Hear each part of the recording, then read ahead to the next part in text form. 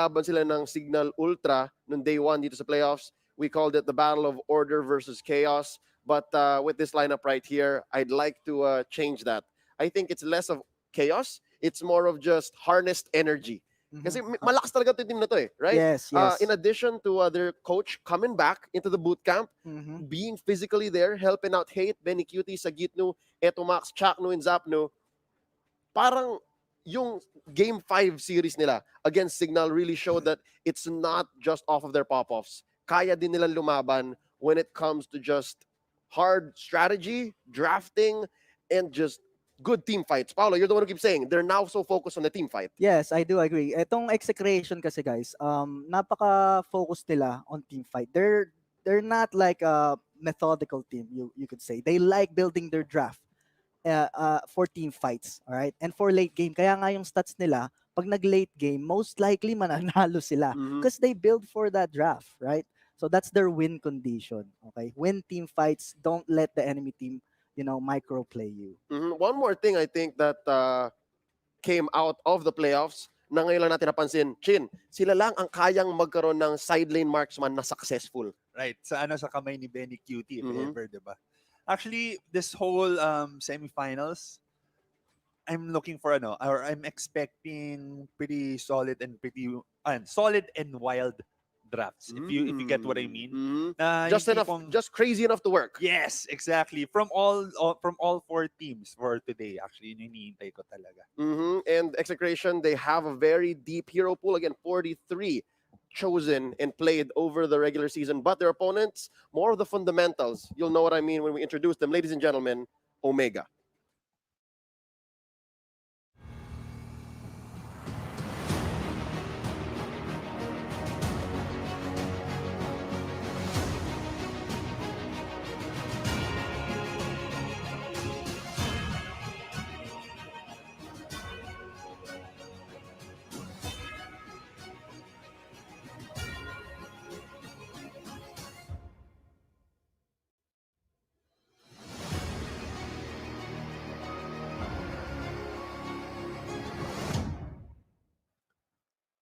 This is not Omega's first run around the block. This is a spot that they are so at home with, and to be honest, it feels like a curse. Season after season, Omega has failed to make it into the grand finals, and it's the same for Execration as well. So that introduces now a very interesting storyline. No, for sure, we're making history because one of them is going to be facing off against either Bren or Onic for the Season 6 title. Off of the back of Hajizi, Toshi, Curtizi, Hayes, Clutch Time Kenji, and Mr. Fundamental Heath. Yan ang mga mukha ng potensyal na makakarating ng grand finals. Is it their time? Paolo, I gotta ask you, man, Toshi, the other day, he was playing Alice and he was also playing Freya. One of them just did not work out. Yeah, yung Alice medyo okay pa, but the Freya pick, it felt like it did not make a big impact. Just my opinion at least, all right? But they made it work at the end. Game 5, they got it to Game 5. I can't believe it got to Game 5 actually. Parang save for those little things, right? They should not have made it to Game 5. Yeah. Parang besides the shock factor of Blacklist International's crazy off-meta draft, parang dapat nakaisa lang eh, no? Yes. Based on how we know Omega to perform. Very, very consistent. A lot of people expected a 3-1 Omega actually. Okay. But dun talaga sa draft nagkatalo. Both teams, both coaches of Omega at saka ng what was it? It was Blacklist. Blacklist, yeah, sorry. Bonchan. Yes, were actually super good. Di mo talaga alam kung sino ang mananalo just based on draft. It all came down to execution at the end of the day. Yep, despite it being a draft battle, no? Chin, I gotta ask you, man, Curtizi, he holds down his lane. So it's gonna be between Curtizi and Sagitnu in the off lane. What does that matchup look like to you? For me, medyo pa rin yan eh. For me, medyo patas pa rin naman talaga. I think it's gonna come down to like their overall draft. Although, we could also say na sobrang bigat din talaga ng responsibility ngayon ng side lanes. Well, because of the new mechanic of the project next. Pero, I don't know. For me, it's a little... I think this will be a good fight. Tingin ko balanced yan, both Execration and Omega. Yeah? I think besides it being balanced, you're the one who said it. There's a potential for it to just explode, Right. to just get crazy, right?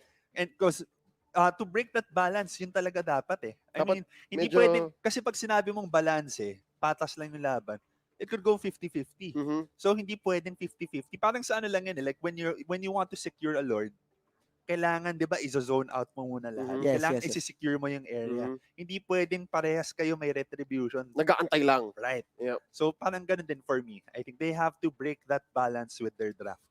Well, it's enough for us to discuss. We'll go back to some hard stats in just a bit. Pakinggan natin kung ano nga ba ang masasabi ng mga teams na to sa susunod na laban na to. And of course, their experience here in the playoffs. Let's hear from Execration and Omega.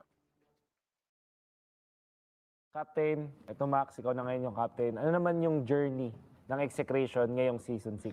Ngayong season 6, bago mag-start yung season, syempre sobrang excited kami dahil nga alam namin, nahanap namin yung role ng bawat isa, tsaka sobrang ganda ng performance na lumalabas sa amin. Tsaka mas nakikita ko na mas lumalakas pa yung team namin ngayon. Tsaka alam kong mas lalakas pa sa darating na playoffs. Coach, paano naman sa'yo? Paano naman nakapekto yung pandemic situation para sa team? Parang 50-50 kasi eh. Yung meron kasing time na hirap kasi yun nga yung mga pamilya inaalala namin. Tapos nakalayo pa kami. Tapos di pa kami nakakauwi. Yung good side naman is parang di naman kasi nagbago sa amin. Nasa bootcamp lang kami. Kumbaga mas naging pabor pa sa amin nakapagbatak yung team eh. Zapno, gaano ka-importante itong MPL Season 6 para sa organization mo? Siguro, every season naman, importante talaga na manalo kami. Pagpapalagay na natin na win or loss, okay lang. Pero para sa akin, malaking bagay sa akin na lagi kami nanalo. Lalo na makuha namin tong championship na to. Since season 1, although na nag-champion na ako sa mga ibang tournament like MPC, pero gusto ko rin talaga mag-champion dito sa MPL. Since day 1. Since season 1 yan. Para po sa akin, kumpara sa mga nakaraang season, ito yung pinaka-importante. Kasi iba na yung dinadala naming pangalan eh. Hindi na katulad dati na. Ngayon, sobrang laki na nung dala-dala naming pangalan sa MPL. Ano gusto mong sabihin sa mga fans ninyo tsaka sa mga makakalaban nyo sa playoffs? Sa sumusuporta sa amin simula season 1 hanggang season 6, maraming salamat. Nandiyan pa rin kayo sumusuporta sa amin. Tapos doon naman sa mga kalaban namin, siguro digmaan na, no? Digmaan na talaga. Dito ng mga batang pasaway. Salamat sa mga sumuporta sa Smart Omega. Supportahan nyo lang yung Omega lalo na this coming playoffs. Sa mga makakalaban namin, hindi kami magbibigay ng easy na panalo. Tsaka sa mga kalaban namin siguro, may panahon pa kayo para matras.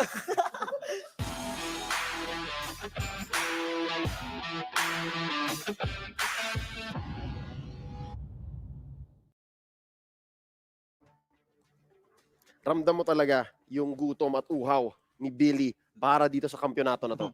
He's been here for so long, since season 1, I believe, under Yeah. OBS. And right here, right now, he has, I guess, the clearest path towards the championship since then. Right, Yep. right.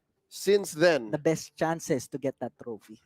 Kasi confirmed eh. You literally just have Omega in your way before just either Bren or Onic, and you get to take this home. Right, right. I mean, how crazy is that na yung gustong-gusto ni Zapno, yung kailangan ni Billy ay nandito sa tabi ko. Ladies and gentlemen, on the other side, it's Kenji and Hayes. One of them actually has had this come home with them.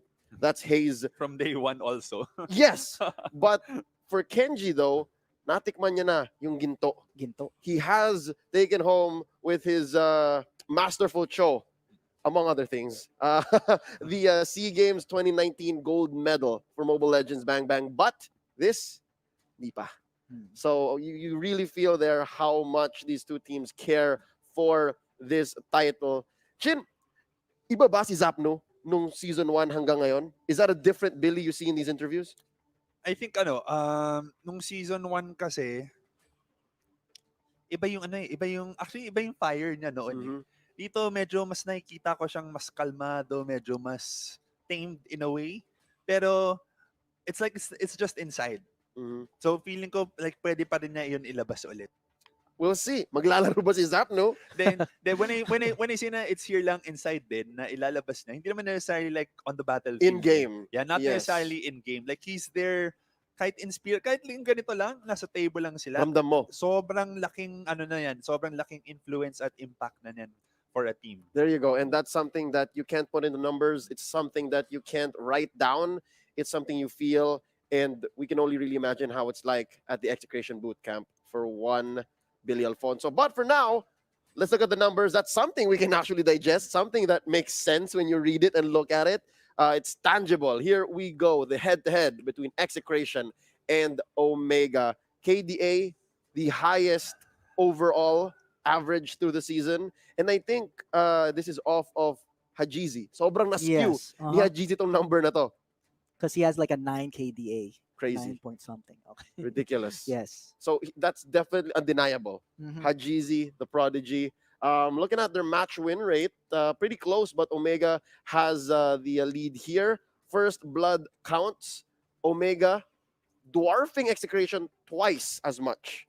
Wow. So you do 4 team fights, parang tatlo dun ang mga first blood Omega. Mhm. More times than not. But look at this. What does this mean? Paolo, what does it mean whenever you see that the average team net worth difference is huge? Yung sa Omega, ang ibig sabihin niyan, lamang sila most of the time. Nang ganyang, Yes, by that amount. By that amount, Uh-huh. yes. Sa Execration naman, they always have close games. They That's why Keep that's it tight. the team net worth difference. Mhm. Yes. Kaya nga most ng games nila, it goes to late game. Most of their games go to late game. Mhm. And that's what these stats show, okay? And I think we'll see it in the next slide wherein this point was brought up. I think it's closely tied to the average team net worth difference.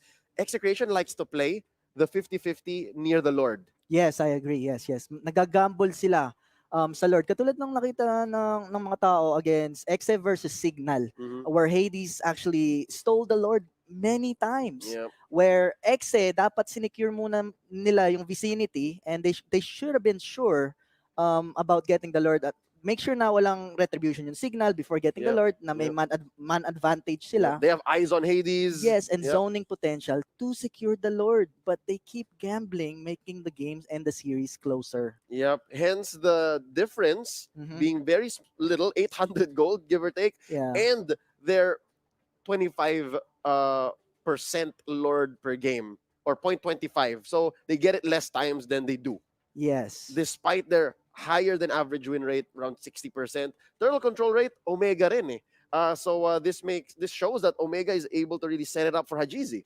Yeah, this just shows that Omega, like I said earlier, actually I said that Execration is more of a team fight oriented team. Mhm. Etong Omega naman, guys, methodical.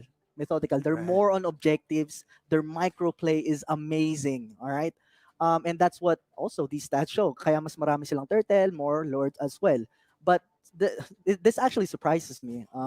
Mas marami yung heroes na ginagamit ng Exe kumpara sa Omega, as you can see. Yep, and I think day 1, 43 lang ito sa Execration. Uh-huh. So somewhere during the playoffs, they brought out a new hero. It's hard to remember now. It was Leo. It was a Leomord. Leomord. So that's there you. you go. Yes. Leo. I don't play Leomord, but yes. Leomord making a showing though in the playoffs. Yes. So far, day 1 and 2. Uh-huh. Lumalabas na. And it's becoming more consistent. Chin, your thoughts on Leomord, since it will not show up in any team's hero picks na top, di ba? Kasi nga, Right. medyo nagka-comeback pa lang siya. So what does this say for the remaining days of the playoffs? Earlier we were talking about how we can break the balance, diba?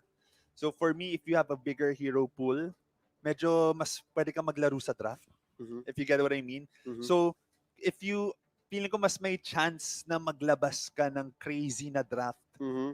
kapag mas malaki din yung hero pool mo. With that Leomord out, being used also by Bren, feeling ko nga baka ano lang yun eh, baka hindi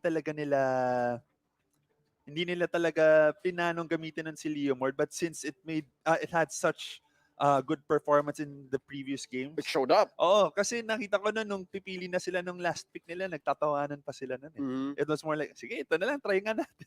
Parang ganun.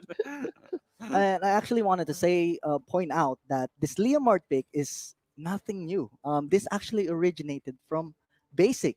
And yes, I know people Mm. know that me and Basic have had our feuds, Mhm. but A I will, history. yes, a history, but I will give credit where it's due. Yep. Okay? Sa kanya nag-originate yung funnel Leo. Sa M1 namin ginamit yan, but we lost, but still, it showed there. It's a thing. Yes, but also in qualifiers, yeah, Basic actually did that funnel Leo. So yeah, that's where it originated from. Yep. Real quick, the slide before this one was a look at the recent history and the distant past of one Execration and Omega. So again, I mentioned these teams have been here for quite a while and they've always been stuck at the top four at the semis. But today, isa sa kanila ang aakyat. And right now, look at this head-to-head. It's going to be the Chak Mamba versus Mr. Fundamental. It's Heath. And with this being said, mas mababa ang KDA ni Chakno, but you'll agree with me, boys. Paolo, Chin, yung laro ni Chakno hindi mo mailalagay sa numero. Exactly. Mhm. Ibang klase yan eh. Like, sometimes kasi, some of the real MVP plays, hindi siya sa kill or nasa assist eh. Mhm. Mhm. It's more of yung kahit yung sa presence mo lang sa map or like what you're actually doing on the battlefield. Mhm. Yung kay Chakno, guys, kaya mas mababa yung KDA niya is because he's trying to make plays. Okay? That's what he specializes in. He tries to make plays. Ito namang si Hit, guys, he specializes in opening up the map and giving vision. Mhm. Yun yung maganda kay Heath. We call him Mr. Fundamental for a Yep. reason. So that's the difference between these two tank players. Yep. And I like how Mr. Fundamental is actually making up for his relatively smaller hero pool no regular season. No? During day one of the playoffs, naglabas siya ng bagong hero. Yes, Baxia and Akay. Yeah. Dati naalala natin, Hilda, Cho, and Jawhead. Johead lang. Those three are his specialized heroes. Now- All fighter tanks lang Yeah, siya nun. mostly fighter tanks. And now he has 5. So how do you draft against that? Remember, there was a key to victory for their opponents in Blacklist. Di ba? Mhm. Parang block mo si Heath. Deny pick mo. Yeah. Wag mo siyang papiliin ng tank. Yeah. Ubusan mo siya. Paano na? How now? Yeah, it's hard to do it now. So So I'm pretty sure that's what Coach Sire is considering, and that's another thing we can think about, right? Coach Sire versus Coach Dale. Mhm. Parehong veterano yan. And looking at our lane predictions here, for sure, this is what we can see. Unless merong going kakaiba ang exe, di ba, Chin? Right, Just right. crazy enough to work. But looking at this, Benny Cutie in the gold lane, I want to focus on this. Execration, the only team in the playoffs to pull off the 1-2-2 to some success. Why do you think that is, Paolo? Well, yung kinalaban rin nila, same setup eh. So nagma-marksman rin yung signal eh. So same setup. So we don't know how this is gonna go against on like a two fighter offlaner or two mages offlaner. It depends on what you draft. Okay. And actually Midnight posted something about this. Na sinasabi niya yung playstyle ng mga Filipino pro MLBB players, it might not fit the way that you cannot integrate the Indo draft into the Filipino playstyle.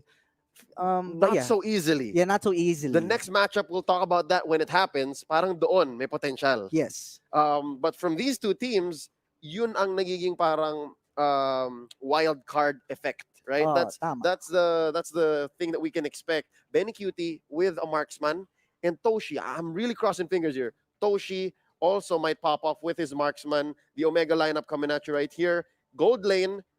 That's where he plays his Alice, and I Mhm. think the Freya. We don't want to talk about it too much. Yes. Wasn't very good. Chin, you remember the days, right? When he Right, would play right, yes. Granger.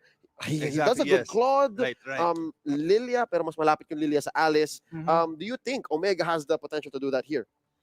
I think they'll have to. I think they would have to. I think yung mismong project next, like the whole patch and this whole everything that happened to the battlefield, feeling ko yun na yung magiging bagong meta eh. Like yung talagang yung marksman gold lane. I mean, first game against Blacklist, they lost to a marksman gold lane. You get what I mean? Feeling ko Mhm. talaga, nung linabas nung Blacklist yung ganong klaseng strategy, yung ganong klaseng rotation, that's bound to be the new meta here right now Mhm. for this particular patch in Mhm. Mobile Legends at least. And if not, try it. Siguro just do their best, like they did again against Right. Blacklist, to just not care and play their game. Right. Yes. Yun rin yung isang nakita ko sa Omega is they were composed even Mhm. though they got shocked the first game. Right. Yep.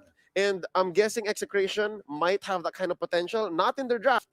All credit to Coach Saire, not in their draft, more in their execution. Mhm. Right? Execration, they got the execution. And one way to do that is you have to have Hate step up. He's not as consistent as Hajizi, but if you funnel and you channel the Hate well enough, gagana yan para sa Execration. You gotta take advantage of OMG's draft prioritization. What does this mean, Paolo? Dun sa take advantage of OMG's draft prioritization, we noticed na nung kinalaban nila yung blacklist, puro fighters yung dinadraft nila sa una. Pinaprioritize nila yung mga fighters. Mhm. So this might be an opportunity for Exit to take advantage of that and maybe, again, ban out Heath kahit na may 2 additional extra heroes Yep. siya. Maybe, it could be a possibility. Yeah, force the choke, right? I mean, Yes. you have 5 bans to do that with, and you have your own picks. So that's what it means. Also, don't go for gambles. Play patiently. Wag ninyong pilitin yung 50-50 sa Lord. Do not have that happen again, especially with the Hades situation. Dito, I'm guessing it's with the Hajizi situation now. Yes, And yes, the yes. Haze, it's just as likely to happen. Yeah. Haze, Hajizi, and even Heath. Also, know their win conditions. Ibig sabihin ba nito, make use of their scaling draft? Kasi parang doon sila malakas. Di ba parati natin sinabi, pagkatapos sila mag-draft, uy, maganda late game nito. Oh, Right, tama, right. oo. So that's what the win condition means. So most likely than not, they will most likely play hopefully passive early to mid game and then Mhm. get to late game so that their scaling will take advantage of Yeah. OMG. If not passive, at least disciplined. Yes, discipline. Yes, passive is a little bit of a weak word. You don't want to be bullied. Yes, lane, yes. yes, there you Stand go. your ground, and I think sa Jitnu will put his foot down against Curtizi. Pero sa totoo lang, nakakatakot si Curtizi. Right? Yeah. Mechanical prodigy there. But, last but not least, the key to the victory. Guys, alam nyo na to eh. Walang explanation na kailangan dito. The Chak Mamba mentality. Talagang parang Kobe Bryant yan. Oo. I Mamba mean, mentality. we lost Kobe earlier this year, but Chakno is honoring the man. All right? Right. Yes. Ibang klase. The way he plays the map, parang hindi tank eh. It's crazy. He's able to I block. know, He's man. able to block out and make plays that no tank should. Parang actually tank user siya, 'di ba? Pero Yes. parang yung play style niya or yung the way he sees the enemy parang siyang assassin. Assassin eh. Hindi mo alam kung saan susulpot eh. It's crazy. And in the regular season, one of his strengths were like his angles, right? The Yeah. attacks that he's able to make, maximum range for jumps, for initiates. But over the course of day one's playoffs, to be fair, five games yun. So talaga kailangan mo mag-step up.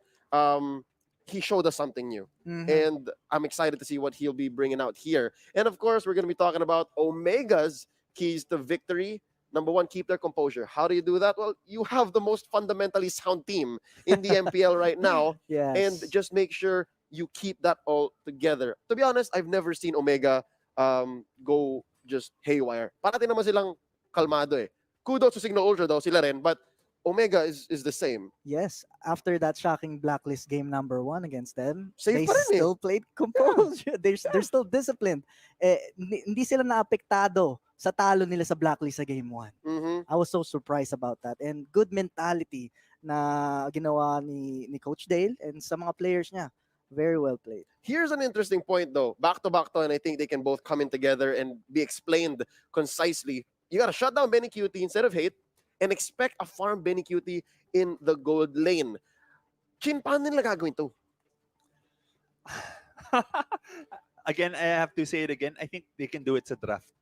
Like sa drafting alone. Doon nila simulan. Oo, kasi I think Pao mentioned this, yung ginawa ng blacklist nun. It was a 1-1-2-2 or 2-2-1. Pero in a sense it was like a pseudo 3-1-1. 3-1-1, yes. Diba? So pag ganun, I think if you have more people there, like on that lane, lalo na sa early game, we're all in the same level anyway, mas madali mo siyang masya-shutdown. Mhm. And also to add lang din, instead of Hate also, kasi let's face it, meron talaga siyang tendencies right now to be very, very, very inconsistent. Mm, It's either he's on or he's off. To not be there. Okay, so there's that chance na he won't be there. Mhm. Diba? So another thing you could do is, aside from Benny Cutie, is just always have an idea of where Chakto is. Uh-huh. Kahit yung ano lang, even if you just watch his videos, you'll know eh. You'll know kung saan yung mga favorite bush niya. Tendencies. Yes, Mga habits niya, no? Habits. Yes, exactly. Habitat ni Chakno. Oh, Where the Chak Mamba hangs out, right? Right, exactly. All right. And one more key to victory here is to avoid brawl type team fights, which I think is what Execration does well. So Yes. iwas na lang. Thief. Avoid it. And last but not least, focus on objectives. Now, this one's a little harder given that Execration is going to be all in on you. At Mhm. least 3 or 4 of them, with Chaknu possibly behind real quick. It's going to be hard to focus on objectives. But, real quick, Paolo, explain to us what does that mean to focus on objectives? Ito kasing X mahilig silang mag-group up, lalo na pag nagagank sila. Okay? Their microplay is not as good as Omega, as Bren. Like I said, they're not as methodical. But it's not necessarily a bad thing. All right? It's just a strength that they have. Okay? The methodical play, that's I would say it's more Indo style in the methodical play, and Mhm. then more PH style on the team fight type of way. Um, but yeah, that's what I mean by focus on objectives. Just keep their methodical mentality for OMG. Yeah. If anything, there's a real big difference here. I think Omega is more strategic. Kasi papasok Yes. pa lang sila sa draft, alam na ni Dale kung anong gagawin niya eh. Mm. On the other hand, Syre, leading Execration, they're more tactical. They make the decisions as they come. Just like, again, as tactical as it gets. Do we go 50-50, coach? I don't know if it's Syre's call, right? Yeah. Chances are, or maybe even Chaknu's call. Siguro sabi ni Chaknu, sige, take it. Because, to be fair, as risky as it is, ladies and gentlemen, Chaknu has stolen a Lord. Right. Yes, This yes, playoffs. yes. Sa signal, na last hit niya yung Lord with Kufra, I Kufra. believe. With Kufra. concussive blast. Yeah. For sure. It was off of a, Or the ulti, I'm not sure. or a basic. Just Uh, pwede naman. But yeah, that being said, ladies and gentlemen, sobrang init na laban na to. Hopefully you can stay with us for just a little bit more. We are setting up the draft. We'll be throwing it over to our casters very, very soon. But for now, we're going to be asking you guys to share the stream and, of course, support your favorite teams. Hashtag ExeShot and hashtag OMG. Because I'm expecting today, mapapasigaw tayo lahat ng OMG regardless of what happens. I think so too. I gotta ask, like, do you see a number? Because earlier today we were talking about it, how much we were expecting at least a 3-1 from both series, from day Mhm, two. mhm. Dito, now that we have a more solid semifinals and we discussed the potential factors that will be coming into this matchup, meron ba kayo nakitang number? Game 5, Paulo? Ako, I think it's gonna be a 3-1 for Omega.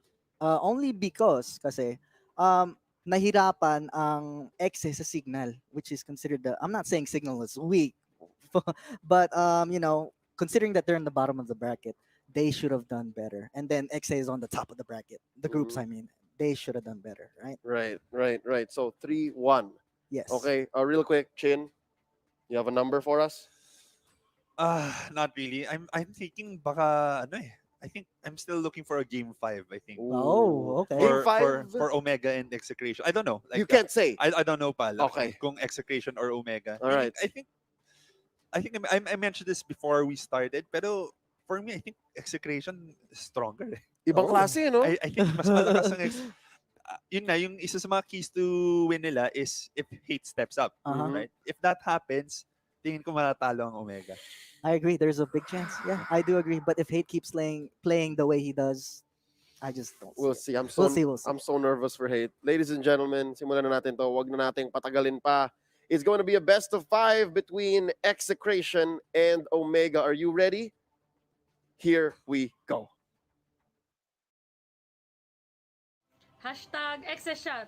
Hashtag Execration. Hashtag ExeShot. ExeShot. Hashtag Exeshot.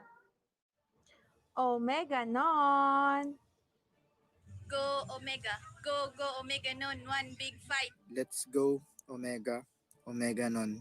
OMG. Go Smart Omega! Omega nun! Wow.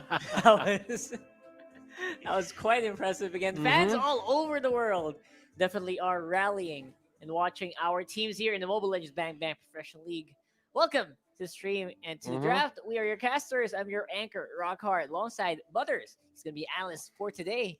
And it's going to be Omega versus Execration here on Game 1. And this is going to be exciting, considering that these two teams were products of 5 games in their own respective matches. This bracket, it's going to be tough. It's going to be gritty. And when the going gets tough, the tough gets going. Absolutely. We'll see them right here. On the boot camps, make sure to scan those QR codes, find out what these teams are feeling, check them out on their own natural habitat there. And again, it's a full house here on Execration side. Really like seeing them in this game mode. We saw them on the regular season. They were like basically Mhm. just themselves, just like the five players. Now everyone really is in the mood to get into the action. Yeah, and clearly seeing them right now, they are on let's say a momentum. They won that best of five, and when you guys win that best of five, as much as possible, you want to keep that ball rolling on your side. I mean, Omega here won't be the easiest, enemy in For terms of sure. making it into the grand finals, but I guess for these two teams, it's clearly a 50-50. Oh, absolutely. And as Shin Valdez did say, man, this could be another game five, considering what we saw yesterday. Again, momentum is definitely not enough for these teams. They really want to get into it in the long game and get into those clutch situations where decision making in the highest level of Mobile Legends is super important. Mm-hmm. That is true. Now, considering that Omega here is in a probably cheery, how do you say this, cheery environment, Uh huh. like they want to get blacklist, and to me that was probably one of the hardest matches to watch. For sure. I mean, for Execration, it's a bit of a seesaw. You know that sometimes Execration would make a mistake, then Signal will just get that win because of that single mistake. But it happened more on Signal side. Those Yeah. mistakes happened more on Signal side. You Mm, couldn't really tell who was winning Yeah, you couldn't really tell. in that game, right? You couldn't tell if Execration was going to go all in. No one was ahead by a big margin. They were Yeah. always they were always down to the wire, and again, long games on that day one. If you remember, man, that game one series really was. Hmm. It took a lot of time, and they really took their sweet time to do the Hmm. wins. And now look at the teams. They're actually, getting into the mood, just trying to see what can they do and what are they going to execute in terms of planning right now. I just feel that Execution here, they are ready, they are willing, and they are able. With Syri on their side, it seems to me like this is going to be more on the draft battle on the psychological side of things, because the thing is, Syri is a good coach. Dale is probably one of the best coaches in the Philippines as well. So this is the time, I think, where Syre can just prove himself to be on the caliber of the top coaches in the Philippines right now for MLBB. Absolutely, considering he's been, I think, doing his job remotely for a big part of the season, right? I mean, how he's able to pull off stuff like that. Look at this. Look at this. Everyone is like, Mhm. I wonder what that is. I wonder what Zapnu's showing here. It's probably a map. Is that the map Probably a map. right Yeah. there? He's showing everyone where they're supposed to go. Look at the proactivity of this team. Yeah. And this is the execution where you don't really see, Exactly. that you didn't really see rather, for 5 seasons straight. This is the time where we see execution in the flesh. They're planning things out. They're getting hype. They're getting pumped, and they're planning out, and they're willing to go through all the stops to win against Omega. Yeah, and this is completely different. Like Execution before, they were just like, well, okay, we're gonna sit down here. Just gonna relax. We're just gonna play our game. If we win, okay, we win. If we lose, oh well, right? I mean, that's it. Renewed. They look like a completely different team from before. Hmm. And if you think about it, like for MPL-PH season 6, you could not make it into the regular to the playoffs if Mhm. you had that certain mentality that Yeah. Execration had back on MPL S2, S3, S4, S. I don't know where did this culture start for them, but this is a welcome change. Execration, they are more focused right now, and they're just showing us that. And my guess was right. It was a It map, was the map, yeah. and they were pointing out pressure points or the heat map for certain players on the side of Omega. I'm thinking that way because sometimes you want to point out where like Toshi or Kurtzy wants to likes to hide or likes Yeah. to stay because that's their most comfortable part of the map. But onto the side of Omega, it seems to me that everything that they talked about it beforehand. Now the team is just chilling. They don't really care much about the strategies anymore because they probably have it on their minds already, and they just want to pull it off. Just really want to pull it off and get into the game right away. I know I'm excited. I'm sure these Yeah, guys I am too. really want to get into the fight right away. But of course, we just have to wait, making sure the environment is 100% for these guys who are, of course, playing remotely as well. But still, man, they you cannot really explain the vibration in the air for one of these teams. It's still gonna be a best of five. Still in this matchup, single elimination. Loser of this matchup goes home, and the winner goes to the grand finals. These two teams, they haven't been on the grand finals ever since Yes, season one. exactly. They're the best teams in the MPL, but they haven't stepped on that grand final setup ever since. So right now, these two teams, it's prime time for them. They want to make it in. Whoever wins this best of five won't have to go through the battle for third, and they will go through the grand finals best of seven. Yep, and it looks like it's going to be a sign. Players, the 6 men are being asked to leave, and it is time to get into the draft here. Again, best of seven. It's been a while since we've had a best of seven, right? So that's going to be another test, right? If ever for one of these teams, who's going to be better on in terms of handling the exhaustion, the mental drain that's probably going to happen between these teams. We're going to have to see the heart of the champion. Definitely, it's going to be tested for these teams. That's going to be happening for whoever will be winning here. For the meantime, get ready and get excited. Ladies and gents, don't forget to share that stream. Use hashtag BeLegendary. There's a lot of codes. Don't forget, there's a lot of codes that are popping up on your screens all the time. Every Yeah. time we have a pause, every time there's like a before the game or after the game, it's always going to be there. So make sure to follow those as well and let them know. Wake up your friends. Let them know Execration, Omega. Gonna go get into the fight Yeah. real soon. Now, for this, considering that in terms of stats, I think Omega has a better stat line. Although it's not that, how do I say this? It's not that far from Execration. That's true. Execration That's did true. have success, and Execration is the top team of their group, and they have Aura PH there. Yeah, Execration was from top three. They went to top Yeah. one of Group A. So, man, it's gonna be so. It was so surprising, but a lot of people just don't know. The surprise factor of Execration doesn't stop there. It's also in the game. So expect a lot of that here in this draft, and I'm sure Omega has that in mind already. And let's go straight into it. Now, Ling was banned here for the side of Omega, and they know that Haji really likes the Ling. They just want to respect that. And let's see how will Omega deal with this. I mean, Omega is looking at banning the Roger here. And well, Execration is thinking that Omega will ban out the Roger. If they don't, Execration will have access to that Roger.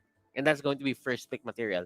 Period. Yeah. Now, for the side of Omega, how do you react to this? Do you ban out the off lanes, the stable off lanes, or do you go for that Roger ban? Because that means for Execration, whatever happens, there is going to be one good meta hero that's going to be available for their side. Yeah, absolutely. And I think the Roger is absolutely beautiful. It's very difficult to counter, except for like very specific lineups, like we saw yesterday. Kill VJ's Roger. Is that two or three straight games that he used Roger in the gold lane or in the experience lane? It did not pan out at all. I mean, So there's still ways to deal with it. yeah, I mean, a Roger in the gold lane, if the other lanes start to, have a hard time, or the mid lane starts to have a hard time, you can't really say that you're gonna have a good time as well. So now, for Execration, they do have hate on their side. They And do, they hate, do. when he played two consecutive games of Roger, he was very strong at it. And I would really like Execration to get a Roger here, just because that's kind of their play style. They That's true. want to be run and gun. And this is the funny thing about Hate. He's the main carry for Execration, but according to our panel, keys to victory, Omega shouldn't focus too much on Hate. They should try to take down Benny Cutie. Mm-hmm. And that's funny. That's funny coming from free analyst right there on the panel, and that means that they're hoping, Execration wants to be able to nurture Hate instead, because I think the enemy might be expecting, what, Hate's just the bait. Mm-hmm. Hate's the bait. Hates the bait. Benny Cutie might be the real threat here. So who knows what they're gonna come up with? And And there you yes, go, right on the predict for Butters. That's they are Roger. gonna go for the Roger. For Omega here, I think Khaled would be nice. A Khaled, a Thams. Mhm. It could be a Farza as well. Could be their answer. I think I'm already expecting the Khalid here, at least either Khalid or Fams here for first pick. But the other first pick for Omega is a little off for me, because we've seen yesterday or the other day teams pick double core right away, and obviously Omega isn't a team that does that. But Oh, they could go for a Khalid and a Lance. Khalid and Lancelot, that sounds Khalid and a much Lance. much better, so that they don't need to fight over the carry roles Yeah. anymore, right? Because the thing is, well, they did pick the Thams in the Farsa. Yeah, my, apparently. my, my, my first So my we're first right. take was right. We're right. One off laner and then one they just went for the support instead. So they want to keep going for that carry Yeah. role yet. So we're not even sure if they're gonna go Lance yet. They can still go for I don't know. I haven't seen how GZ play the Claude in a long time. Maybe that's a hidden strategy that they have. Who knows, right? We'll only see that here later in the later parts of the draft. For now, though, the Cho is a little surprising that it wasn't picked up by Omega as well.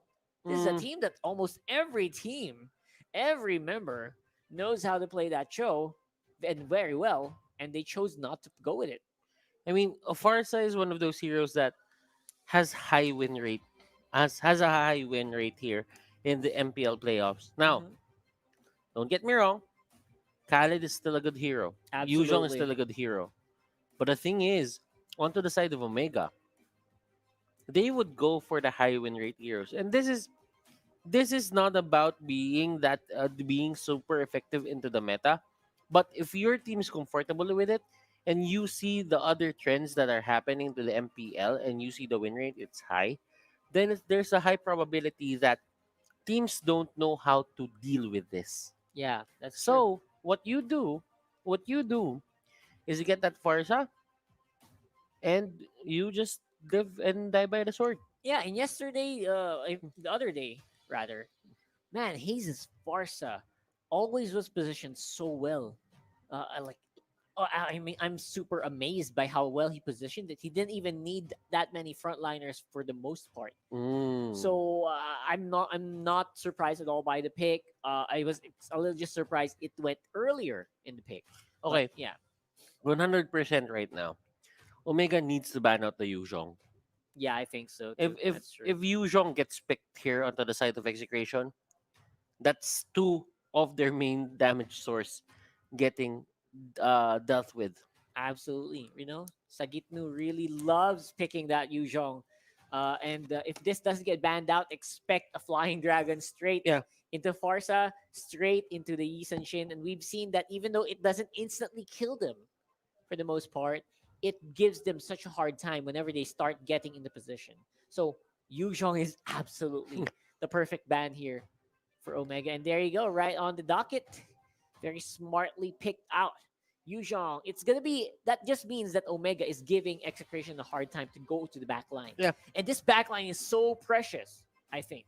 I actually like it when other teams don't ban out the things that we say. Yeah. Like right. they should be on a whole nother level in terms of understanding. So yeah, I guess 1 plus 1 is 2. This one, yeah, absolutely. One right? 1 plus 1 is 2, and Yeah. they know that, we know that, and sometimes you don't have to make it complicated. Yeah. I mean, it's what they've seen over and over again. I'm sure they felt it when they're scrims. Hellcurt. Yeah. Another one Yeah. just to protect the back line. Yeah.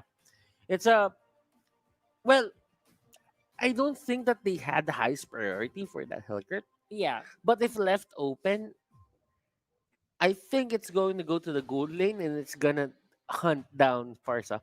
that's true. That's absolutely true. And again, it's very hard to use your feathered airstrike when it's so dark in your field of view, right? So that's something they don't want at all. And I would say these bans are very particularly targeted to just protect the back line. It's not a high priority pick ban, like you said, right? But absolutely, it helps. Ah, there's an Omega special that Freya. So what they're doing here is they're limiting the late game capability onto the side of Omega because they have the Thams and the Fars on their side. This is an idea where you want your YSS to scale. Mhm. And when you have your YSS on that side, if you really want to go to the late game parts of the game, you go for a Freya. A Freya has good laning, can be pushed out that easily out of back to the base, and it has the late game potential that everyone is looking for. That's true. That's absolutely true. And I really like that as well. Just keep scrolling. And this is an example of a Yi Shin that we've seen a few times already, where the Yi Shin is just literally just on the farm, right? It's literally there on the jungle. It only uses Mountain Shocker to help the team, and that's it. Even the panelists yesterday said that's just the job of a Yi Shin. Mountain Shocker all day, Mhm. and then Yeah. just get the gold. And that's exactly what they're doing. They're using maximum vision with the Yeah. Selena and the Yi Shin. I think Khalid. Khalid's a good Khalid front line here. Khalid should be the side lane for the side of execution. But if they're gonna go for a back side lane, that's totally fine as well. No, And that's a they're different gonna go side for a lane. Benny Cutie Leo Mort special. Whoa. Okay. Okay. Uh, it could be Sagitnu on that hero though. That's true. They could swap it out. They could Actually. swap it up. And back then, Sagitnu was actually way back season 3 or 4. Yeah. Yeah, way back season 3 or 4, Sagitnu was known to be the best Leomord player in the PH. Absolutely. Now, for the side of Omega, it's the special as well. They're Akai special. They're one of the teams who actually utilize Akai alongside Blacklist International. We're seeing teams going up to this trend as well, and it has a fairly low win rate at That's true. 38.5. But a lot of the teams right now into the way back regular season, Mhm. they used Akai as a placeholder. But some of the teams here really integrated it to their certain lineup. Yep.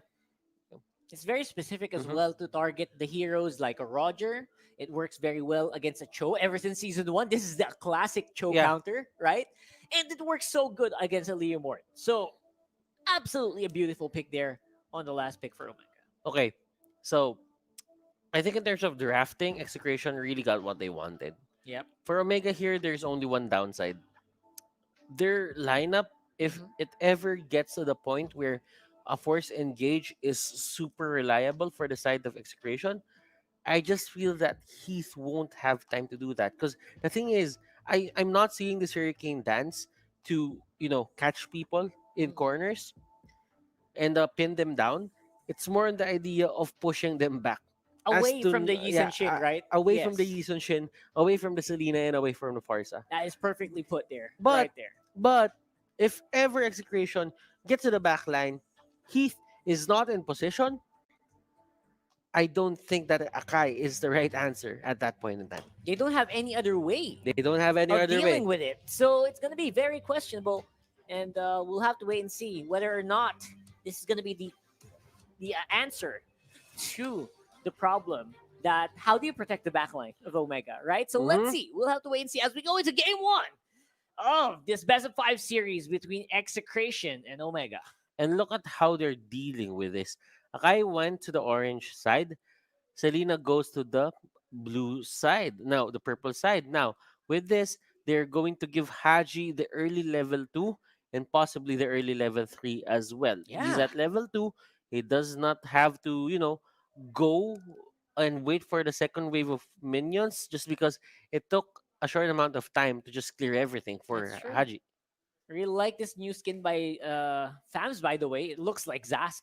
It just Yeah. came out today. Really fun to. Have you? What do you call this? What do you What? call this? Have you redeemed it? No, no, not yet. Not yet. Do you redeem it? Is it free? I think you can pre-order it. Whoa, I have to check that I did out. pre-order, but I'm not really sure about it. Anyway, that's just fun I've stuff. been I've been studying Yeah, we've so been much off on the it. storyline, Yeah. so we we don't really look at the other parts of the game as we are studying it, and that is going to be the first blood onto the side of execration. That's right. Beautiful first blood. Again, speaking of stuff that you can claim from October 27th to November 13th, you can log in the game and participate in the Trickster's Village event. Get Halloween candies for a chance to get that Terusa special skin Hammer Giant. Check it out in game right now. And look at this Toshi is almost at level 4. Etomax here going very low, but he is going to go back, and there is no arrows to hit him at that point. Yep. And he will be able to get away, but he is back, and he's just gonna shove the waves back, and he's not gonna go straight for the recall. Very good re-engage, by the way, and just making sure that they stop on their tracks right away. A lot of patience, lots of discipline coming in from Execration. Thank you, though. Right on the docket, launches into the way of the dragon right there, but does not see fit to launch into the second part. And as you can see, Heath here can hit people with a blender, and blender is actually a zoning mechanic. It's not on the idea where you would hit it and you want to go to the 1,000 pounder. Yes, that would be That's a great ideal. combo. Yeah, that's a classic combo. That would be ideal if you hit people with 1,000 pounder. Look at that. But the Forget thing new. is, if you hit them and they have the panda frog mark, whatever you have, the skin you have on, if you have those marks, you almost always have to certainly run away from the Akai. Yeah, that's basically a threat. Not to Yeah. mention that if you get hit with that mark, you get percent health base damage. So that's difficult. Now, Execration want to go for the turtle right away. It's half HP. Chaknu on the back line looking for Hajizi. Hajizi uses the Cyclone Eye to get out of the way, but Sagitnu's the one being targeted here by very beautifully timed Toshi. Forza there, Chaknu being forced to go with a 1v3, and that's another one going over to Omega. And I like the commit coming out from Heath there. Everyone was going for Chaknu, and the side of Execration really want to go for the backup. But Heath was there, and they catch Kagura. 2 members down. 2 members went down on the side of Execration with just 1 skirmish. Man, that was just absolutely beautifully orchestrated there by Omega. It was a trap. You know, it was giving Execration a false sense of a lead, and it worked very well. Chaknu definitely overstayed his welcome on the back foot. They were expecting Chaknu. They expected Chaknu to already go for the back line, and they were ready the moment that he jumped into the Baksha. And look at that high five coming up from Heath to Haji. It's a they know it's a trap. They knew it was a trap. And if you look at it, Omega here, they are focused. They're not doing any trivial movements onto the side of Execration. They're talking about it. What is wrong with the certain setup that they're doing? Why couldn't they just engage upon the Akai if he's the only one in front of them? And here we go again. The re-engage is just not there. Omega will get that free turtle in this game. And everyone else just try to hope and see if they can farm out that difference, because now Omega's in the 2K goal lead over Execration. But you can see Hate and Ben Cutie staying there. And this is why one of the things why Execration can't really push is because of Haze on the Selena. That's true. When they commit that much into, let's say, a lane, the more heroes they are in that certain lane, the more chances that Haze has on hitting people. That's true. Makes them more distracted. Chaknu wants to go in again. Heat with a hurricane dance. This is what I'm talking about. Look at the beautiful movement of that hurricane dance straight into it. There was no way he could walk out. And that was Chaknu. They're doing this against a guy like Chaknu. And Oh, it's going man. to be Omega just getting the upper hand. When it comes to the 5-minute mark, mid lane turret has been destroyed. That is a bad sign for the side of Execration. Absolutely. Execration here, X Factor. This guy here, a man down. Then Toshi goes to the follow-up into those feathered airstrikes. I was a little confused who was going to use this Farsa. I was expecting Hayes, but Toshi, he plays this hero just as good as Hayes. Yeah, and this is the flexibility, the versatility of Toshi as a player. He can go for these mages and Execration here. They have to answer this. They are letting Omega get the upper hand into the early game. Yeah. One of the things why they got the early game and the Execration could not really fight is because look at it. You have a Cho on the side lane. You have Liam on the side lane. So how do you become aggressive? Yeah, you're basically given one man because he's stuck farming that lane. And to be honest, these are item-dependent heroes. You're right. Minimum of 2 items before you actually want to go out if you're Leomord. Yeah, and that means there is a waiting time, there is a queuing time for Execration here to just lobby and wait for Benny Cutie and Sagitno to get their items. Yeah, apparently it's all going to be up to Hayes and Benny Cutie because Sagitno's going to just have to chill out. They have to chill out for a long time here in Leomord. And we'll definitely see a lot of that today. Now, what's going to be the timer here for Omega, though? Do they wait? And how do they actually speed it up? How do they take advantage of this small opening where it's basically 4v5? Yeah, that's true. The question. Now, as you can see, Omega, they're not stopping. With this setup, they are being very aggressive. And 4 turrets, 6 minutes in, 7 minutes in. And Toshi here with the Purify. Yep. He will get away. Just baiting out that last part of the Way of the Dragon. If you went in under a tower and there's a purified Farsa, you were the one who's going to go down. The bottom lane, though, it's still going to be a 2v1. Hayes fighting off on Benny Cutie. Going to be executed by the Garot. And they will go for the push on bot. And look at Execration. They cannot do anything. Their turrets are going down one by one.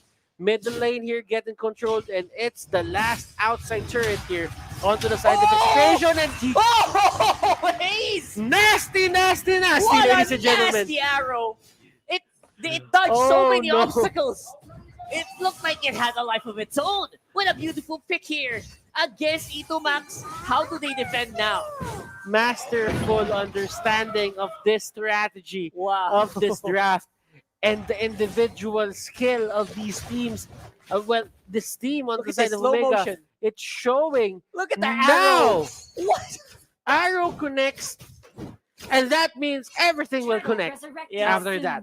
And that was just it. You know, the moment you got the squishiest hero on Execration with the stun, that's it. You don't have side lane turrets. You don't have outside turrets anymore, and it's only the second turtle.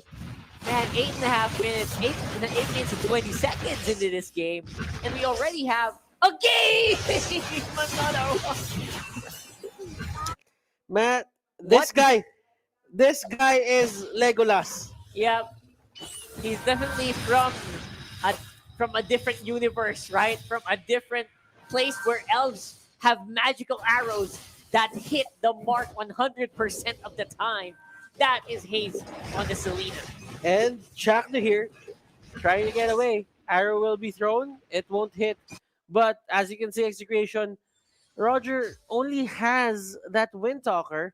While on the side of Haji, you have the BOD and you almost have a Demon Hunter sword coming his way. Literally one hit from that feathered airstrike put Ito Max on half HP. That's just... It's showing the goal league. It's showing the big difference between these two teams already. And it shows the strongest teams, ladies and gentlemen, can have a game below 15 minutes. Absolutely. And the strongest teams can end the game below 15 We minutes. saw this yesterday. Yeah. 14 minutes in, we got games that were ending already in a one-sided fashion. Oh, he gets hit. He gets hit. He gets hit and he's forced to back off after using the ultimate. Yeah, and look at Benny. Benny's just cutting the waves, and as you can see, he sees 5 members going at it, and he's just forced to go back. He knew that no matter what he did at that point on, high and dry won't even matter. Doesn't even matter at Oh all. my goodness, these guys are just Omega's just playing out of their minds. This is just the different Omega that we've seen from day one. It looked like they had jitters this time around. They look like they have conviction. They know what they want to do on the map, and they are forcing Execration to bend to their will. And clearly right now, Omega, they are going straight for that Lord. And they are trying to end it as early as 12 minutes. Let's see if they can do that. Haji here, going ham, going straight for the Lord. But Execration knows that they have to fight this. Their late game composition is not going to work for the early game. That is a given. But right now, Execration, it's mid-game. Do they have items?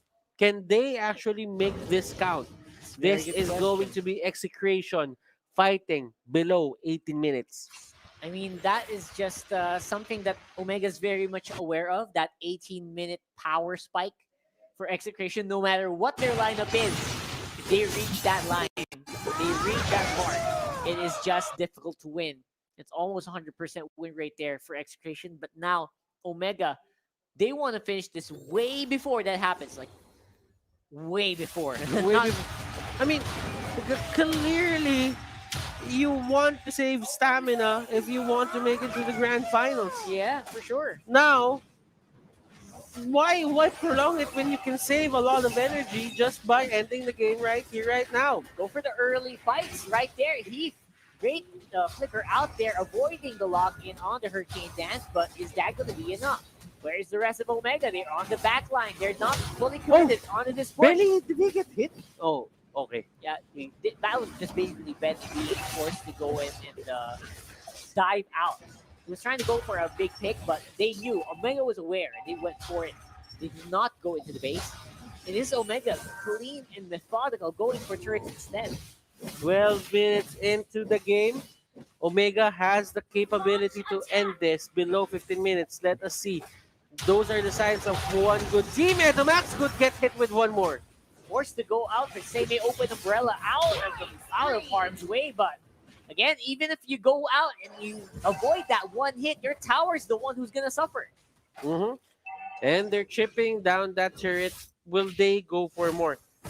Benny Cutie here. Oh! From downtown! He saw the Jeet Kune Do be getting used. He saw the Shunpo used. He went straight for that feathered airstrike when no mobility skills were up for the show. It was so amazing to watch that. Like, Toshi, seriously, what a beast. And that's going to be it. This might be the big push. That Hurricane Nest locking down the lone defender, and it will be game one going to Omega. 13 minutes and 11 seconds. Probably the fastest game in the playoffs. Probably the fastest game. Didn't even reach the Luminous Lord, right? Yeah. I mean, that is just how you do it. That is just how you do it. You know what's more impressive in that last push by Toshi? That was in the bush. It didn't have our vision. Our vision, we knew it was there. Toshi, he just went for the guess, but he hit it anyway in max range. Yeah. And that's just the beautiful game sense of Omega there. Actually, it was really in that certain circle. I'm actually impressed that, well, this is a given for them. They should know how big that circle is. The limits. And yeah. It's Toshi being familiar with that certain Farsa ultimate. Toshi playing Freya, playing Esmeralda, then go straight to support. And all the time, still winning out each and every turn. A team who could end the game earlier than 15 minutes, because that's what we've been saying. Ever since Project Next came, it's really hard for people to actually just end the game. That's right. Sometimes you really just have to be patient, but Omega did show us that feral side, that aggressive side, in which they could even beat the most aggressive team in the MPL right now. Exactly. Which is Execration. Good stuff. Man, this is Omega basically beating the beating the game's design of going longer. Yeah. It's so impressive. Anyway, let's go and throw it into our panel. Let's see what they have to say about this. Laban sa execration ay masasabi kong all about timing. Ito yung nakasulat sa notebook ko dyan. But let's actually look at our heroes and yung mga napili nilang item. Actually, konti lang naman din talaga ang gusto kong pag-usapan dito dahil masasabi ko na ang Omega ay napakatalino sa kanilang pagpili ng mga heroes. In fact, meron tayong mga nakikita mga traditional na counters or answers dun sa mga hero ng execration. Kaya naman nung nakita ko yung draft, parang na-feel ko, mas madali talaga yung laro para sa Omega. For execration, it's gonna be really difficult. Well, I just want to say na yung back siya ng execration ay na-force dahil inuubusan din ng heroes para kay Chakno dahil yun ang pinaghandaan ng Omega. Yung Omega yata parang during their preparation, inisip nila, kailangan nating sagutin si Chakno. Tapos, syempre, para naman sa side ng Omega, ginawa nila, nag-last pick sila ng Akai, meron din silang Selena na fourth pick na parang nagulat din ng execration kasi akala nila Farsa na yung pipiliin. And we can see now na nahirapan yung lineup ng execration na greedy, lalong-lalo na melee-based sila. Puro sila melee dito. At least yung kanilang mga heroes like the Roger, as well as the Leomord, and then the Cho, di ba? Tapos, syempre, dahil may Akai dun sa kabila, tapos meron ka pang Farsa, dun na nga tuloy-tuloy na nagkaroon ng dominance ang Omega doon sa mga team fights. And actually, maybe we can look at the items. And you can see that in this particular game na nadurog talaga ng Omega ang side ng execration at kung titignan naman yung mga stats, talagang nalugi. Well, if you're looking at the damage, you cannot ask anymore mula sa side ng execration. Kaya nga yung kills nila ay dalawa lang. Dahil yung Omega, yung kanilang lineup ay talagang natuluyan yung execration.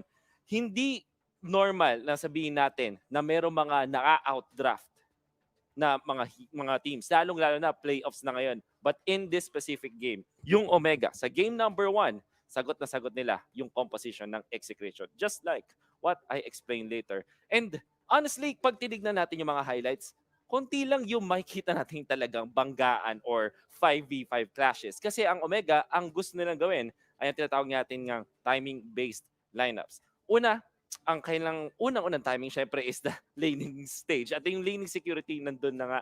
At makikita natin sa side ng Omega, every time na kaya nilang humanap ng pagpitas sa lineup ng execution, ginagawa nila. Guys, unfortunately, hindi tayo pwedeng magbase sa mismong highlights para malaman kung gaano kaganda yung ginawa ng Omega sa game number 1. Dahil bonus na lang yan. What really is surprising dito sa ginawa ng Omega is inabuse nila yung mga strength ng kanilang lineup, which is number 1 timing.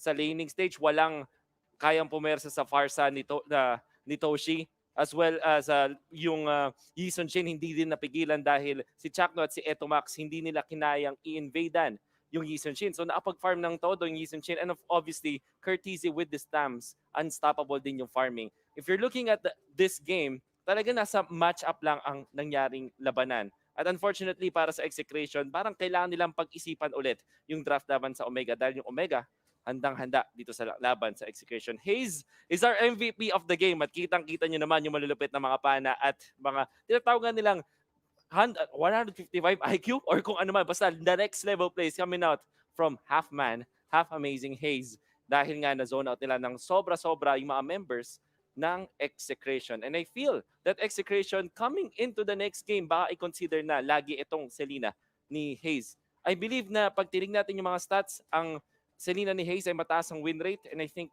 yung fact na na-bait ang side ng execration na akala nila yung Farsa na ang magiging support para kay Hayes, dun sila nadali. So, there's a lot of things that I said all throughout this analysis of game number 1, pero ang gusto ko lang na tandaan ninyo para sa keys to victory nung ginawa ng Omega. It's actually gonna start with the draft. That's it for game number 1. We are hoping na ang execration ay bumawi sa game number 2 ng malupit nilang mga galawan, di ba, sa late game.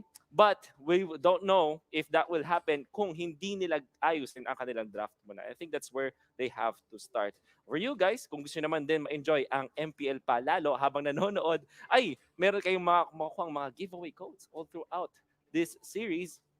And do share your do scan this code. Nakikita nyo sa ilalim ko, by the way, to show your support to all of the teams out there. Lahat ng teams na maglalaro ngayon, syempre meron ng QR code. If you scan that out, you will matutulungan nyo nga ang mismong team na sinusuportahan ninyo. And bukod dyan, syempre, do visit the fb.com/MPL-PH the official to know more about the actual MPL-PH playoffs. And actually, nagulat din ako kasi parang laging may mga tanong yung mga tao, but actually, kung gusto nyo ng mga quick answers about the league, yun, dun lang. At syempre, if you fill in this survey, you can win rewards from MPL-PH. Scan nyo lang yan. Napakadali lang. And bukod dyan, syempre, ay event magkakaroon nga tayo ng mga giveaway codes for you guys as you watch this this season. And I feel that we're gonna have 3 giveaway codes per game. So sana guys, kapag tapos ng game, manood pa rin kayo. Sabihin niyo sa mga tropa nyo na habang nag-a-analysis kami dito after ng game, manood din kayo para mas marami kayong matutunan, mas maintindihan yung laro, at meron ka pang chance na manalo ng mga giveaway bonus code. Obviously, this game is gonna happen, this series is gonna have a potential game 5. So, hindi tayo mauubusan ng mga giveaway codes para sa inyo. But, hopefully, ang Execration ay makapagpwersa pa na mas marami pang games laban sa Omega dahil mukhang marami din talagang fans ng Execration. For Omega, if they keep on doing what they're doing, man, simula sa draft until sa Execution, pwedeng mapabilis itong araw na to. But syempre, hindi pa natin masasabi yan. My name is Wolf, your analyst. Let's pass it on back to the casters for game number 2. Thank you so much. Beautiful analysis as always. Again, we will have to see Omega really, Execration really bring out the tricks hidden to get back from that one. I mean, that was a no sugarcoating. That was a tough loss for the side of Execration. At this match, you do not expect to be beat in less than 13 minutes, in less than 15 minutes. If that happens, then that means there's something wrong. There was something wrong with you guys, and you didn't play with a certain potential that everyone thinks you can play. And that's saying something, especially for a team like Execration, who's known to really bring it. You know, they really bring it usually. And something happened. Some light got dimmed here. I think it's the same problem as yesterday. A lot of the teams that lost kept going for these non-sustainable side laners.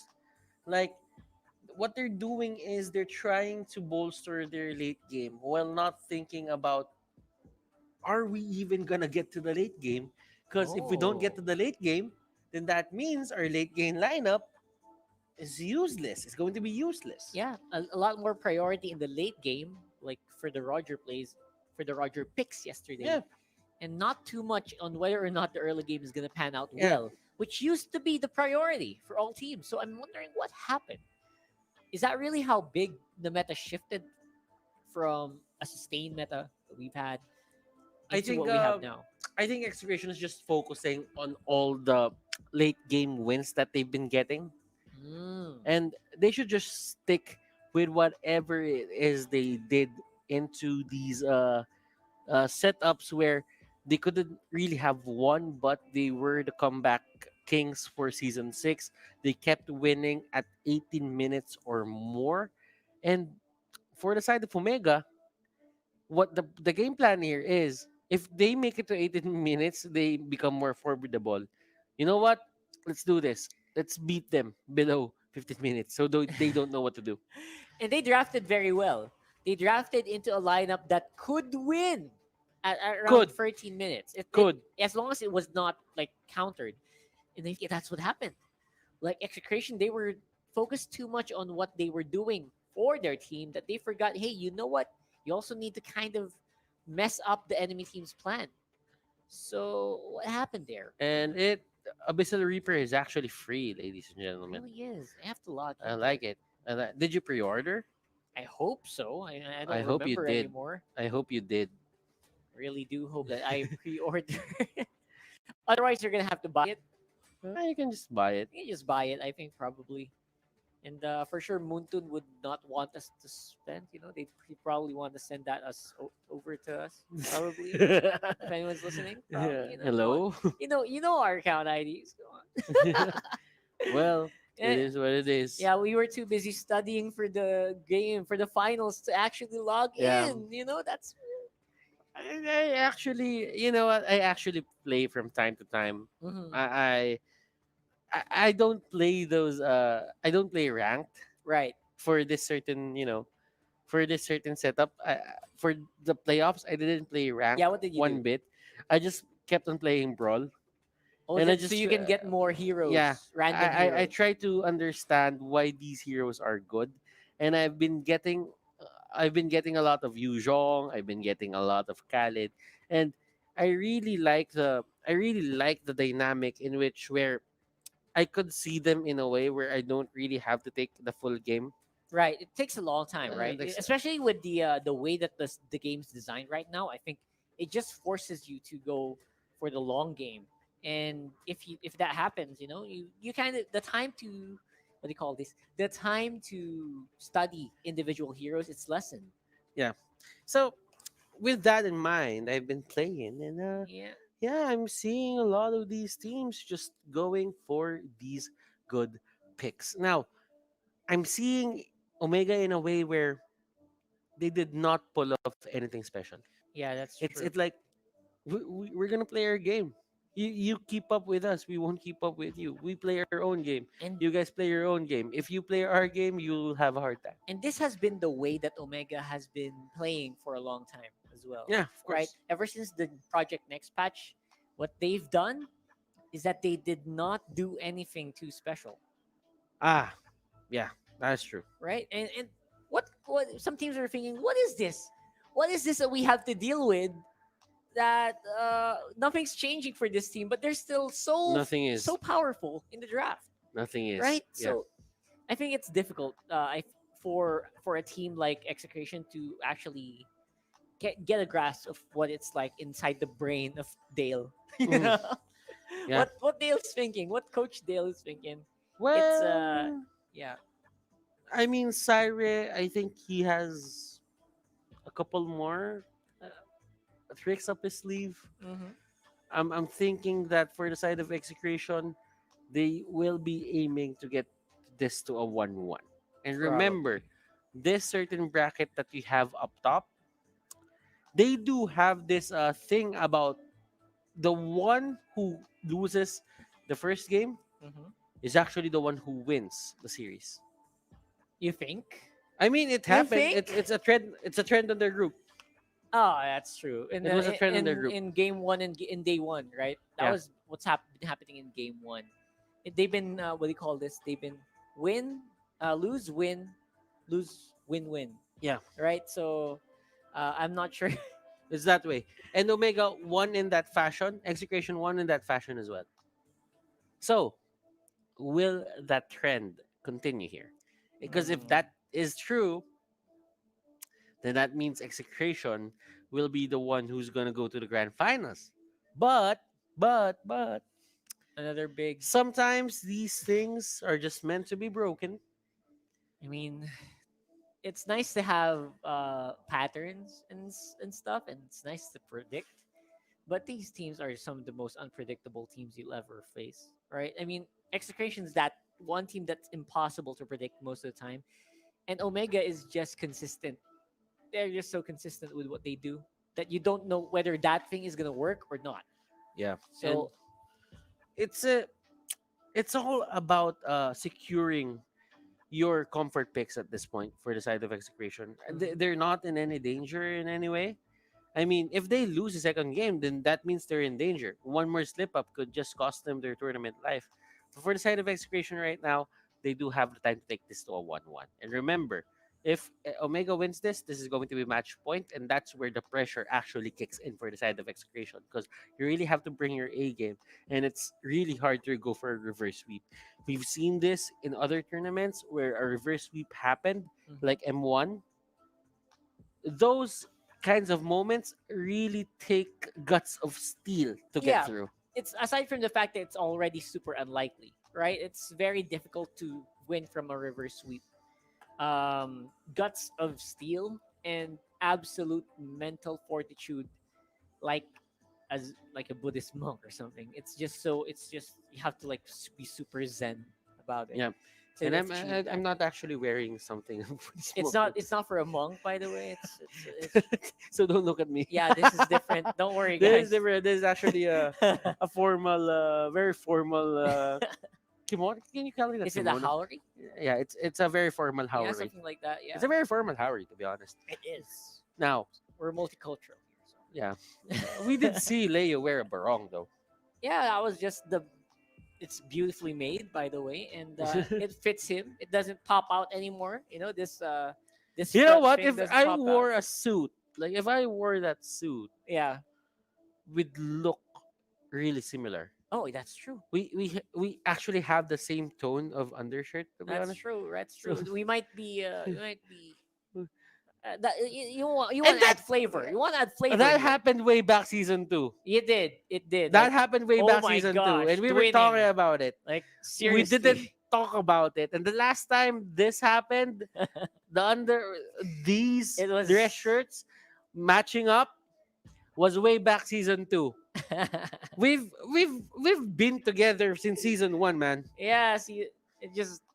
Hey, we're close to 3 years in Mobile Legends. Yeah, Close to it, right? let's cool. see. Anyway, let's go into the draft, ladies and gents. Omega versus Execration Game 2. We are going to see whether or not Omega can actually repeat what they did. I mean, that seems like a tall order, repeating a pre 15-minute game. I mean, But Omega seems to be a team that looks like it has some stuff planned for you. if Omega has other plans, then that means it could be a possibility. But yeah, I mean, if you just want to see how these team plays, then you might want to look at how Execration drafts right now, because Execration could put themselves in a bad spot. That is a very good idea. Now, whether or not Execration is gonna do that is something that we'll have to note here. Because the thing is, for drafting, you really have to anticipate what the other players are gonna go for. It's not about just drafting the way you want it. You have to look at the enemy. You have to be proactive, and you have to block some aspects of their draft. And sometimes you really just have to adjust on the fly. Omega here will get the Ling. They're the ones who actually use it. Haji has been having a good time with this Ling, even though the other teams aren't really getting much success from this anymore. Ling on Haji is still one of the best heroes that he has. Yeah, it maximizes the guy's amazing mechanical skill, right? It's just that when Haji is on that lane, stuff is gonna happen. Whether or not they're gonna get an early game lead is very difficult. This pick is for the late game, right? This is different, a little bit more different. It's something that in the early game you just need it for the distraction. You know? Execration right now will probably go for a Farsa or probably deny a Jawhead. I'm thinking deny on the Jawhead would be a great move here for inside of Execration. Exactly. And they go for the Yuzhong and Alice. Man, They go straight for the side lanes. And I'm seeing Omega going for a Jawhead. Yeah, and these are the two picks that were banned out by Omega in the previous game. So I don't know, Rockhart. Like, they went for item dependent heroes or side lanes right earlier, and now they went for level dependent heroes. Your team is picking. Remember, Yuzhong has 4 skills. He does. So that means you have to scatter your early points out, and if he gets to like level 12, that's the only time where his kit is gonna make much more sense. I mean, having 4 skills is good, but optimization for those skills is going to be really hard. And these are two heroes that I kind of expect to stay on their respective lanes for a long time. Expect some before 5 minutes, they will not probably leave their lanes unless there's a big gank happening. This is not something that can defend well against an invade.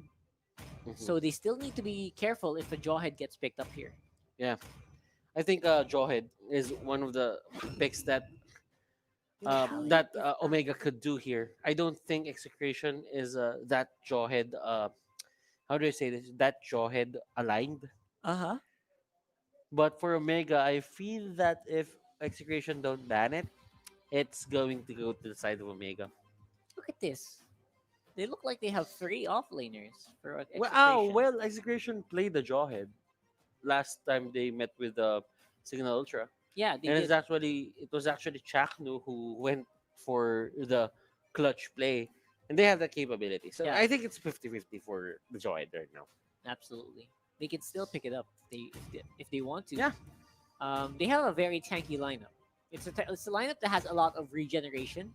These are free heroes that regen their HP almost like crazy. All right, so very vulnerable to anti heal, and they'll definitely need one more carry and one more tank for Exe. For Omega, this is just what we see day in and day out for these guys. Mhm. Again, nothing too special for the Omega lineup. Well, they still have their Farsa. We don't know if that's going to be the side lane or the support. Yeah, we don't know if it's a Toshi or Yeah, a it's a Haze versatile Farsa. pick. It's a versatile pick. Now, Hilda is still up for the side of Omega too. They could go for a Hilda. They could go for a Jawhead. But for the side of Execration, what do you ban out? Yes, these are very good questions, but these are very, very good questions. And I'm not sure what they banned, but we'll probably find out in a bit. Probably find out in a bit, ladies and gentlemen.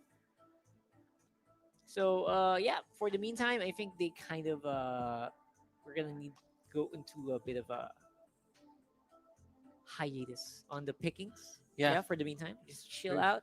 I think Execration might have encountered some issues, so we'll wait for them to get back onto the horse. Yeah, man. Let's see how will that draft pan out. I mean, it's not gonna change in any way anymore.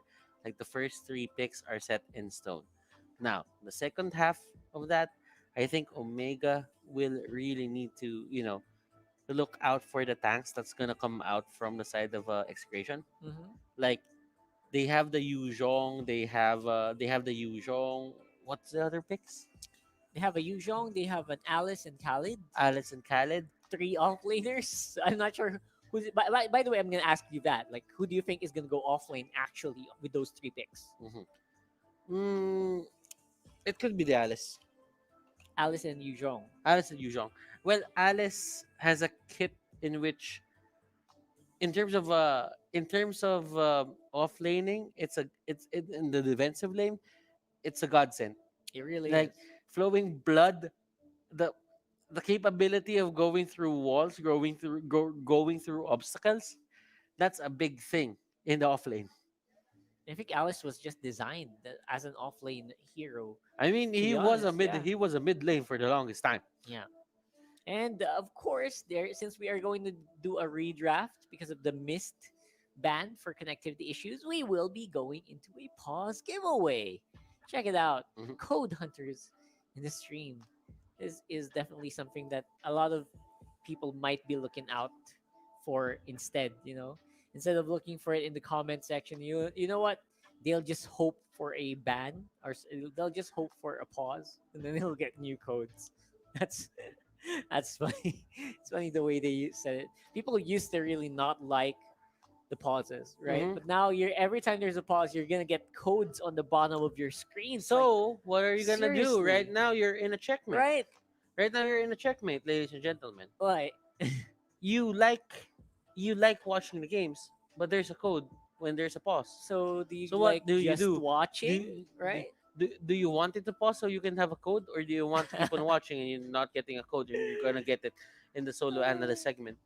Yeah. You get extra codes for the pauses. The solo analyst is like a different set of codes, right? So Mhm. go ahead and you have time to go ahead and pick up those codes on the bottom of your screens. And yeah, clearly having this certain setup in terms of drafting, I think the teams with the break in between, they can look at the bands and the last two picks, last two bands on their both of their sides.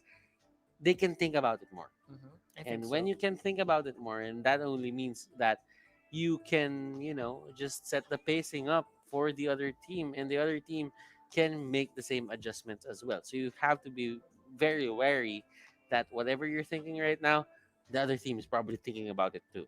Yep. Mind games in the highest level Yeah. usually is what wins games here in the Mm-hmm. MPL. Because at some point, everyone is in the maximum potential of each hero, Mm-hmm. right? Like you use this. If for one team uses a Kufra, the other team is using a Kufra, they're almost the highest peak. Mm-hmm. So hero usage is not the issue. Yeah. It's whether or not Never. you can play the mind games right, you can play the draft right. Because people play it on the highest level already. It's Never. a given. If you're on the MPL, it's already a given that you are the best of the best in terms of that hero. But you have to draft around those certain heroes, And because that's where the battle if happens. if if you're the best in what you do and your draft doesn't make sense, then you're just gonna get punished. And when you get punished, like what happened earlier, where May is known to be a good Leo mode player, but he did not have enough time to actually Yeah. blossom into the Leo mode that he wanted to be by the 12-minute mark or 15-minute mark. Those are the things that will set you back, and those are the things that will make you lose your games. Basically, right? Like that's a good example. He's like the top one of the top Leo Mord players of the Philippines from before, and he picked one of the best heroes that he has, and it still didn't matter. It didn't matter because the draft indicated or dictated that you know what, this hero is not supposed to go online early, and the enemy knows that. They pick heroes that could deal with it early on, which meant that the late game was not a possibility anymore for Execration. Mhm. Ladies and gentlemen, please do bear with us as we have a redraft in progress. And remember, you guys are still watching MPL-PH Season 6 Playoffs Semi-Finals number 1. We are going to have semi-finals number 2 after this. And tomorrow, it's going to be the battle for third and the grand finals. They also have a little bit of a surprise happening for them. So What? that's a surprise. It's a That's a surprise. surprise It's a for you surprise. You'll have guys. to watch tomorrow to get some new stuff. And we have a new guest as well coming in for tomorrow in the panel. Mm-hmm. I don't know if they're aware of that already, but you know we have some segments planned out for you as well. Mm-hmm. Do wait for that. And a lot of this is happening on both the English and the Filipino stream. By the way, we have a Filipino stream. If you prefer the Tagalog language, Yeah. we do have that stream on the other, on the official MLBB Facebook page with Manjin and Rob Luna. Okay, so with that out of the way, ladies and gentlemen, welcome to the English stream. We are shoutcasters. He's the anchor, Rockhart. That's that exactly. I'm the analyst, Butters, and this is going to be very interesting in terms of what these two teams can bring for game number 2. We did see their drafts. It was very balanced. They did not go for the aggressive drafting that the both of these guys do. Because sometimes they just pick their course and not look back. That's fine. They just win. They just get the cores, and then they just play the game. And I think that's important to note here. That Haji is also just so good at what he does now. I think the last game, with that game, he might be at the 10 KDA. I'm not sure. That's something I want to check later because it just added even more. I don't think he died in that game, not even once on the Yisan Shin.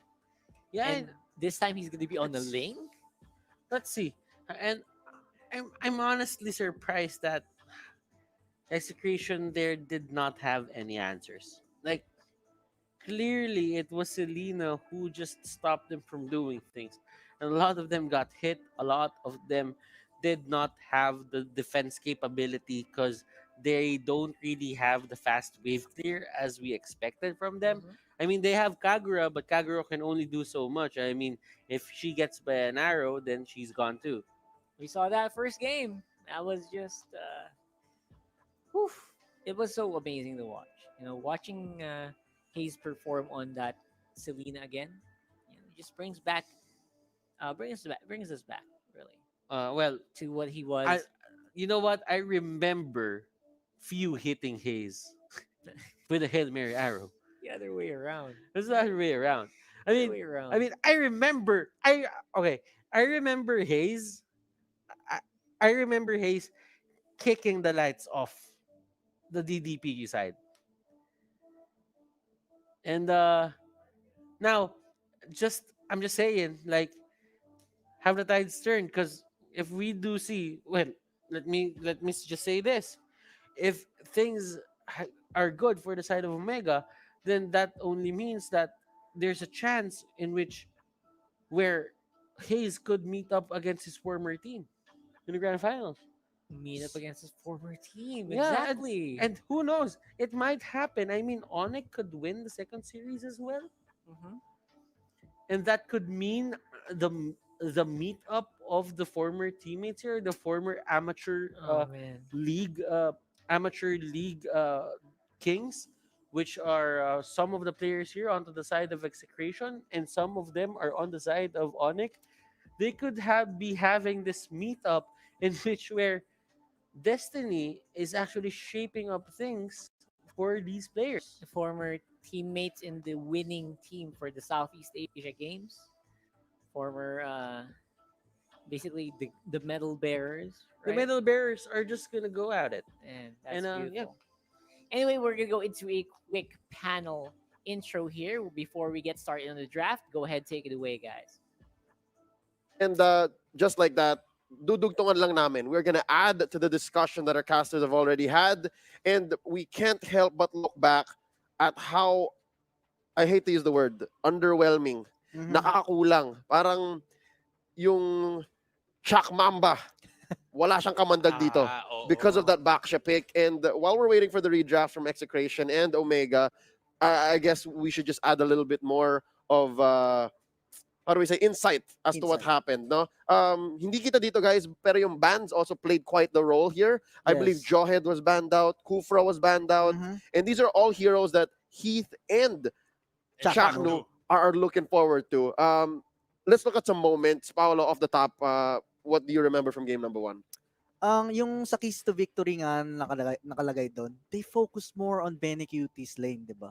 Talagang na-shutdown, walang kill, walang assist si Benny Cutie. On the show. On the show. And again, Hate did not step up. Kaya hindi sila nanalo. 0-1-0 si Hate. No, yeah, couldn't do anything. 0x, yeah. Yes, si Chuck Mamba naman, he has a Baxia, a hero that cannot make plays. You're using Baxia to control the map and open up the map. It's not a hero to make a play, right?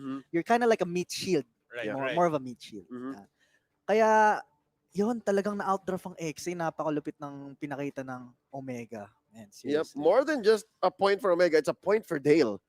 Medyo na corner niya dito si Syre. Yes. The draft forced Execration to again choke out Heath. That's one of the keys, right? Pansinin mo from the regular season, I think that's what Syre's doing for sure, right? This was definitely something he was considering to stop Heath from doing fundamental things. But may naalala lang ako, binan ng Exe yung Freya, but the Freya yes, did not. last ban. Yes, the Freya did not do good on the Signal series. Exe versus Signal, sorry. Blacklist versus Omega series. On Toshi. Yes, on Toshi. So, what's the point of banning it? Kung alam mong, I mean, yes, there might be a chance na, okay, pag pinili nila yung Freya, Toshi might do good on it. But considering na it did not do well against Blacklist, you know, they could have banned Akai or who was the other open one? Hilda instead. To force out either. Oh, yes, to force out either. Ito pala, looking at the post-match data, kasi I remember Omega already made a fatal mistake eh. Like in the playoffs, I think that would be a fatal mistake. Nagkaroon na sila ng miscom dun sa invade nila, in which case they lost Kurt TZ. On the Tams. So ang nangyari ngayon, yung funnel ngayon ng Execration had the freedom to farm. At actually nakita ko there was actually footage of the Roger being able to move around the jungle very, very freely. Yeah. Pero kung titignan mo dito sa post-match data, ang damage ng Execration mostly is coming from the Baksha pa. Yeah, he had the most damage. Kung makikita natin, the least damage pa is coming from our Roger here. Where was Hate? Wow. Where was Hate? Dito pa lang sa post-match data, parang, oh my God. Yeah. OMG. You know what? That's a good question. Yeah. Kasi nga sabi ng Black Eyed Peas, di ba, where is the love? Yeah. Ang tanong ko, where is the hate? Kasi, I see. So yun nga, parang, we already saw that mistake eh. Apat sila nag-invade, pero biglang nag-second thoughts pa sila. Hindi, kung magko-commit na kayo ng ganun, you go for it na. Mhm. Nandun na kayo, apat na out of 5 players ang nag-commit to that strategy. Biglang, wag na lang. Tapos naiwan pa nila si Kurt Casey, which is very crucial to this lineup. Mhm. And then yung Execration, they could have capitalized Exactly. on that mistake.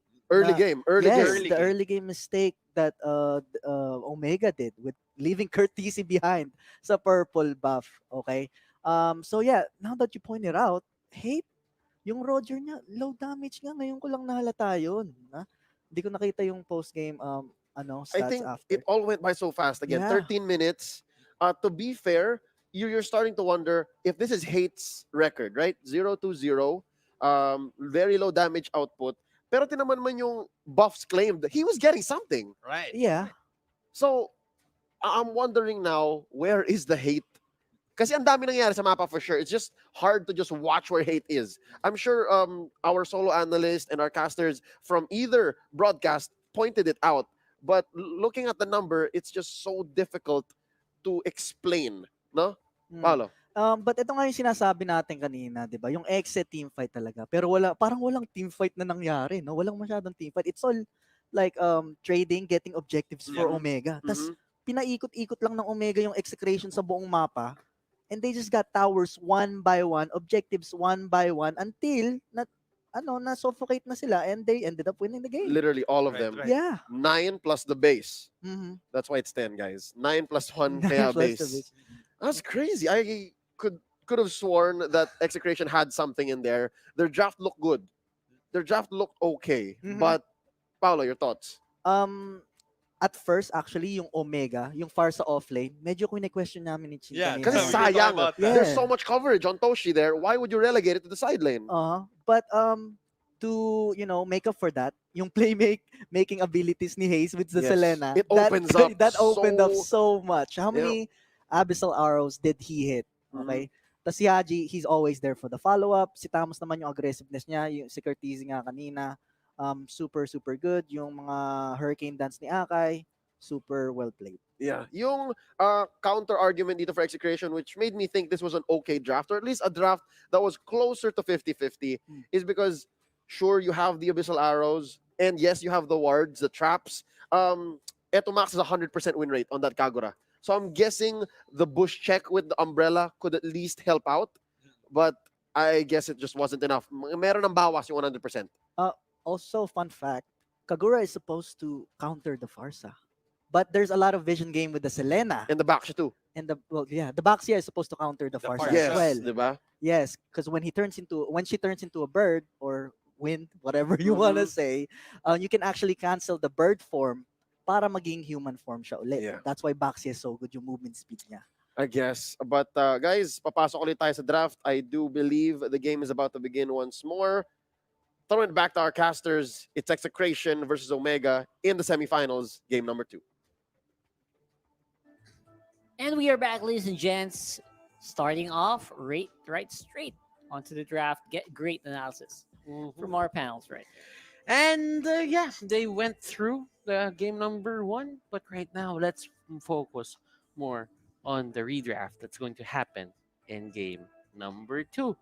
Now, Execration, of course, everybody knows that they want to take this to a 1-1. Everyone knows. Everyone knows that. And how do you do that? You pick those heroes that are safe for the side lane and won't really punish you in the early game that much. I feel that Execration really had a chance at game number 1. It's just that their side lane picks limit their capability to fight the early game. Yeah, it was a side laner that was basically super farm dependent, and also it should not leave the lane. Well, right now on the first 3 picks of Execration, they have 3 possible offlaners. They have picked people that can sustain long for a long time. That these can also rotate if needed. Yeah. compared to a Leomord. You know what? It's a difference. It's different comparing an Alice to a Leomord. Leomord really just needs to stay on the lane until he gets like 2 to 3 items before he fights. Alice can just clear the wave real quick and then move on. Yeah. Like that's the difference between those two heroes. So now they have the capability to fight, and we did see Benny Cutie with his capability to play this Alice on day number one.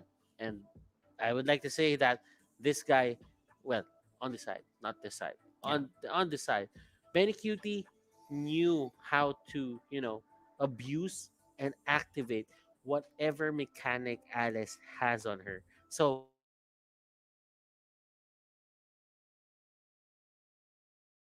this Alice. Yeah. I think this has happened historically as well. Like we've had games from Benny Cutie where just really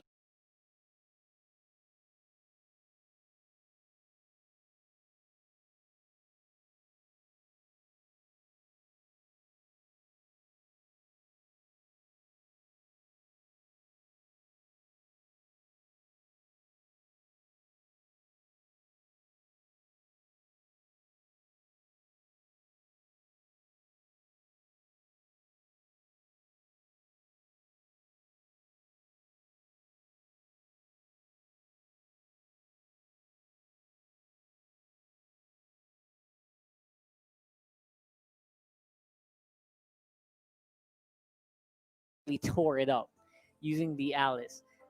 He was able to at least two shot people with flowing blood. It was just beautiful to watch him play that. And I think that we should see the draft real soon.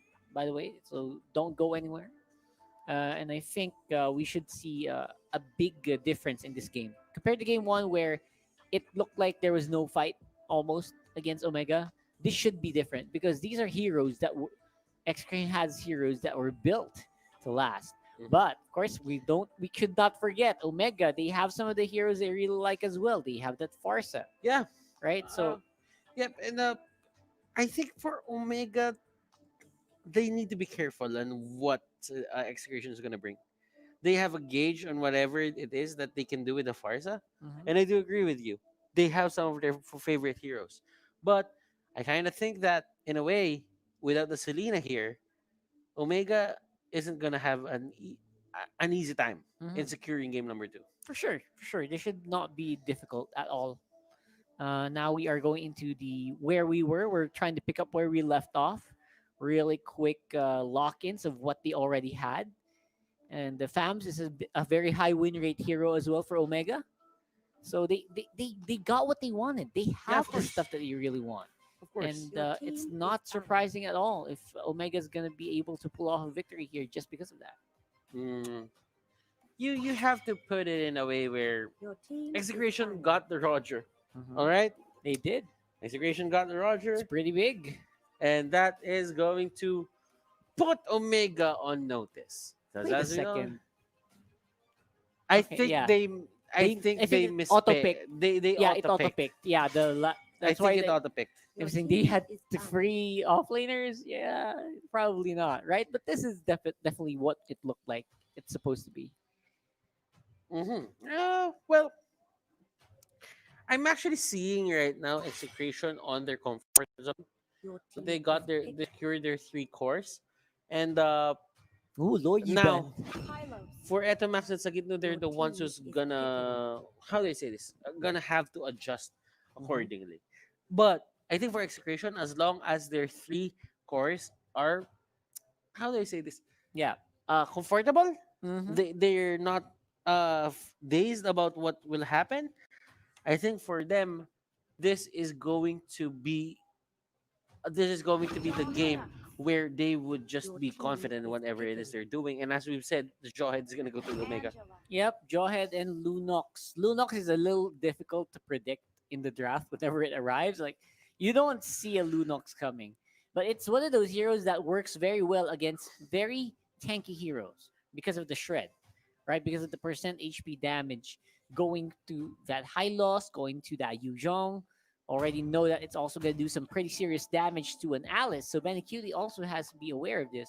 Could be disrupted very easily by a Necklace of Durance built straight into the mage. I'm actually looking at the stats right now, and I like the hero percentages on the side of win percentages onto the Mhm. side of execration, but this is something not really unusual. We've seen this time and again. But for Toshi, he has the Lunox on his side. He does. And this is going to be very interesting because Atlas at level 4, if he doesn't have the flowing blood, that's going to be the Lunox just going in Yeah, and taking him absolutely. down. It's just gonna be a Lunox doing a lot of hurt, and again in the hands of Toshi. My gosh, one of the most flexible people as well in Omega. He just knows when to go in and he knows how to deal the damage. See if that's going to be happening here on game two here for Execration versus Omega in the best of 5, 1-0 so far. See if Execration can pull it back from Omega. Okay, so for the side of Omega, they are just staying into the mid lane, playing the favorite game of traditional 1-3-1. We've played this ever since season 5, and we have no, how do I say this? We have no control over whatever it is that's going to happen till this day. And That's it's true. still here. It's still here. And look at what they're doing. They Still threw it here. back.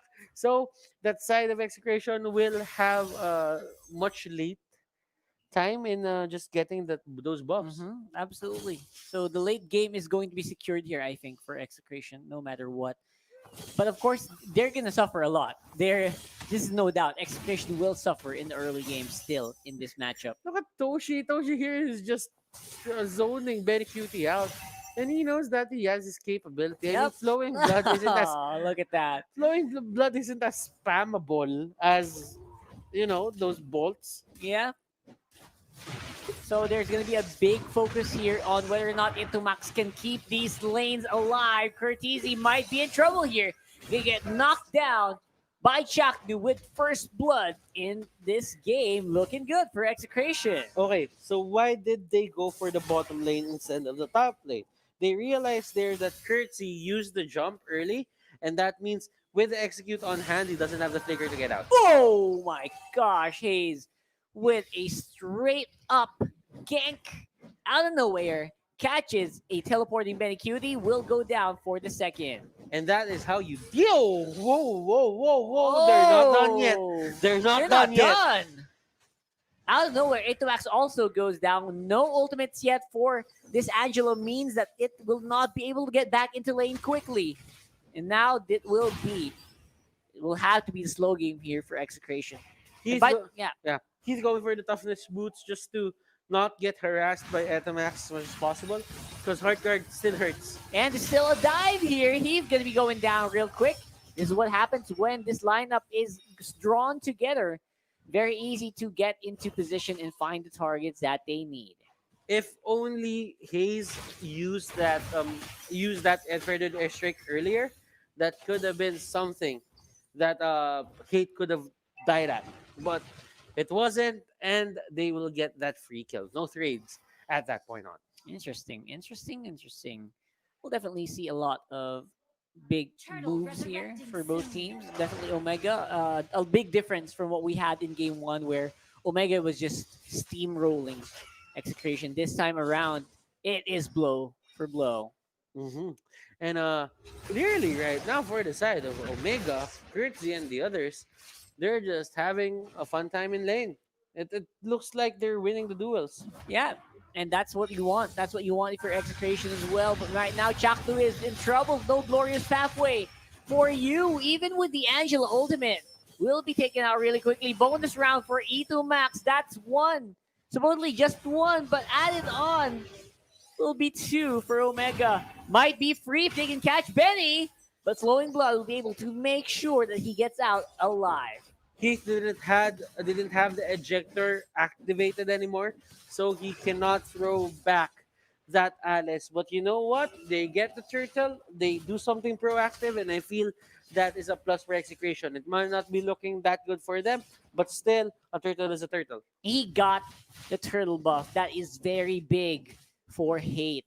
Will need all the help he can get to deal the damage that is needed against Omega here on the Gillette Instant Replay. As you can see here, Shaknu trying to run away. But remember, that is a problem with Angela. Angela is capable of letting you live at those certain situations. But if you cannot live at those certain moments, then that only means that it's going to be a buy one, take one. Exactly. Bonus round right now. Baby Cutie, ultimate activated, will be putting Cho, putting Hayes down very, very low. But Toshi will be the next one on the target. A very scary Roger here, powered up by the Heart Guard.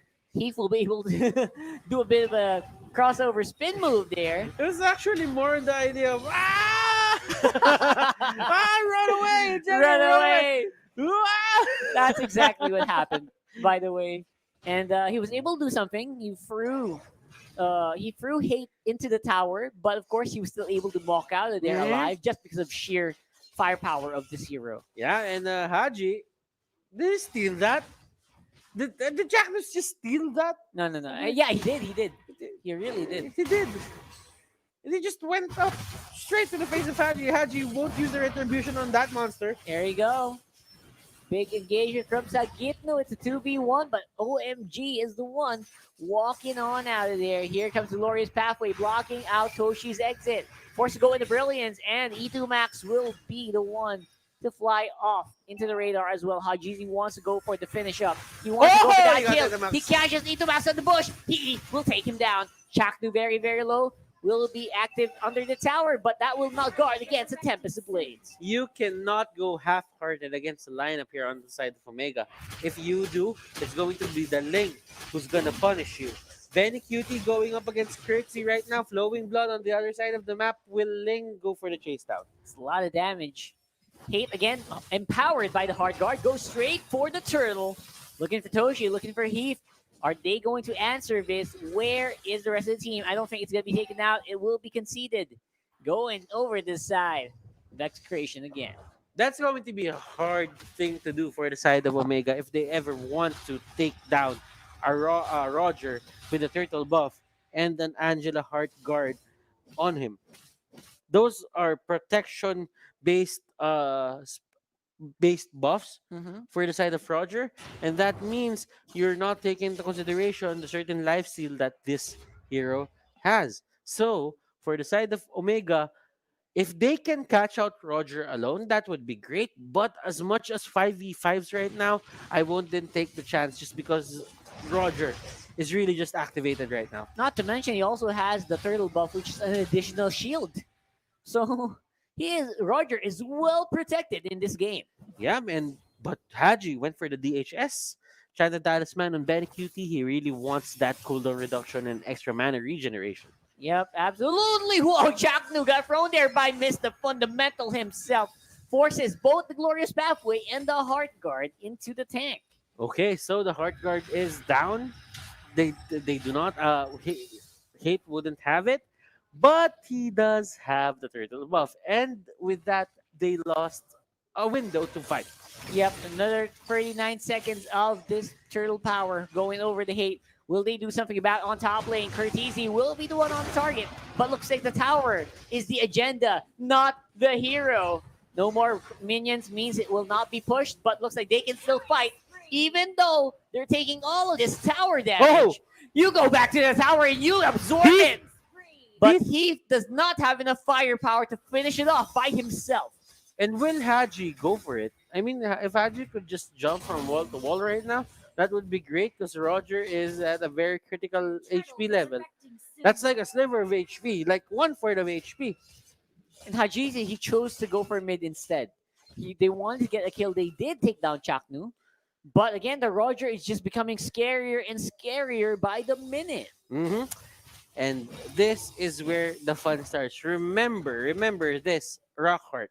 Whenever there is a certain thing happening here for the side of Omega, if you're gonna fight up against Execration, that means you are gonna fight. How do I say this? A buff Roger. Look at this. The buffed Roger is not even gonna need the turtle buff. Haji, you got my turtle buff? Go ahead. I will take you down. That is what Hate said. Hate cannot be stopped on the Roger right now. That is 2 for nothing, basically, for just Sagitna going down earlier. In Execration, Hate is online. Ladies and gentlemen, this is the Hate we know. Hayes up top. He's just gonna try and clear the wave as much as possible. There is a stun getting hit by that Farza. But for Benecuti, it's his job to just control the bottom lane. Yeah, he just needs to become that constant threat that if you don't respond to me, I'm gonna push your towers. So it's always getting a lot of attention from Omega. And it's working out very well for Execration because of that. Yeah, I do agree. Like, considering that Kurt needs to go to the bottom lane to answer it, it's like you're putting a hero that can fight, is able to fight, in the leagues of an Alice that has late game scaling by the stacks. Yeah, it's a pain to walk if you're a FAMS, right? Yeah. Oh, what a throw under the tower! Chaknu will be taken down there. Beautifully done by Heath with the ejector, but the follow-up is just nowhere to be found. The hitters of Omega are just not ready to deal the damage yet. Sagiki Do will be going for the hunt on Hajizi, and this will be another tower going down on top lane. Without any pressure from Execration, they are now in the lead. Things are starting to collapse onto the side of Omega here. What lead they had into the early game is now done by the time we reach the early game. And that's a good throwback. So Look get at that. No more. Critical hit to Hajizi with the back and forth into the Tempest of Blades. Beautiful teamwork with Mr. Fundamental Heath, but it's not going to be enough. Again, the members of Execration becoming tankier and tankier by the second in this match. And let's see how Haji decides to adjust accordingly. Like for the side of Omega here, they still have a chance to get back the lead, but Execration right now is in command. Oh, look at that. Benny Cutie will be thrown over. Not so much of a follow-up. Again, Omega looks like they're super hesitant to go in to Execration's welcoming arms, and they are being super cautious at 11 minutes in the game. Let's see how will this game pan out. As you are seeing, there is a four-man scuffle here in the middle lane.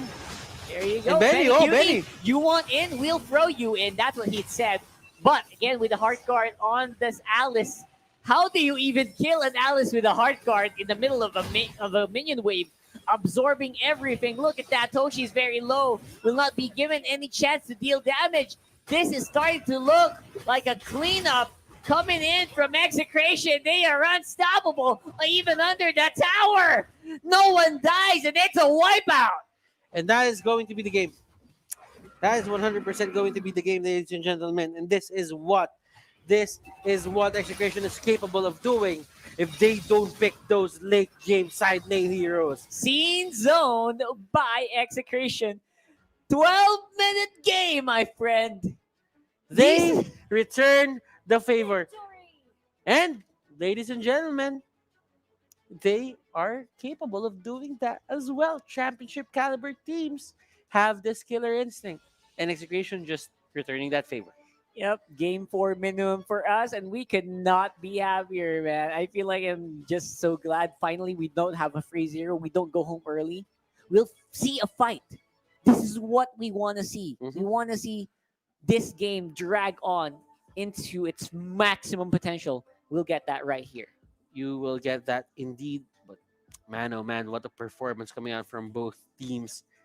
And we are at a 1-1. Roger there just showing us why he is one of the best heroes in this meta. I like the adjustment that came out from Etomax, and that was really good adjustment onto the side of Execration. For the side of Omega, their Ling just got beat. They did. I mean, that was just a different performance from what we've seen. Mhm. Haji play on the Yisan Shin. The Ling, it worked very well for some parts, but it could not really go toe to toe with a Roger in a 1v1 in a full potential fight. Not to mention unlimited the heart guard Yeah. from the Angela. And let us see what will happen as we throw it to Wolf for the solo analyst segment. Number 1 mula sa Omega and Execration bumawi ng game number 2. Sinabi ng mga casters natin na parang diesel engine down na nag-init. And you can really feel that happening in game number 2. Dito sa ating draft, nakakatuwa na ang Execration ay nagpakita ng kakaiba. Yung mga tipong mga heroes na sila lang ang nagiging successful. Let's just say na ang Angela ay isang hero na kahit sinong namang team ay pwedeng gamitin. But we're happy to see Execration showing us something different in this game. If you're looking at the lineup of Omega, konti lang talaga yung kayang makapatay agad ng heroes, well, in the early stages. In the late game, surely Lunox, malakas ang burst niyan, and Farsa and Ling. Pero sa lane stage, mid-game, hindi nila kakayaning patayin si Chakno or si Sagitno or si Benny Cutie dahil sa tulong ng Angela ni Etomax. This is a defensive play na Execration, pero ginamit nila in an offensive manner. Binigyan nila ng confidence boost si Hate at si Chakno. Imagine this, laging nagda-dive sila Hate at si Chakno na walang katakot-takot dahil sa tulong ng Angela. Actually, nung mga unang stages ng game, kakabahan kayo kung fan ka ng Execration. Kasi bakit sila nagda-dive? Bakit sila nagiging aggressive? Nung nagkaroon ng magandang timing, si Etomax nakakuha siya ng item, yung ultimate niya naging available na. Tapos kumunat na rin after the first set of items for the tanks and the side lanes of Execration, hindi sila tumigil sa paglaban. Masasabi natin hindi yun yung pinaka-safe na play, but it worked for Execration, so we cannot blame them for that. Now, we can see, syempre, mamaya sa participation ng bawat player dito sa ating laro, nantaas ang damage output ni Toshi on the Lunox as well as had GC. But, again, wala silang pang closeout. Unfortunately, para sa Omega, isang clash lang ang nakadali sa kanila sa Execration. Siguro pwede nating argue na pag nagkaroon nga ng late game situation, Ling, baka kayanin niya yung Roger, or at the same time, Roger, kakayanin niya yung Ling. As well as this Lunox, magsiscale siya with Toshi. However, hindi nga natin nakita yun because of that one clash. And I think that if we see the highlights later, makikita natin kung ano ba talaga ang nangyari doon. But again, I would want you to focus on the fact na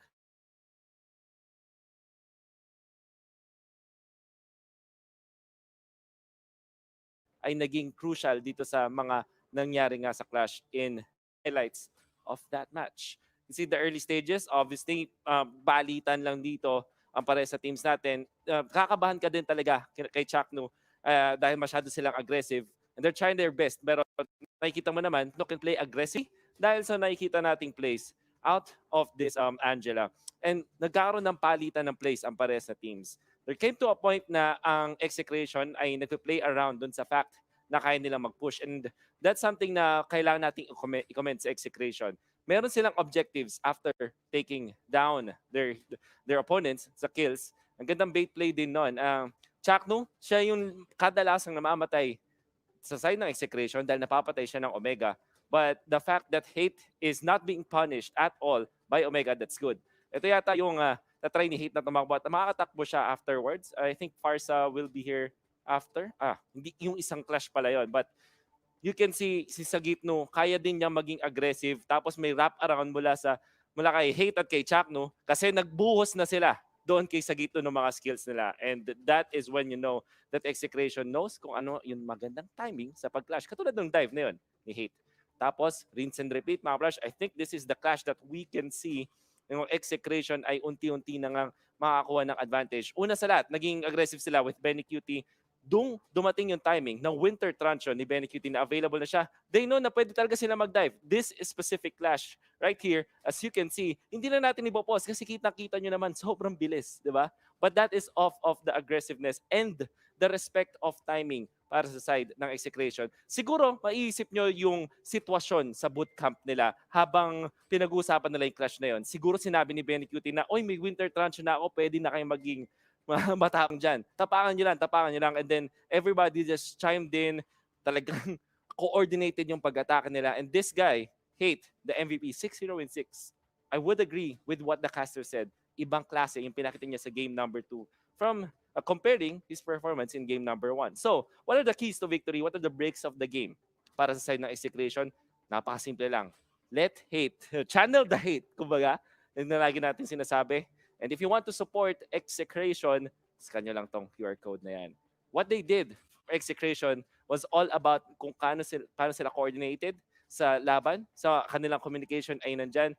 We know that Execration is a team na parang magtotropa talaga sila lahat. And that really is what they need to be banking on. Para naman sa Omega, if you want to support them, scan this QR code.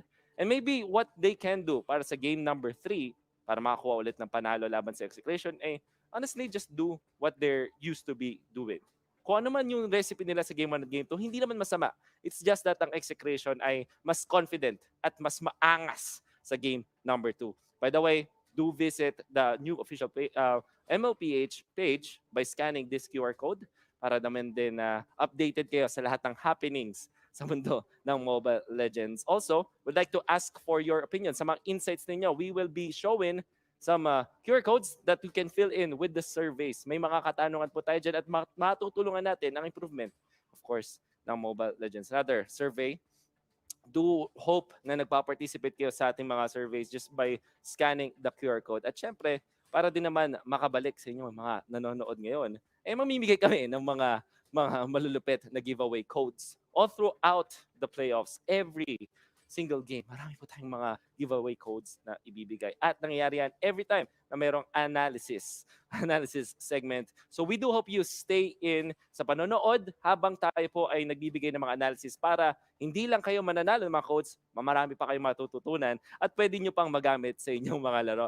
That has been game number 2 and all of a sudden, 1-1 na nga ang ating score. Napakabilis ng game number 2.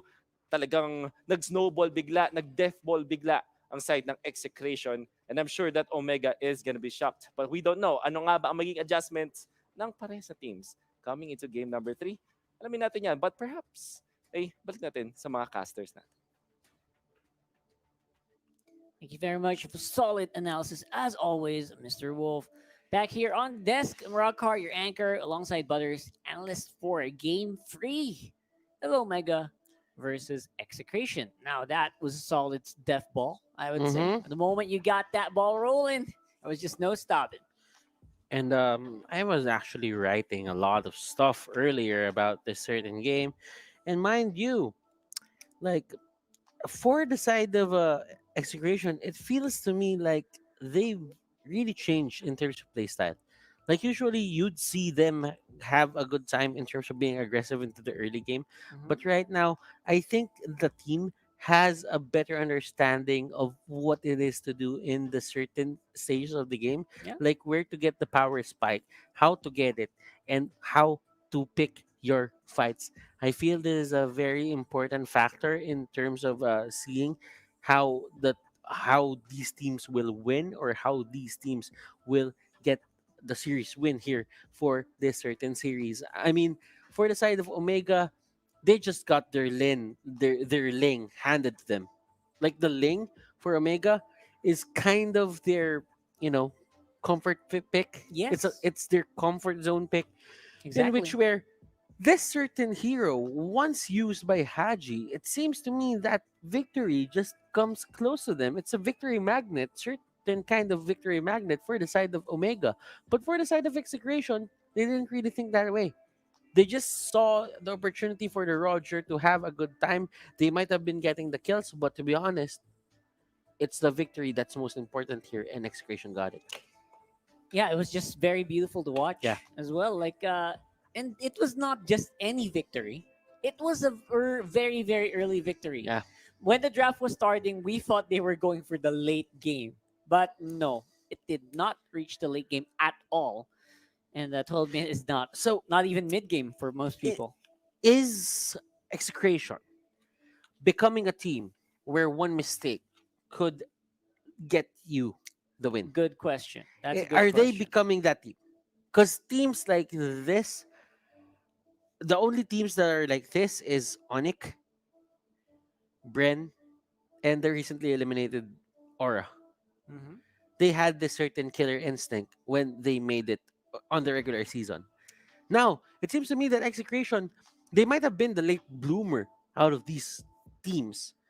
But to be honest, seeing them just pull that off, it's a different dimension of Execration that I want to see. I mean, Omega is capable of doing that as well. Let's put them on the list. But this isn't one side of Execration that you wanna face in this certain playoffs. I mean, for the Yes. semifinals, they just released that they can win with just one mistake. For Omega, how would you feel? How would you feel if you made a mistake? You can just lose straight up. That's true. How would you feel? Now that's a new dimension. That's unpredictability as well. Man. That's not something that was probably it wasn't planned out too much. I'm sure confidence of Omega might was a little different. You know, they're completely different team compared to Execration. And Dale might have thought, you know what, this is possible 3-0. I'm very confident in my boys. No. That's what he's probably thinking. But now that we've had No, a it's not. crease, now that we've had to have a crease added into the mix, you know, the plans might have changed already. Mm-hmm. And that's something that's very difficult to plan Yeah, for. to be honest, Omega has their moments of brilliance as well. That's the thing. In that last Rockhard. game, yes. But there's this thing about Omega where they are strong, but their playstyle is not that perfect. Yeah. Like Exactly. they have a few hiccups here and there. It's not as big as the other teams are doing, but still, you can see that that there are vulnerabilities within their certain game. Big vulnerability last game was that Heath was throwing a lot of players into towers. It's like that happened so many times. But we didn't see a lot of deaths from those plays. We didn't see a lot of follow-up. So something's breaking down there that might need to be fixed because Heath is consistent. Mhm. He's there. He's using his jawhead to his full potential. But somehow, the team itself cannot close out the game. Mm-hmm. And as you can see there, they just go for that execration banner. Not gonna lie, it looks really cool. Really does look cool. That's something that a lot of people will probably want to have in their rooms, you know? Mm-hmm. Execration Uh, fans would want to have that in their rooms. For sure. But Execration still banning of that Selena. They do not want to give that. Alice is a no-no as well, especially the Barretts. But on the side of Omega, these are still the same bans that they did for the 3 games or the 2 games that we had. Absolutely the same bands. I think these are going to be Your not team is too much of a picking. change. I think both teams are kind of in agreement that these heroes are a little bit too much. And I agree. I agree. Kufra on Chaknu, that's something that's almost never going to appear in this game, I'm Mhm. sure. They're not gonna give that. I Yeah. mean, it could come out, but that's when the time where Omega is looking at other possible bans that gave them problems. Mhm. So unless something really, really pops up, like that's going to be a big problem here, I think Omega might just opt to even just let it go. Or maybe they'll want to pick it up instead. Now, it's not going to be the Roger first pick for Execration. It will be that Yu Zhong, surprisingly. Yeah. And I can see the reason why. This Yu Zhong, it works very well against those situations where, it kind of stops you from picking a Farsa. It's so difficult to Farsa with a Yu Zhong. And it also kind of makes it hard to play a Yi Sun Shin, like we saw. Supposedly, we would have seen. Your team But this is time, they're the ones who are going to pick it up, the Farsa. Oh, And as expected. I mean, you know what? Omega is still, uh, you know, is They- confident. they look like they Yeah, don't care. Don't care know about that they had a lapse in judgment for game number 2, and they're just gonna go for it again. I mean, might as well just pick it if they're not going to, if they're not going to ban it out, they're not going to respect it in any way. But for the side of Execration, this is do or die. They've been here ever since season 1 as Obs Gaming becoming Execration at season 2, and this could be the first time that Execration could step on the grand final stage for the MPL-PH. For the side of Omega, they've been here ever since season 3, and things are looking great for them this time. These 2 teams, these are first time entries.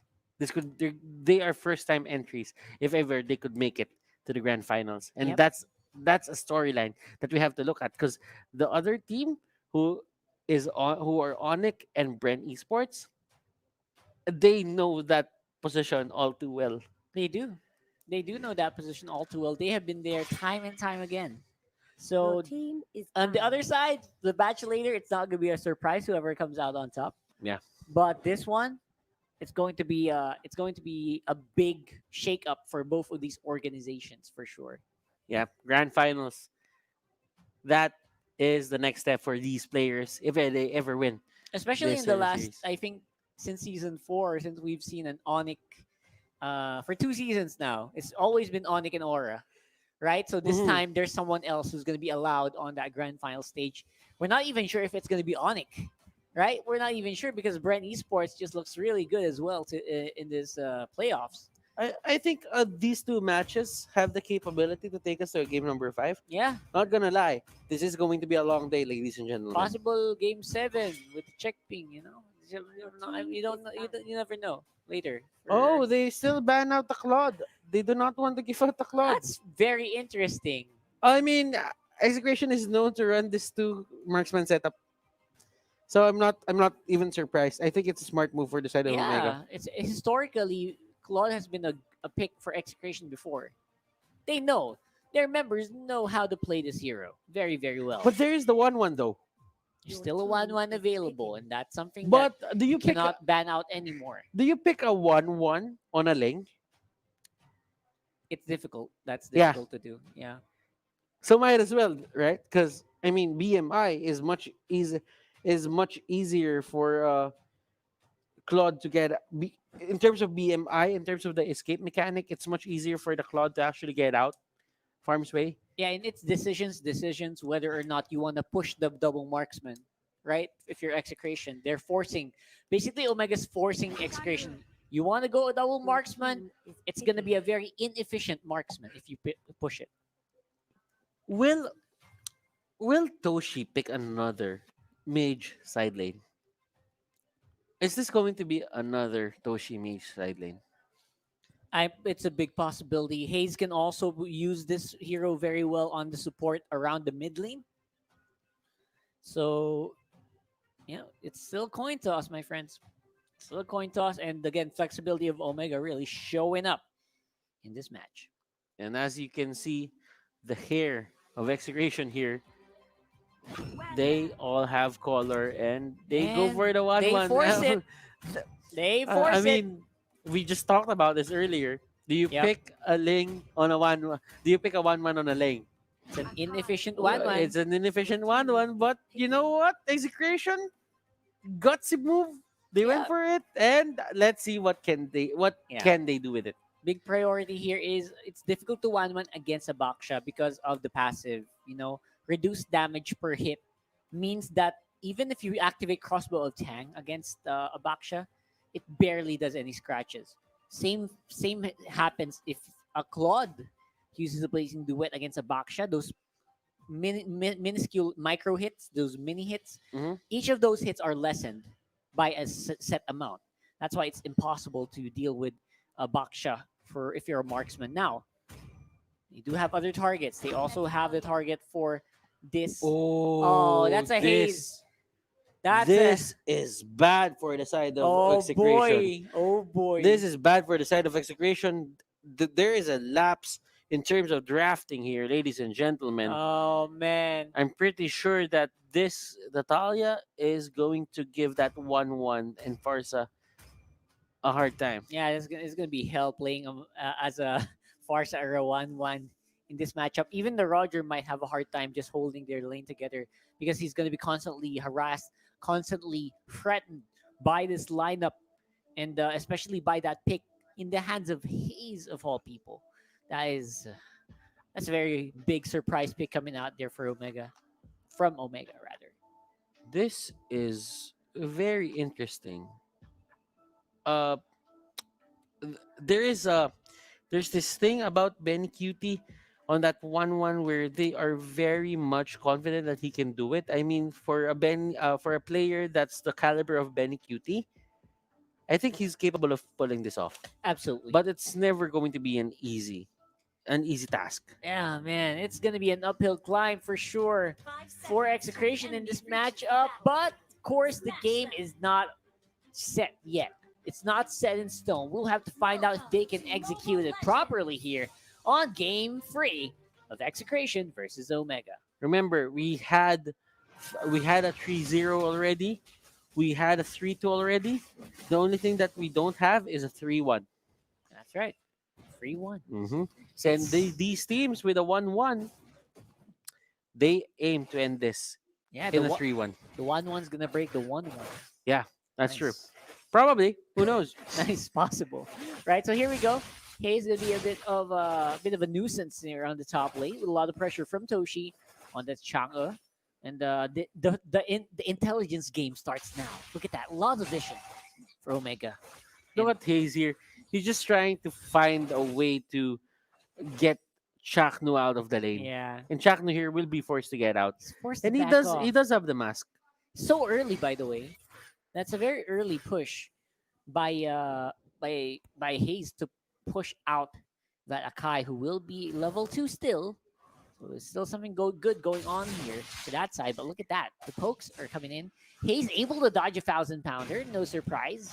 Could have been a big stun. Could have been a lot of damage if he absorbed it. But it's not going to be the case here. To be honest, Rockhart, I'm just seeing right now Chaknu. He's playing this in a way where Natalia could reach him so that the mana can get used up. Yeah, he's forcing out. He's forcing a lot of these situations where Natalia will have to use it on him. Seems to be very happy as well. Going into the back foot, that's Hajizi close by. They could pull something off here if they were confident enough, but looks like they're gonna leave it up to, they're not gonna leave it up to chance. They will go for slow instead. Okay, Haji stopping that.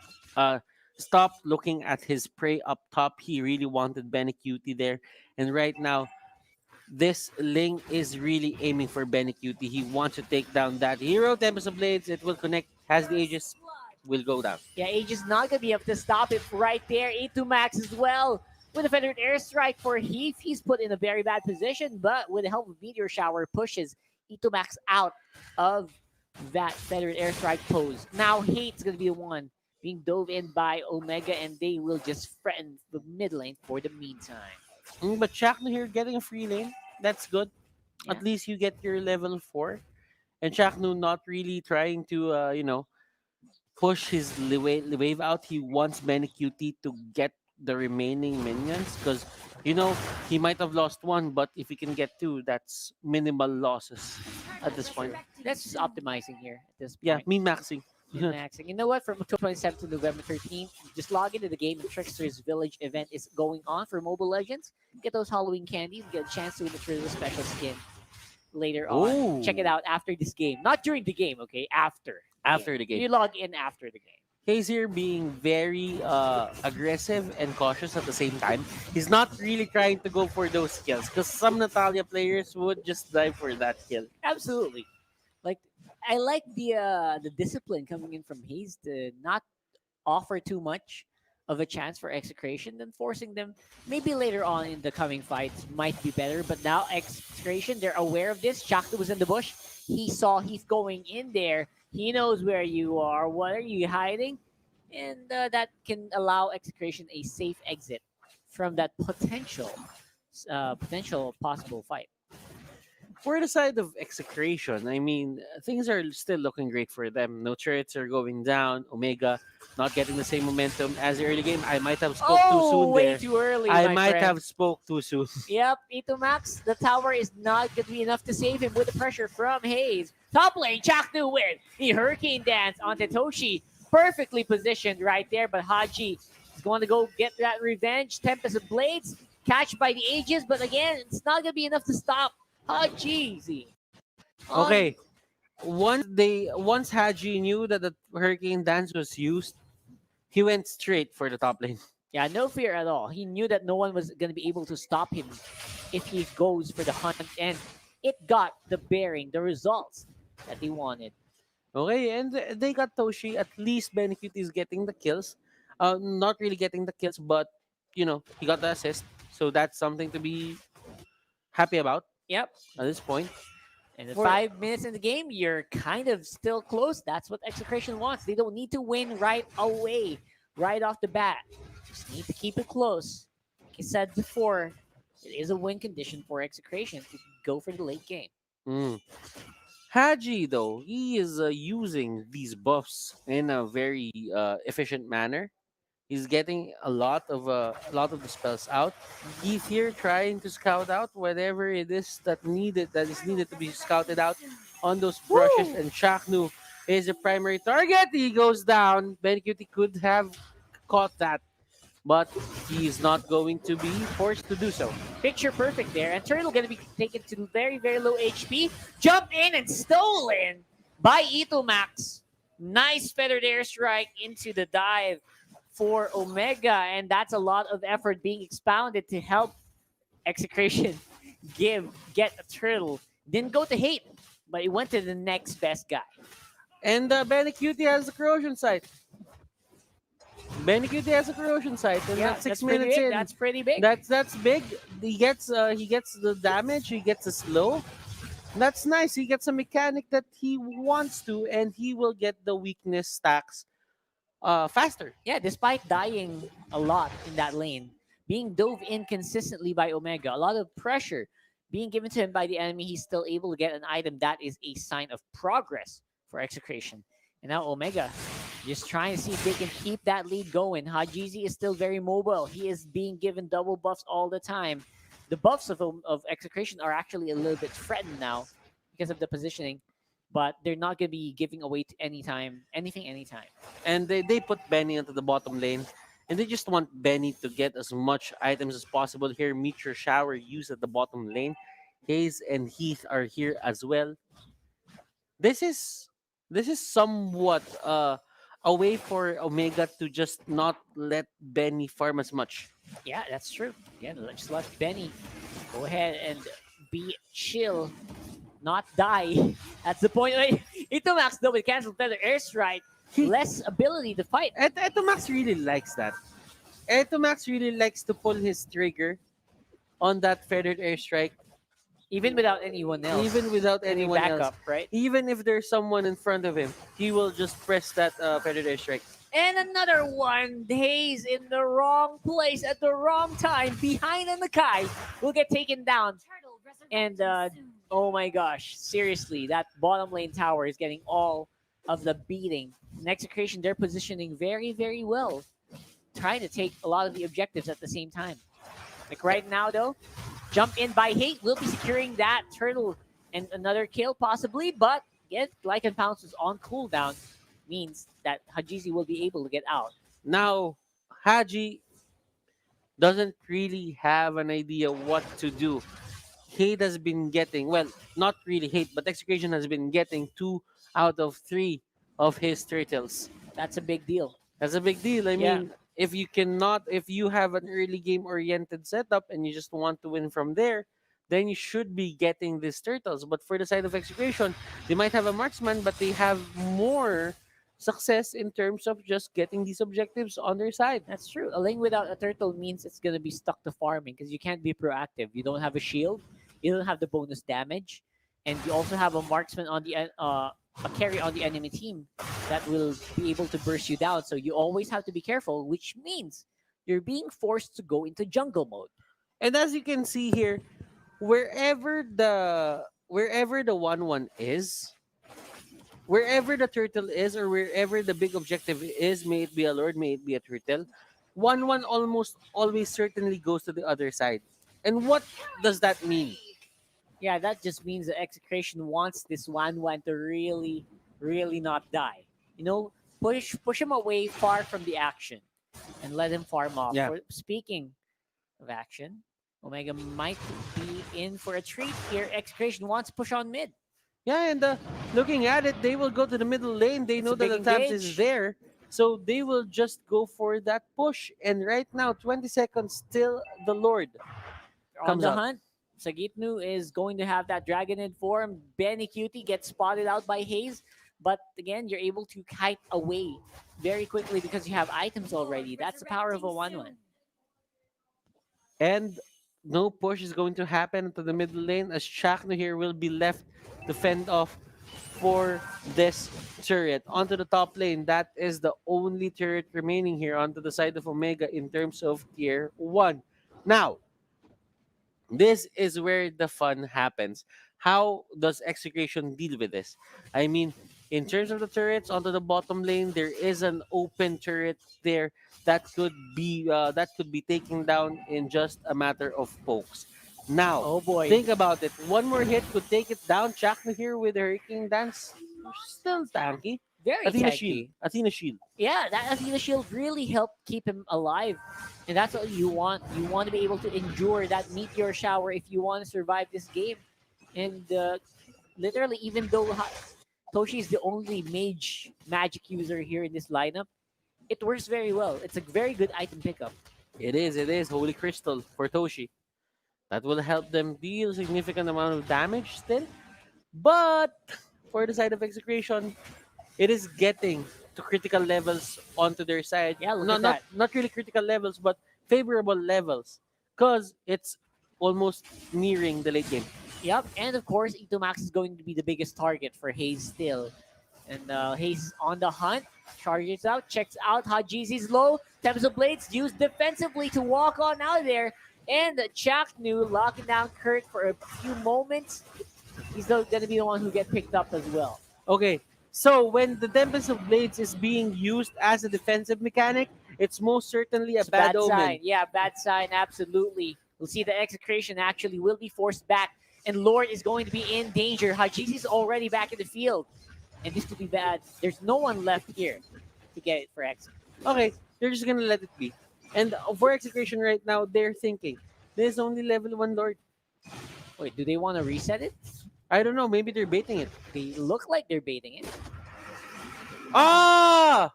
That doesn't work though. That doesn't work. I mean, it was That a nice doesn't work. try. I mean, but- they want to get it enhanced. So let me explain this a Yeah. bit, Rockhart. They wanted to wait until 12 minutes into the game so that the Lord can be enhanced. I But the can't thing believe they is, don't know that. it doesn't get enhanced when you don't reset the Yes. HP bar. Very, very surprising. It needs to be fully reset after 12 Yeah. minutes. So Yeah. I don't know if they fixed that already. Well, we'll but see. We'll but see. the last time that Signal Ultra did it, It wasn't. Yeah. it didn't happen. In the regular season. So I let's think. see if it will happen if Omega outplay themselves there. All right, let's see if the Lord's gonna jump. All right, Yeah, if the Lord doesn't jump, if the Lord stops, the Lord jumps, then that means that it's an empowered Lord. and But no, it doesn't. It doesn't. It's a normal Lord. It's a visual thing Yeah, that it's going to be an empowered Lord, but it doesn't really do that. yeah, no special skill, but that's not what they need. They just need someone up front, apparently, and they will do the rest of the job. Omega will be able to take down this inhibitor turret. Not much of a defense from Chakno, only the Hurricane Dance. And the mid lane goes down as well by Hate. And don't forget Haji's on the bottom. It's a free lane push. They're not done. Sagito's low on the bot. They're split up, but they're able to hold at least mid and bot. Now, okay, for the side of Execration, it is going to be a tipping point for them. I mean, they do have Ben Cutie on that side. Now, it's getting favorable for them that they can actually just win this because it's almost nearing late game. But for Ben Cutie and the others, now that their base has been penetrated here by the side of Omega, one lane doesn't have any more turrets to protect them. This is going to be a hard game to deal with. Why? There's a chance that the jungle on the side of Execration is going to be locked by Omega. And where do you get your farm? Do you get your farm from the creeps that will come up your lane? That's not really that productive in terms of just staying in your base. Yeah. I mean, that's basically like a lot of gold going to Omega instead of it going to you. That's a big problem. You don't want that to happen. And now Omega, they're basically stuck on just defensive at this point. They just want to control the map. They want to maintain map control because they can't push anymore. They can't really do anything unless Hayes can make a critical pickoff or someone from Execration makes a big mistake. And clearly they have this thing of finishing the game as early as 14 minutes. But now we are going to head into the first time for 3 games on this series that we will hit the 15-minute mark. 15-minute mark. We hit the 15-minute mark. Yep, very very late into this game. This looks like the place that Omega rather wants to play in. And Toshi will be catching off Sagito very low. That's a very very low. Yu Jong will be forced to go back to the base. And Eric once again establishing Omega control of this area.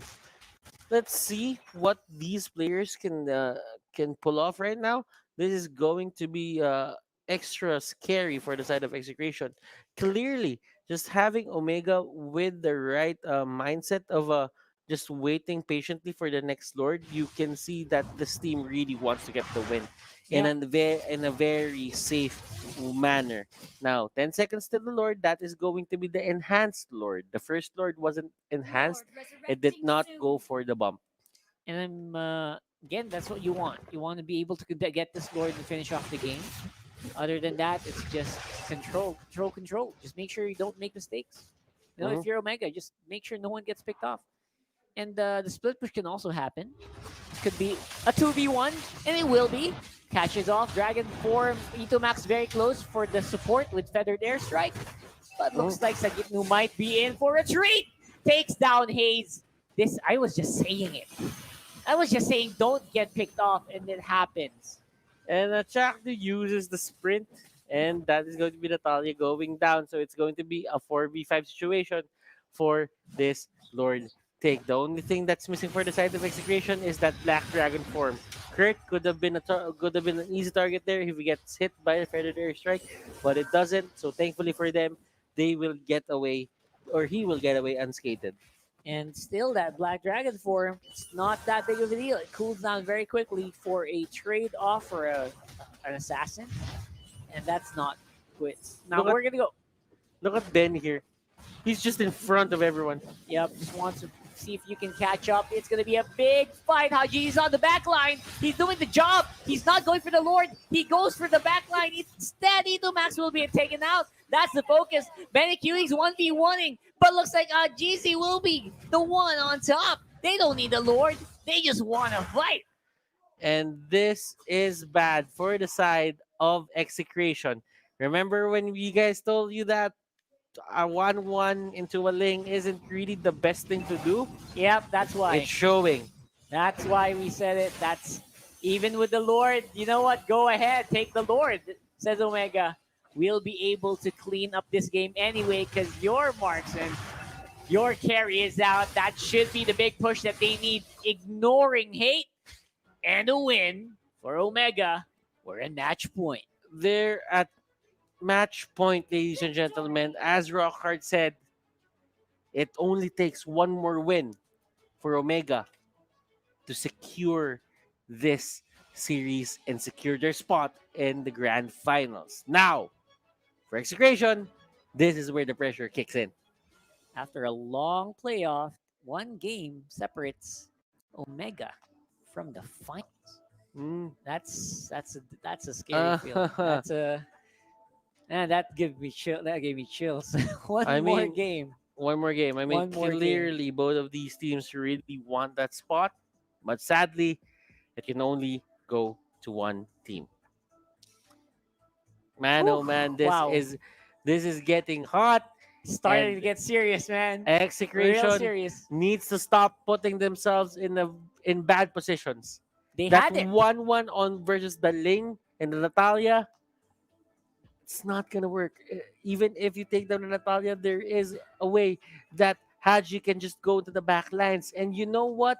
The crossbow of Tang was actually not used against Ling just because when he uses it, when Benikute is gonna use it, he's just gonna go Tempest of Blades on the side of Ling and the crossbow of Tang is negated. And again, we've said it on the draft. It's very difficult. It's very difficult. So we'll go ahead and see what the panel's gonna have to say here for this matchup. Go ahead. For this, my name is Wolf, your analyst, and let's talk about Game 3 of this best of 5 laglagan series ng Execration versus Omega. Looking at the draft, I want to say ang ginawa ng Execration, planadong-planado nila ang pagkuha sa 1-1. They know that Omega eventually ay pipick up yan ng Baksha, ng Thams. Binigay nila sa Omega. At ang kanilang sagot is to have the double core setup.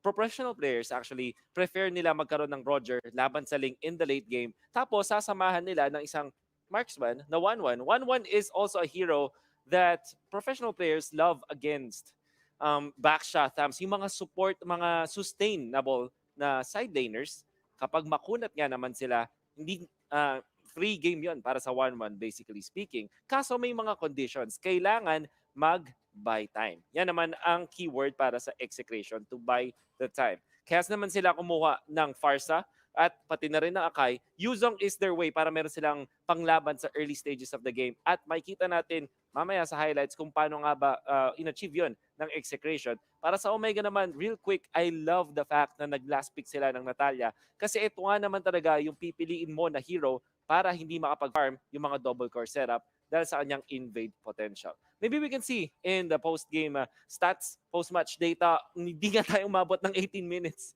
17:58 bago pa din tapusin, no, 18 minutes. I mean, Omega was also banking on Toshi on the Chango. Nakita niyo yung hero damage niya? Ito yung way ng Omega para hindi pag-farmin ng Execration. Toshi even using this para hindi pumatay. Pang zone out lang kasabay ng Lord, for example, ng unang Lord push ng Omega. Tapos Hajizi, of course, the machine. The KDA machine. Si Hajizi, dahil sa kanya, maganda ang naging resulta para sa Omega. And we will see that later. Now, if we're gonna be looking at the highlights, isa sa mga una nating makikita dito is yung first blood dahil makikita natin ang priority ng Omega.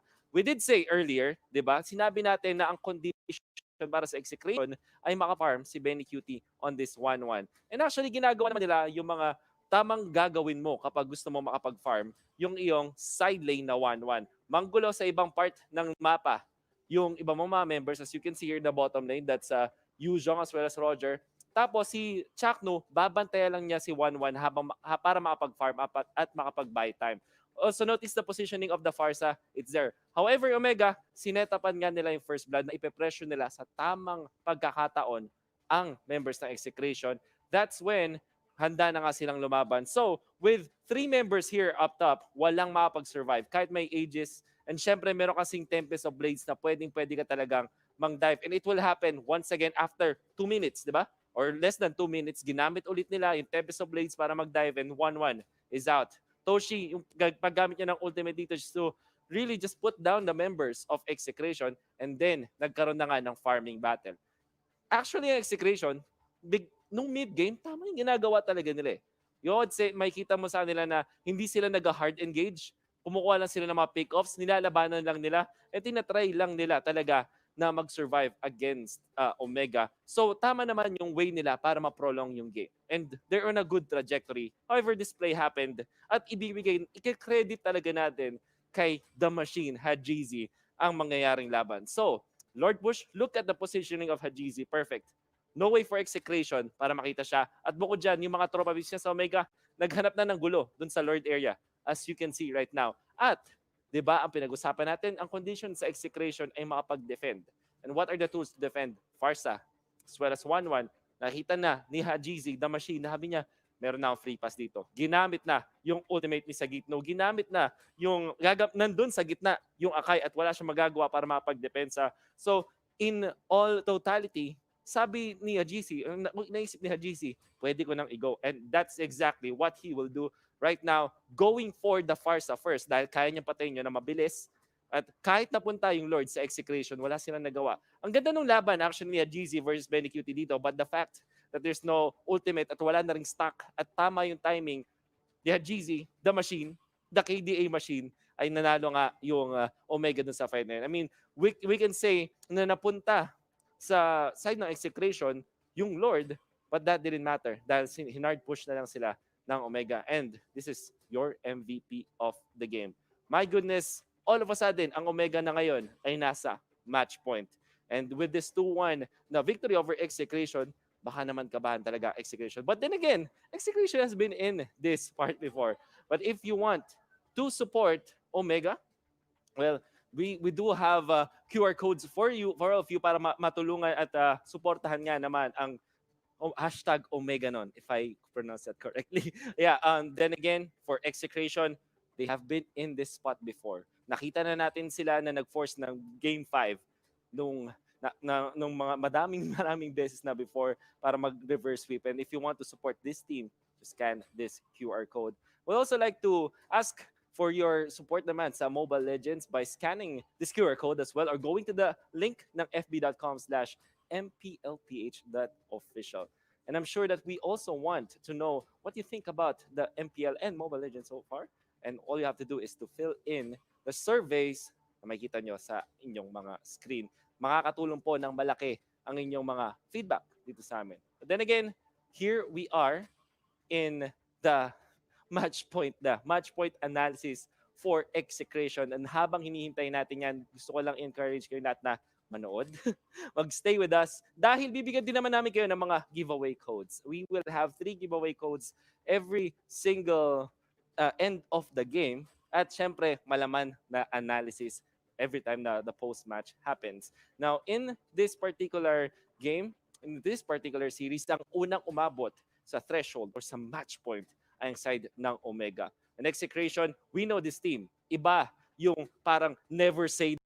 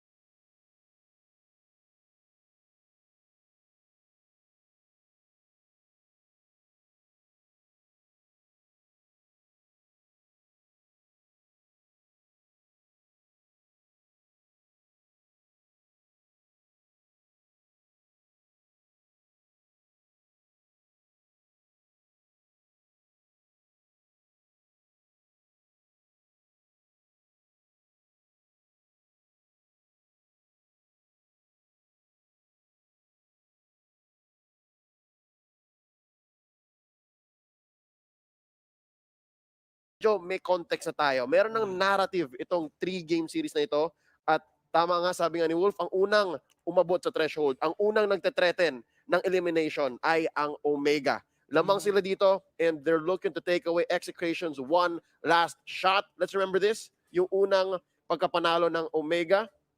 What was the key here again? Was it shutting down Hate?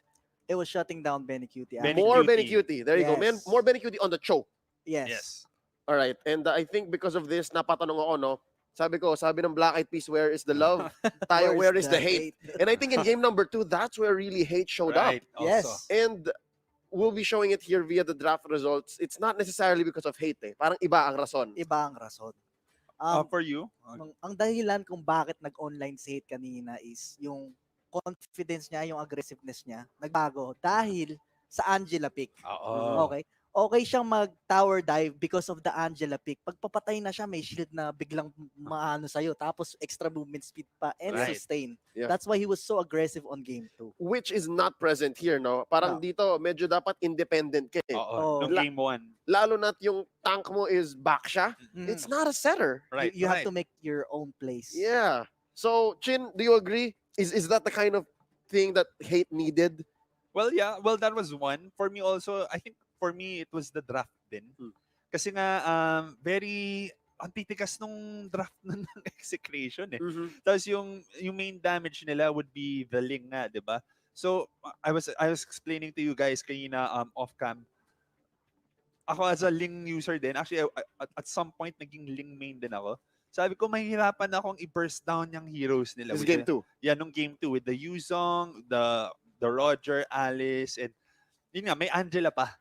So parang very, very hard sustain talaga. So it was looking very steep. And like Pao mentioned kanina, Angela activatable lahat ng heroes ng Execration. So na-maximize nila yung draft nila. Even Chakno, the Chak Mamba came back online, pero medyo iba itsura. I like that medyo may versatility dito si Chakno, at least in the playoffs. We're so used to him doing big ticket plays. Dito parang very reliable. Like, papasok ako, okay, gusto mag-back out ni Hate, I got you. Pero kung papasok tayo sa siege, pwede rin. Pressure in the front line, tama. For the early game for Execration here with the Angela pick, si Roger yung gumagawa most of the plays. It was Roger and Angela doing most of the plays. Pero sa late game, yung Alice, no? Yes. Yung Alice, tas nag-ulti yung Angela sa kanya, ang hirap patayin. Ang hirap patayin. Not to mention, usually late game, pag inultihan rin yan ni Angela late game, it's so annoying. And yung Omega, kung titingnan mo yung draft nila, ano yung solid crowd control na mai-offer nila? Jawhead. Only Jawhead. You cannot contain Roger, Alice and Yuzhong with just Johead. And you're running into Hylos. Yes, napakahirap. Kaya I think actually Omega got outdrafted game number 2. Exactly, yes. Yeah. But let's now look at game number 3 kasi game number 2, sabi nila, where is the hate? Nandito lang. Kasi si Etomax nag-aabang. Right? Oo. Si Etomax nag-aabang, si Chaknu nag-aabang. And game number 3, ladies and gentlemen, it was a different story. It was somewhere in the middle na parang hate wasn't shut down. Benny Cutie did some things despite the watchful eye of Hayes. At I think here the draft, you'll see, nasaan yung Natalia? Yan, nasa gitna yung Natalia dito. Omega win, but it was placed at the very last moment. Mhm. And I think it has to be stated here, guys. I believe, I don't know if our analysts believe and agree, you never pick Natalia super early. Yun yung one of the biggest mistakes common mistakes na ginagawa ng ibang team. Sino-show nila yung Natalia kagad. Whereas Omega, they drafted this last pick. Last pick Natalia Di sila. talaga expected to. But since Exe kind of just shot themselves in the foot with the 1-1 pick, napakahirap mag 1-1 dito. At tatanungin ng viewers kung bakit. Bakit? Baxia, pag inultihan ng 1-1 si Baxia, yung ulti niya may damage reduction. Okay? So it's really hard to reset the 1-1 ulti when Baxia ultis. I mean, you'll trigger it as soon as you can. Yes. Pag natalo or pag na-target mo, crossbow of tang, yung Baxa sayang. Sayang. Also with the Tamus, napaka-tanky ni Tamus. He's like a semi-tank. I would consider him a semi-tank hero. Si Natalia may immune, right? With the smoke. Yep. Siling naman, pag inultihan ni 1-1 Siling, mag-ulti lang yan. Wala nang 1-1 ulti. The only good part here is 1-1 is good against Changi, I guess. Pag nahuli niya si Changi, sure. But Changi is most likely in the back line, which is super hard to reach. May isa pa ako na note dito. It's in the same draft. The very last ban for Omega was awesome. It was the Claude. Claude. No? And that was for Benny Cutie. Kasi Yes. iniisip nila na, okay, it looks like they want to give Benny Cutie a core, a secondary core. Nakita nila yon. So they forced the 1-1. Pero may ginawa yung Execration sa ban nila. Yeah. Which could have been a hero that they needed, right? Yeah, they banned the Angela, which Which again, they could have shot used themselves in the on the Roger and the Yuzhong again. Yeah. Sayang yung ban nila. All right, ladies and gentlemen, fun fact, Hajizi has officially reached the 200 kills milestone and is also the first to do so. So in the whole of the history of MPL, siya lang ang naka 200 kills so far. So congratulations to this young man, Hajizi. 200 kills! That's a lot of kills in professional play. Out of how many matches, though? I don't know. And to be fair, Hajizi has been here for at least maybe more than half of the MPL's history in the Philippines. I think, hindi ko alam kung nag-change name na ba siya or he's been with other teams prior to season 4. But yeah, congratulations. 200 kills. That's a lot. Get a kick, tas lagyan mo 200. I actually thought Carl Tizzy was gonna get 200 first. First. I guess, oo nga. guess not. Siya yung nauna sa 100, di ba? Si Mhm. Carl. And then now Haji got 200 first. Nag-uunahan sila. Nag-uunahan. And fun fact, at some point, Hajizi and Carl Tizzy were on the same team. So, Tama. parang itong Omega, ano siya, parang carry factory. It's like they're really good at making fundamentally sound players and then just letting them do their thing. Feeling ko by tomorrow baka mag-change name na ako. Ako na si Chinizi. Feeling ko dadami na rin yung kills ko pag That's the thing. Actually, you know what? We'll have to ask Flap how that's working for him. Saan mo gawin, right? But we'll be seeing more of Flap and Carl later on in the second series of the night. But for now, babalik tayo. It's game number 4 here in this best of 5. Will Omega finally take out Execration, or will there be one more shot for Exe shot? Balik na tayo to game number 4. Thank you so much, Leo, the panelist. Very well put. Will Execration have another shot, or will this be it? Let's have to find out as we head to game 4 here in this best of 5 series. We're gonna be casters. I am Rockhart. I'm gonna do this by myself, man. I'm your analyst, your anchor Rockhart. Your analyst Butters right here. Let's get into the game soon enough. And I just want to point out that it's not high there. I think the first guy to 100 points, 100 kills is Drix. Yeah. and it's just they're not gonna be joining us on the playoffs. But yeah, he was the first 100. Congratulations to Hajizi for the first one, the 200. And you know what? The reason why I think Carl TZ is left behind a little bit is because Why? the games yesterday was 3-0, Yeah. right? The games take well, the games that Omega had here in the playoffs Mhm. is 100% more than what Bren went through. Exactly. At this point, they're So double the games. Yeah. 5 games, the five starting games here, and automatically they are at 8 games. Now, if ever it ends to the next game, then that only means that Bren won't really have the same amount of games, even if they went to game number 5. Exactly. So they have a So maximum of 8 later. it's probably a reason Yeah. why Carl TZ is probably close to 200 as well. Yeah. Right. But it just so happens. So, Especially with the Savage yesterday. with the Savage. Yeah. Oh my gosh. On that Lancelot. If you guys didn't watch that, you really should. But for now, we are on the draft for Omega versus Execration. And I think the panel put out a lot of the points that we mentioned as well. And you said this after the match ended. You said, what is going on with the pick of the 1-1, even though there are so many Yeah. heroes that can dodge it or that can nullify it? And in that game, we saw it happen. Like if they didn't go for 1-1 and they went for a Khaled or something, that could have been an early game setup for Execration, which they actually excel at. But at that point on, the Ling, the 1-1 is good. 1-1 is still a good pick on my part. But still, if there's a Ling and Natalia that you didn't ban, sometimes those are the kinds of picks where you shoot yourself in the foot. Yeah, literally. Like, I think if you're a 1-1, you shoot it and nothing happens. But if you shoot yourself in the foot, that's gonna hurt. So we are in Your the team is in the out. ban phase, and very similar heroes getting banned out. Ling, though, apparently is a bit of a headache for Execration to deal with. That will be on the chopping board for this one, and I'm starting to think that the carries might be next targets here for the picks. I think we're gonna have a very early carry pick in this matchup. Mm, let's see how these players just deal with certain heroes that they both have. And I mean, Execration here just being very preemptive into just preventing whatever link shenanigans Omega has up their Mhm. sleeves. They still just ban out the link straight up. Now Uranus is still Your there. team is Barretts out. will be banned here for the side of Omega because they think that Barretts isn't really a first pick material. Yeah, I mean, they could have left the Barretts alone if they wanted to. yeah, and for me, it's very few teams have had a good Barrett's game, right? I Bren think had one. Bren.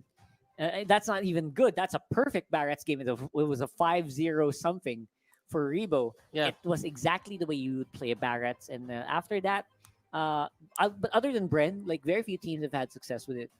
But it's still a very powerful pick, even played incorrectly. So I completely Your understand the team is banning here. picking. Now, Esmeralda has been, I think, in this matchup, never been even left open, and it's absolutely fine. Your Selena, team is though, Oh my this goodness! is They this is it. they get the Selena at the worst possible time for the side of Execration. And that's because you just banned out the Ling. That's. I mean, the Ling, you dealt with that earlier. It was okay. That was the right thing to do. I mean, You dealt with that earlier. oh You boy. had the upper hand against that Ling, but against the Selena, you guys just fell down. You guys just, you know, imploded in the game on game number 1 where they got the Selena. So Execration picked, I think they didn't pick the lesser evil here. Yeah, it's super sad now that we're gonna see Selena going out. It's like, oh my god, we're close to the end. This is scary. This is very, very scary right now for Execration. Now, what's gonna be counter here? They need a strong opening, and they get that, That's Roger.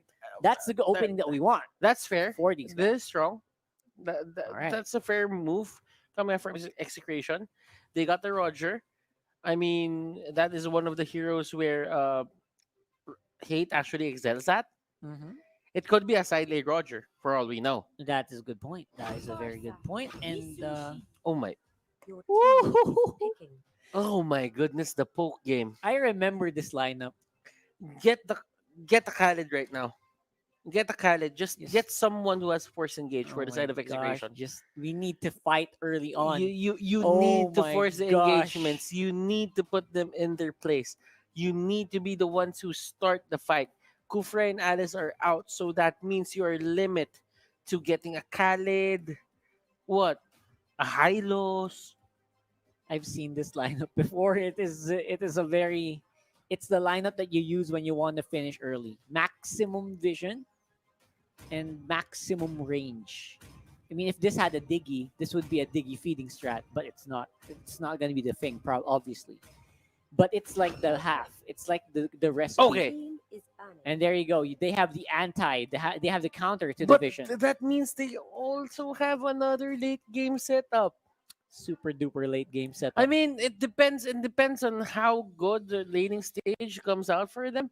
But seeing the trend of this fight, Execration, they do not have that certain liberty just because Omega is really aggressive when it comes to these kinds of things. Well, I do agree that in terms of Omega here, they need to scale up the Use and Shen. But as long as the other players are moving on the side of Omega, this is going to be hard for the side of Execration. And I'm not saying that this is set in stone, but I feel that this is going to be a side lane Roger already. Absolutely. Your They will team need is banning. to.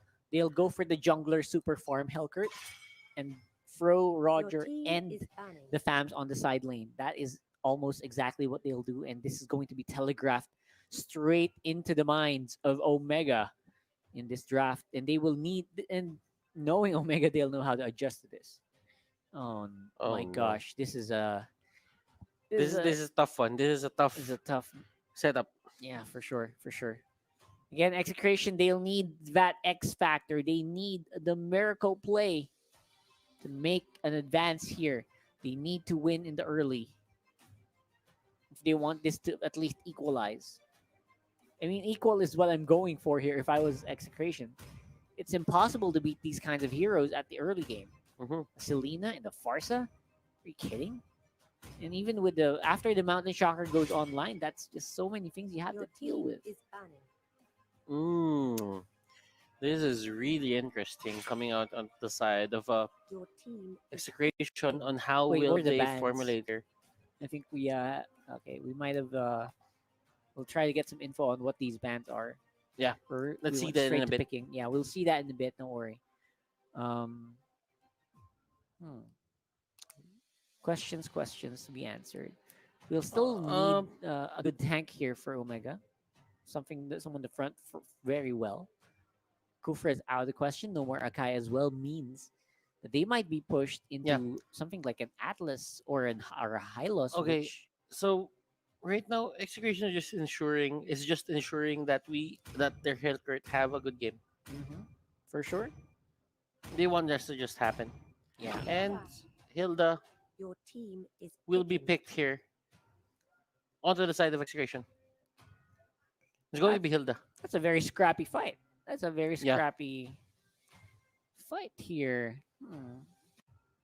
And I like the aggressiveness. I like the stalling capabilities. And I like that they have this level 1 hero that Right. can just, take people out early on. Absolutely. And that's I think Hilda is for the side of Execration. It makes sense that they get the Hilda. Or Omega can also kind of work with it. You know. We'll have to Let's wait and see how will Omega answer though. Time is running out.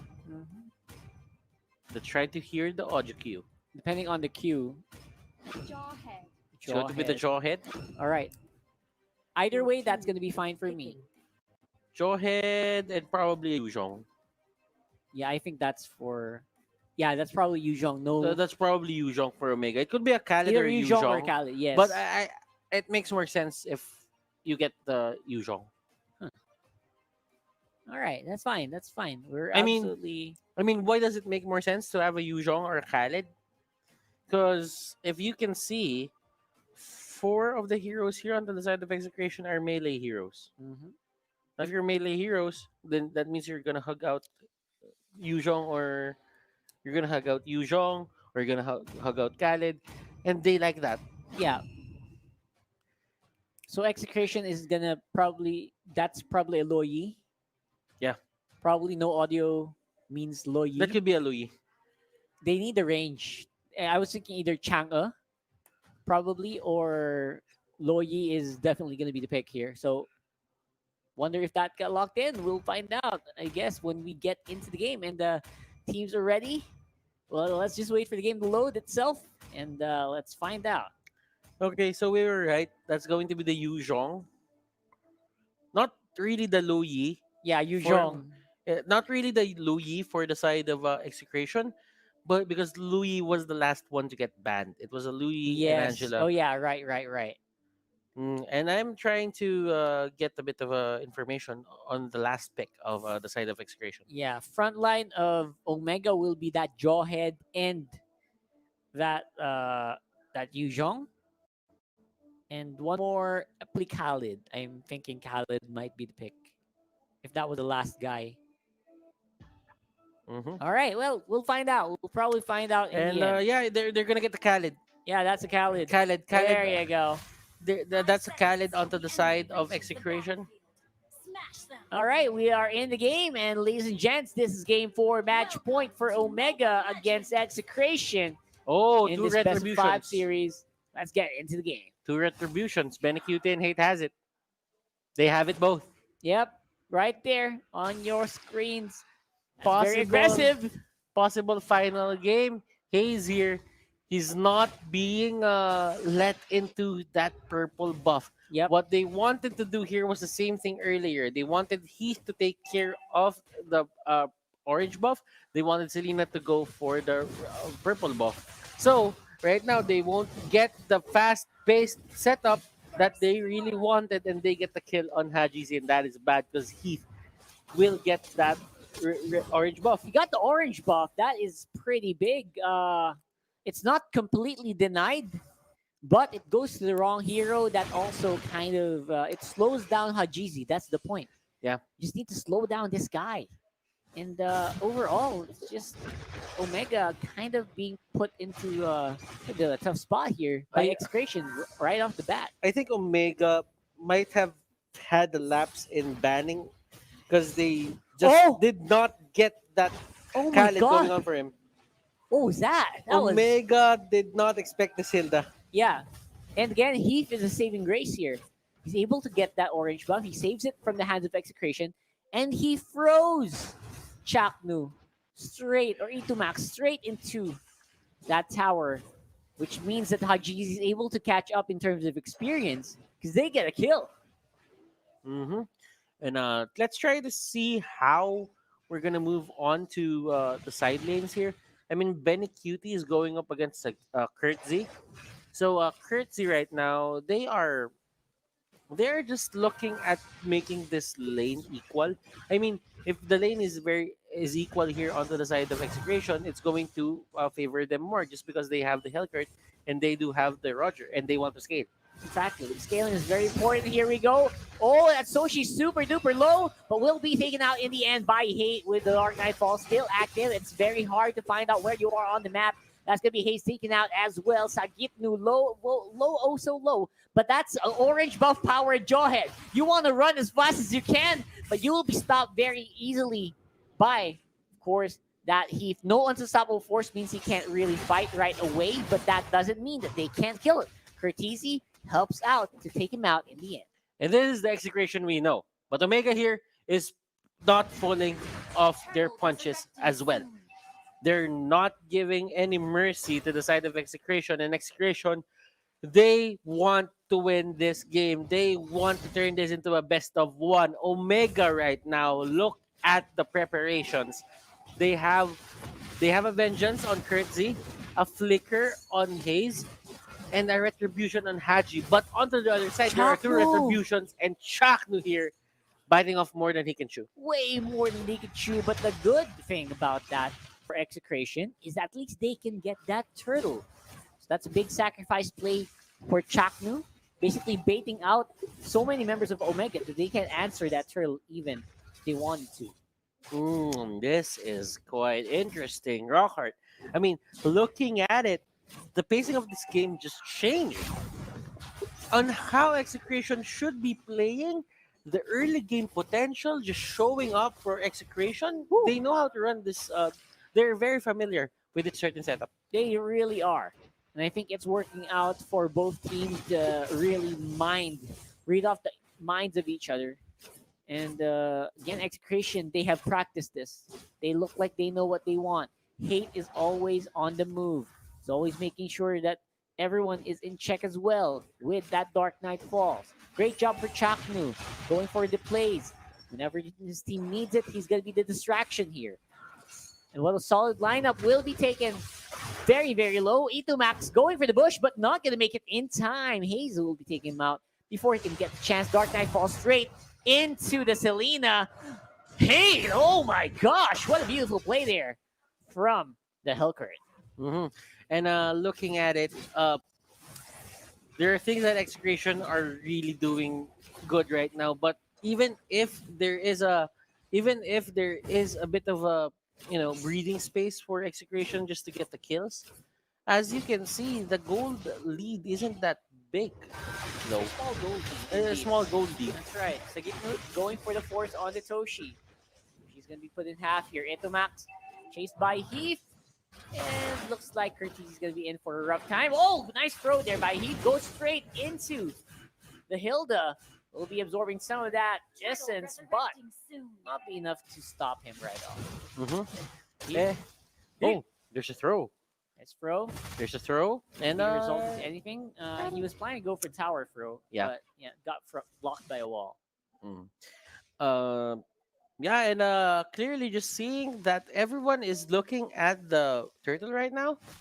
It seems to me that everyone wants to just go at it, but they don't have the liberty of doing so just because both of them are on equal footing right now. Yep, team fight after team fight after team fight. Turtle is low. Heath is there looking for Max. Max is such a pain for the Omega squad for it. And they can't deal with the Hilo no matter what they do. They're just trying and trying and trying, but Max is just gnawing at their time. They're buying so much time for the rest of Execration to get into play. Max is low, under the bush, 2 people against 1. It's not a fair fight. Will be able to walk out. Unstoppable Force finally closes it out. That was a long one. So there are things that really need to happen here for the side of Omega just to get the lead here. Okay, one of the things that they should do is they should be aiming for those turrets. They've been getting a lot of these kills. Yes, they have 3 more kills than Execration. But what's not happening for their side? They're not getting the turrets. Yeah, no turrets at all. That's the lacking, which you're supposed to get because you have a lot of pressure. And even with the help of Toshi, they're not even getting much rotations done.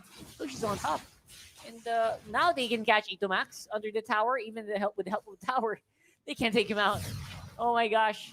Finally, a turret goes down, and mid lane could be the next one. And at least they got what they wanted. And for Execration, it really seems to me that this is going in reverse, Rocker. For me, it should be Omega getting the turrets. Should be. It should be Omega Not getting the happening. turrets. And There you go. That is a 1-1. That is a So 1 for 1. 1. That's going to be a removal of that Roger, who has been steadily accruing gold in this matchup. But then again, you do have your main carry right now, which is the Hellcurt. Hellcurt is at level 11.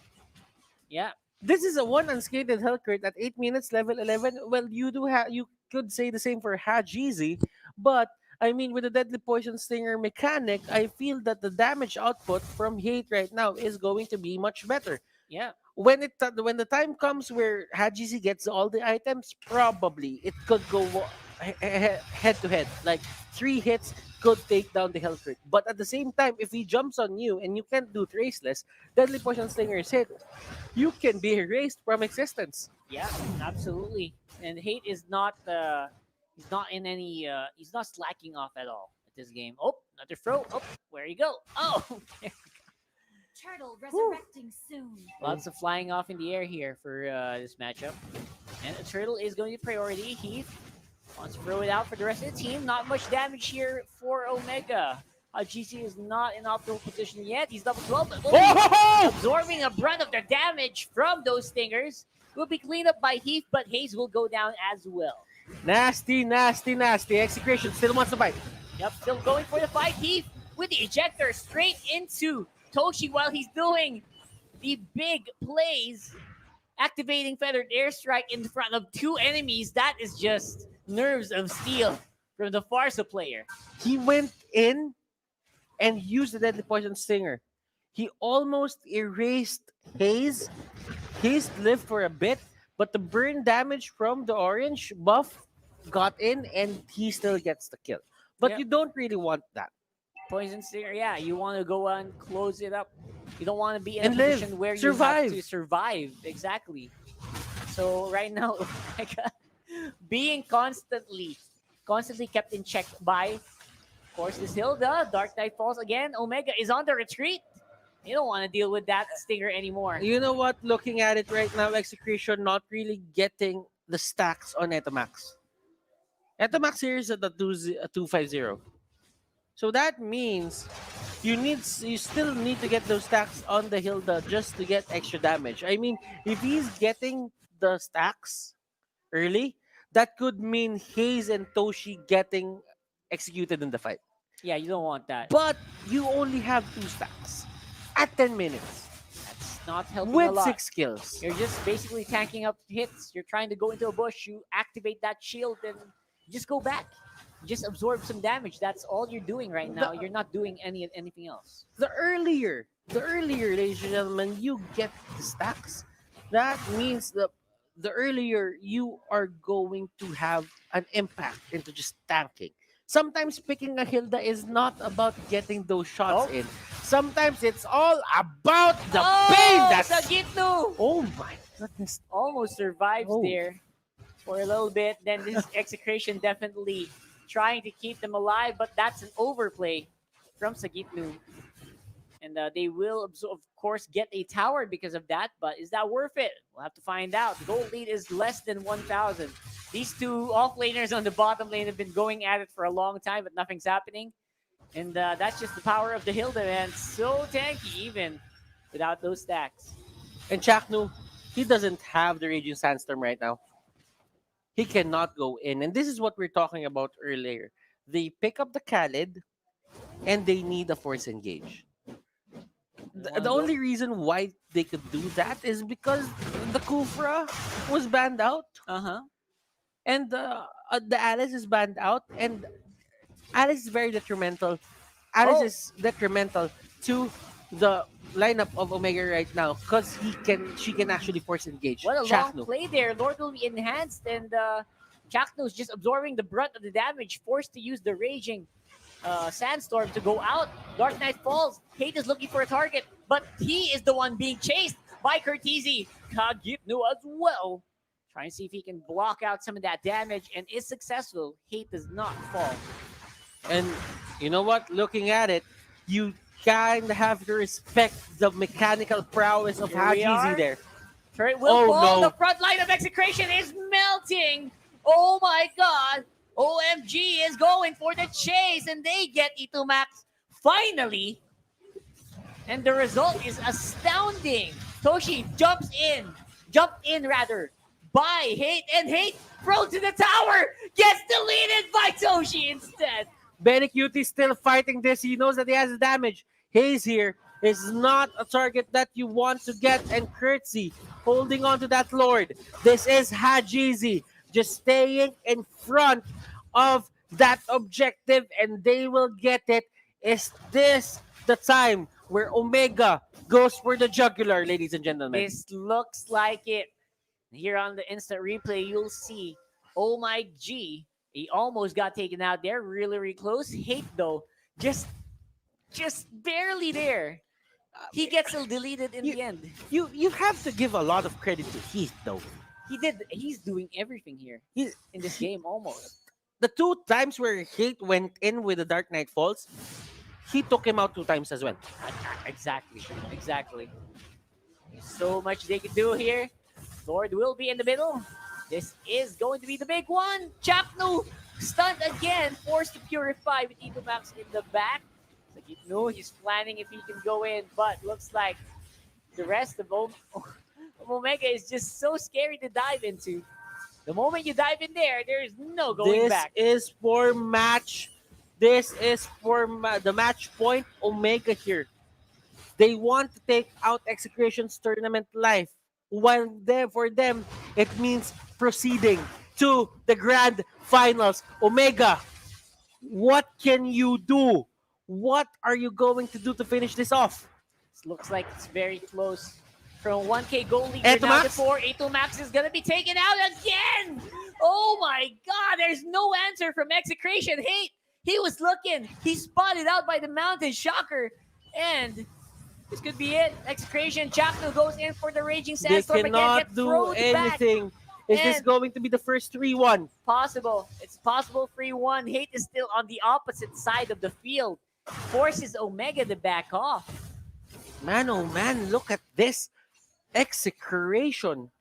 They need to find something to go their way. They gotta Etamax here defend this.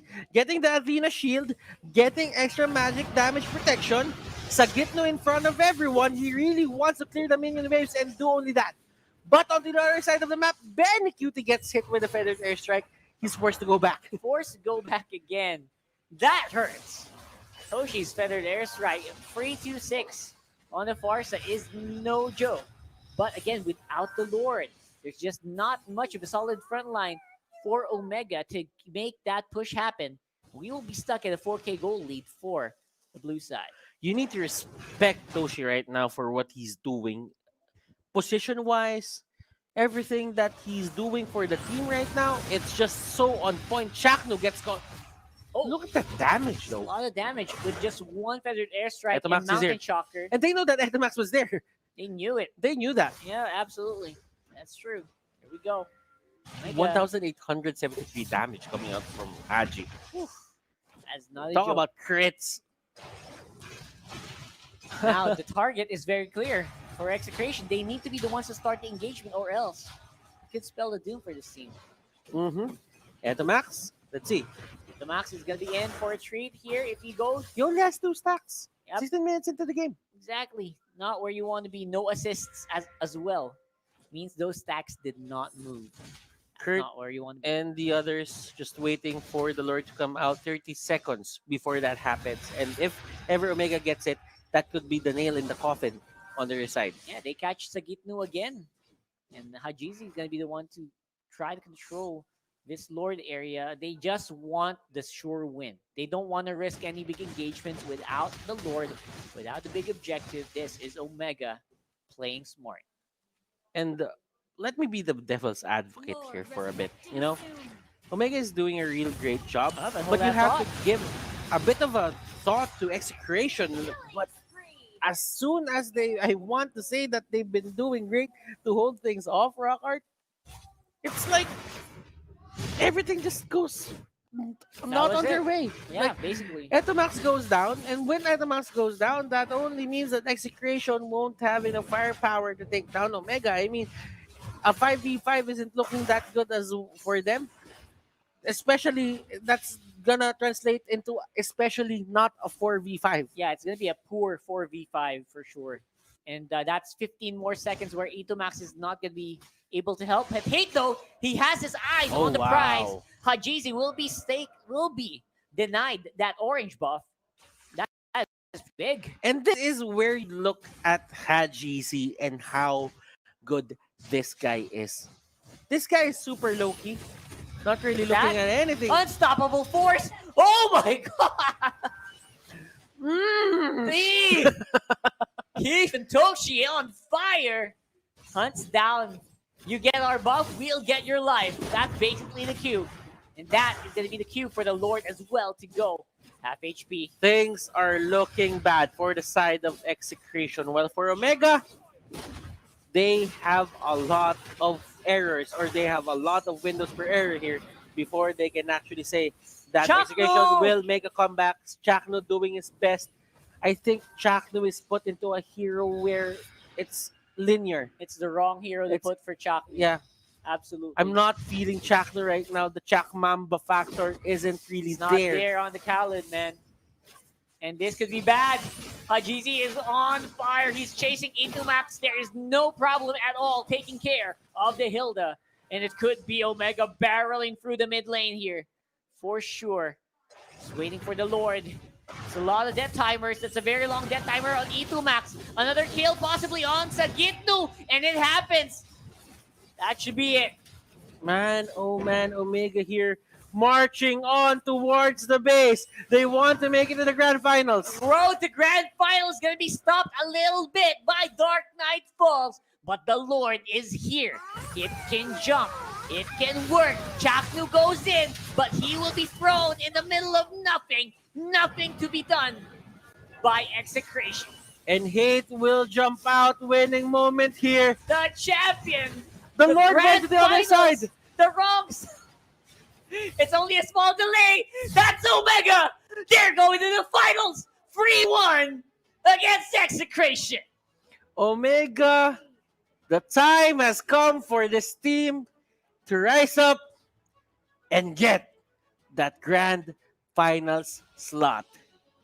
Unbelievably so. Omega, despite a very, very close series here, is going to be the one. Fight off whoever's going to win in the next matchup. Bren Esports versus Onic. And one step away from claiming that coveted championship, that is Omega. For Execration right now, they are headed to the battle for third. Battle for third for Execration here. Their finals dreams. Again, we'll have to wait for that again next Tomorrow. season.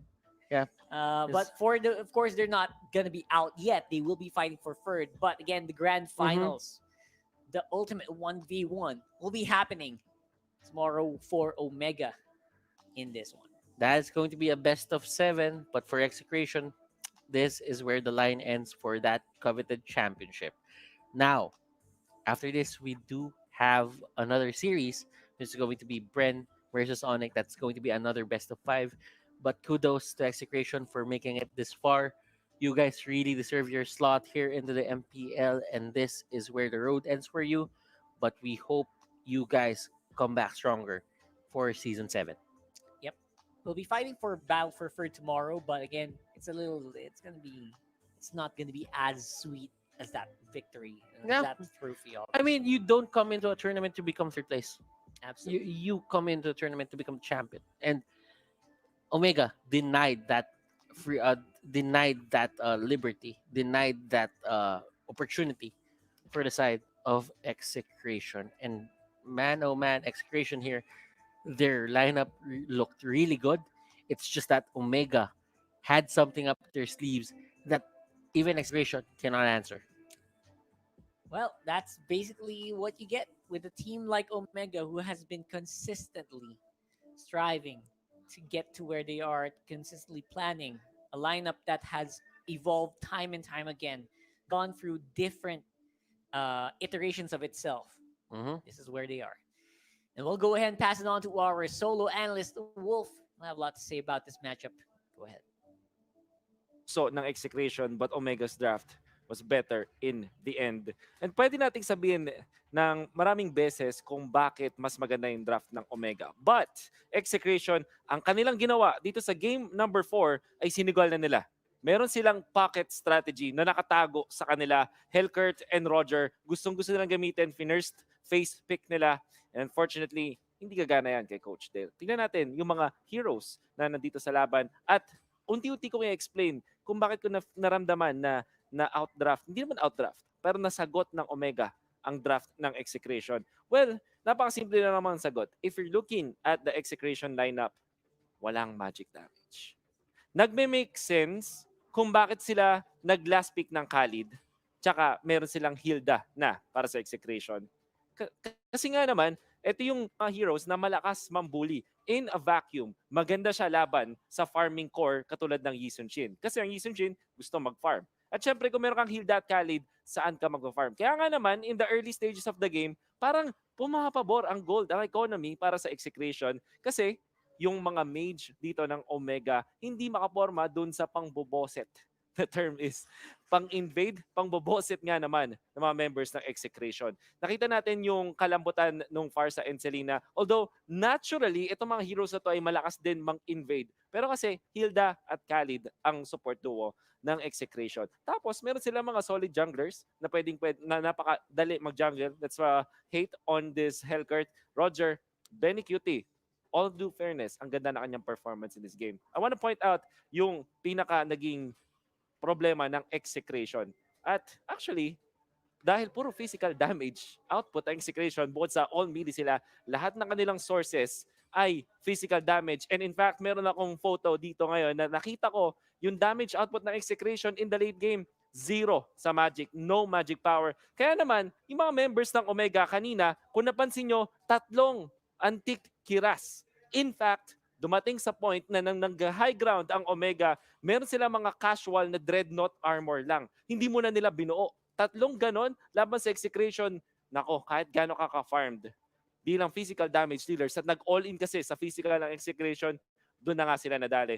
Looking at this, of course, Omega, the stats are there. Damage output of Execration na kay Benny Cutie, pero kulang na kulang. That is actually napakalayo. Tingnan mo naman yung mga damage output ng Execration. Nasa 36,000 pinakamataas. Itapat mo yan sa Omega. 10, 100k, 87k. Because the damage, again, spread out. Meron damage Toshi, magic damage. Meron kang physical damage mula kay Hejizi. And the combination of Omega's damage sources trumped Execration. Dahil nag-all-in ng Execration sa pisikalan, doon na nga sila nayari.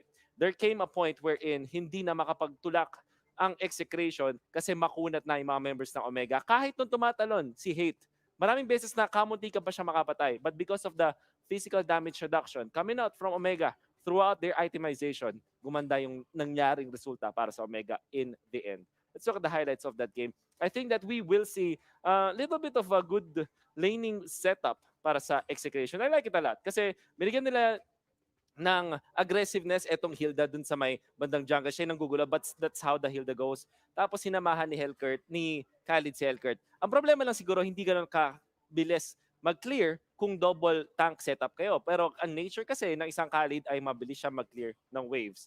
Thams versus Farsa, Thams napakahirap niyang ibuli sa lane. Kahit yung Farsa mahihirapan dyan. I feel that this lane setup para sa Execration worked in their favor para naman gumanda ang kanilang laning stage. At actually yun yung nangyari sa early parts of this game number 4. Execration, nakakuha sila ng magandang farm on their side. And then eventually, nakakapang-bully sila, nakakuha sila ng kills.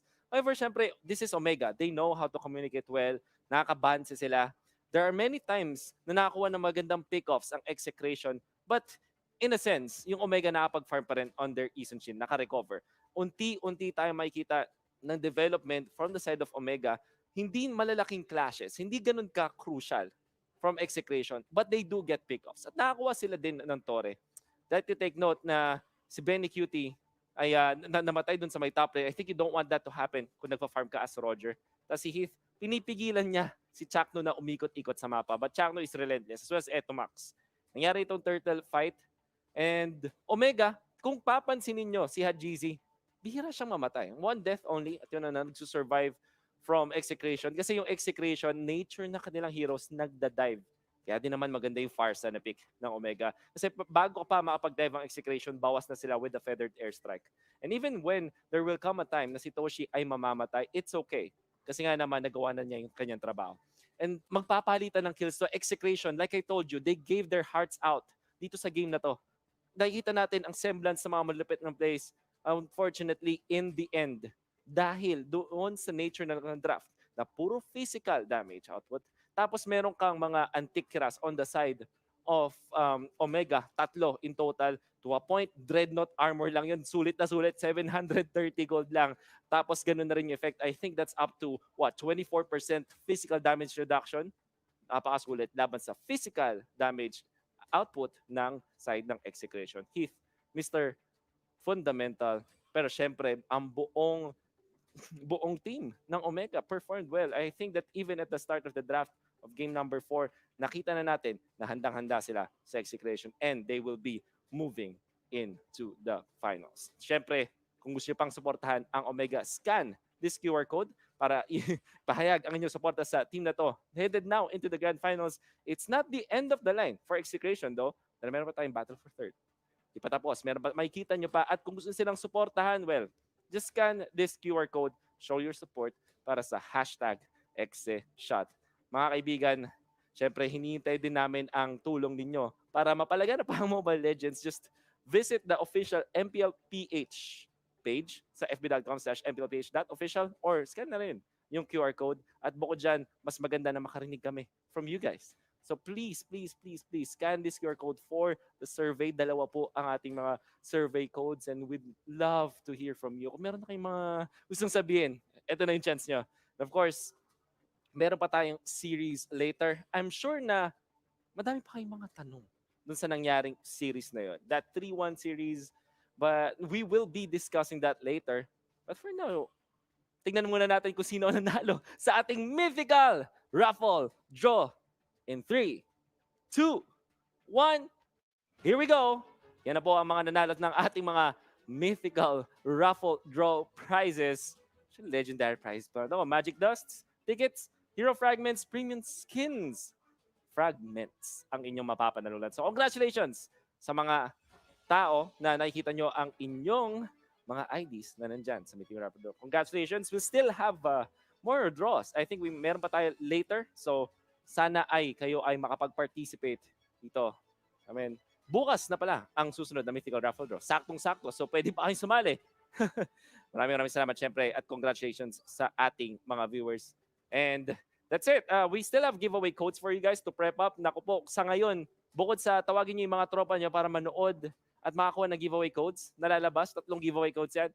I recommend guys, naku, tawagin niyo yung mga tropa niyo para sa ating post-game analysis. Because I'm sure na marami pang madidiscuss yung ating mga nasa panel. We already discussed a lot in that past series. Nakita nyo kung ano yung keys to the victory of Omega in that past series. But I'm sure marami pa tayong marinig mamaya kasama ating mga expert na panelists kung ano man yung kanilang naisip at kung ano yung kanilang insights, obviously, all throughout this series.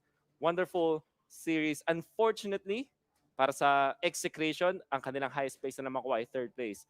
For Omega, man, first time in the grand finals for this squad, for this organization, and I'm excited to see Coach Dale na po ano kaya yung mga baon niya bukas. For now, my name is Wolf. I'm gonna pass it on back to another animal. Leo, what's up? Maraming salamat, Wolf. Mabangis na pag-analyze ng 4-game series na ito. Welcome back to the panelist desk. I am with Paula Expert and Chin Valdez. And man, na-explain mo na ba sa papa mo na 4 games lang? Sabi daw niya, hindi na daw ako si Chin Valdez. Ano na daw? Ako na nga talaga si Chinisi. Chin TZ. Chin TZ na ako. Hindi ko daw naintindihan yung pang-game type niya talaga. You know what? We'll figure that out. The legalization of your name. But for now, we have on the line, ladies and gentlemen, one member from OMG na sigurado ako napakasayangan niya ngayon. And we would like to hear from him. Ladies and gentlemen, let's welcome Hajizi! Man, kumusta? Hello po. Congratulations on your Thank you po. 4-game win. And of course, para sa iyong 200 all-time high professional kills dito sa MPL. May tanong na ako, man. Paano ka nag-prepare Ano po yun? para dito sa laban mo sa Execration? Paano ako nag-prepare? Naglaro lang po ako. Tapos, nag-practice. Okay. Ito pwede mo sagutin, pwedeng hindi. May hinanda bang bagong hero laban sa Execration or yung same lang na mga carry from the regular season? Meron po akong hinanda. Ay, nako po. Pinractice ko po yun. Here we go! Okay. So, Kahit ano po iban po nilang link, meron po. Mainit. Okay. Sige, Hajizi, may tanong dito si Paula Expert para sa'yo. Okay, yung tanong ko naman sa'yo is, since draft ng Execration yung Hilda at saka yung Khalid, which is nakakatakot early game, di ba? Paano nyo hinandle yung Opo. early game pressure ng Hilda at saka Khalid? Sabi ko po lang sa kanila expect nyo na mahirapan ako sa early kasi kahit saan ako pumunta nakasunod silang dalawa sa akin. Kahit mag-red ako, nandun yung Khalid. Tapos pupunta naman ako blue, nandun yung Hilda. So, Bantay sarado. No? I can only Mm. imagine. Hajizi, napakagaling. Chin. Yeah. So first of all, welcome to the grand finals. Finally, po. nandito ka na. And also, sa journey mo dito sa playoffs, I just wanna ask kung saan ka mas nahirapan? Doon sa drafting prowess ba ng blacklist or dito naman ngayon sa execration?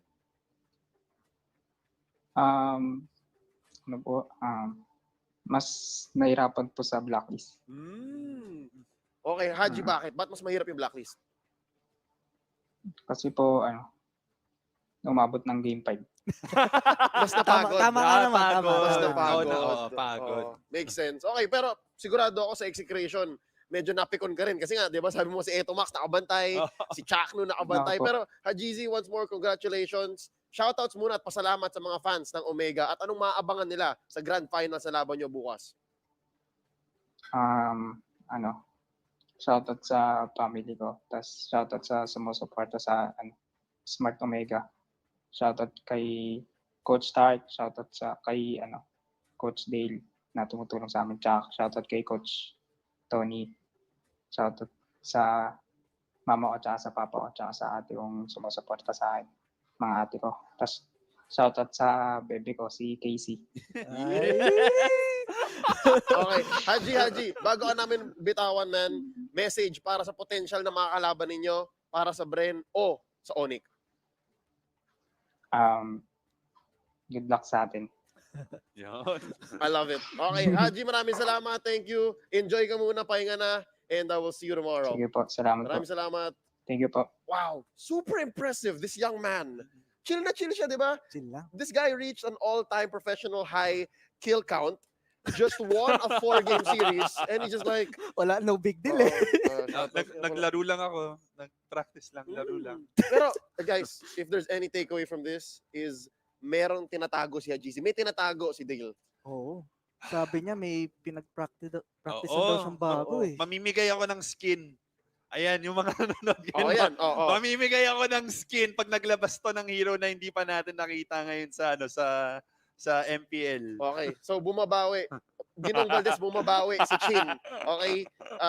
Since yung stonks natin hindi abot game 5, bagong hero ang hinahanap natin. Alright? Wow. Ladies and gentlemen, what a day it has been so far. Kahit na sabihin natin walang game 5, it still is quite historic. Again, Omega breaking through this glass ceiling of the top 4, sealing themselves a slot in the grand final. But, again, GG well played pa rin at maraming salamat sa mga tropa natin sa Execration. They can still reach third place potentially tomorrow. But with that being said, we are still gonna have to go on a quick break. Nagprepare na ang Bren at Onic. It's gonna be their series up next. But first, we would like to thank our partners and sponsors. Maraming salamat sa Smart. Squad up, rank up, and keep up with your favorite teams as Smart powers up your game with free games for all. Get up to 14 gig for Mobile Legends and Facebook Gaming for 7 days. Simply download the new GigaLife app and choose free games.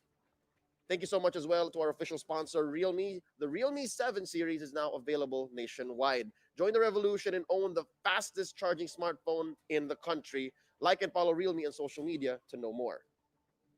Thank you as well to Gillette, our official sponsor. You know what it is.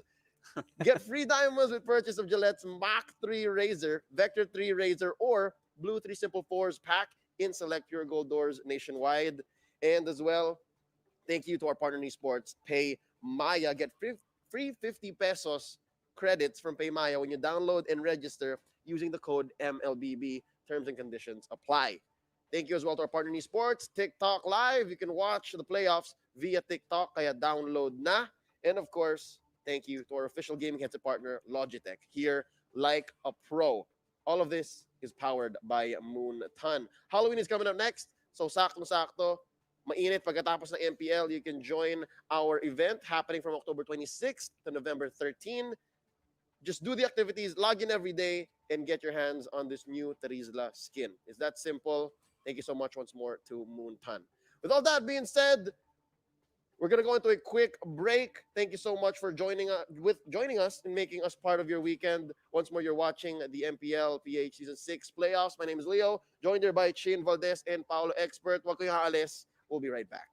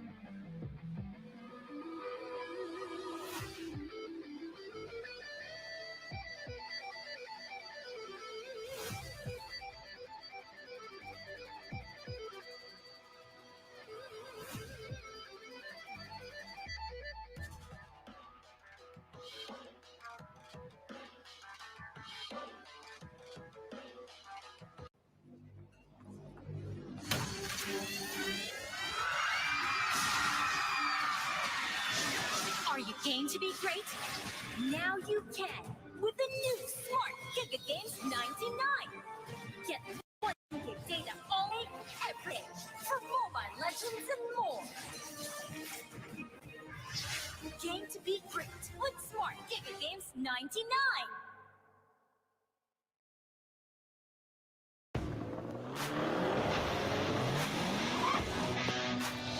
The way you live your life depends on the network you choose. Your movies, music, and games can only be as good as your network speed and strength. Slow means game over. But the Philippines' fastest mobile data network means game changing. Choose the network that gives you what you truly enjoy. How do you know about this Giga Life? Simple eh? Smart ako.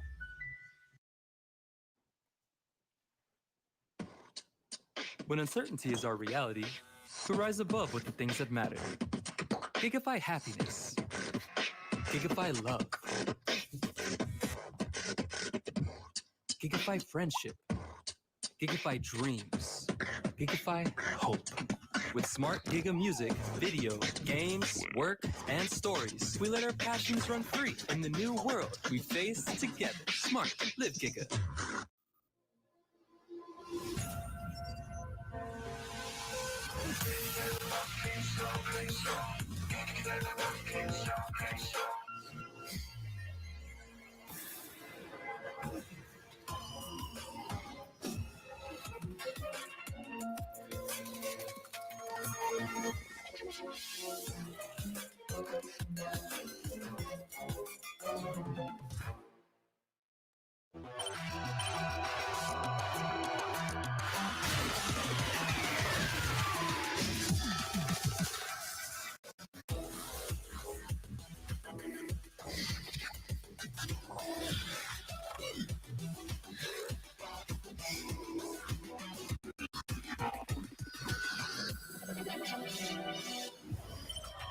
Realme 7 Pro, 65-watt charging evolution. Realme smartphone, dare to leap.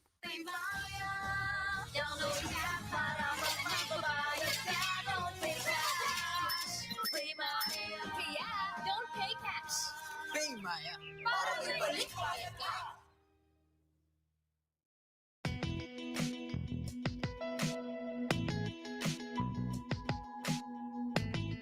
You've got me on the edge. Legit, right? Not quite. Just like your disposable razor.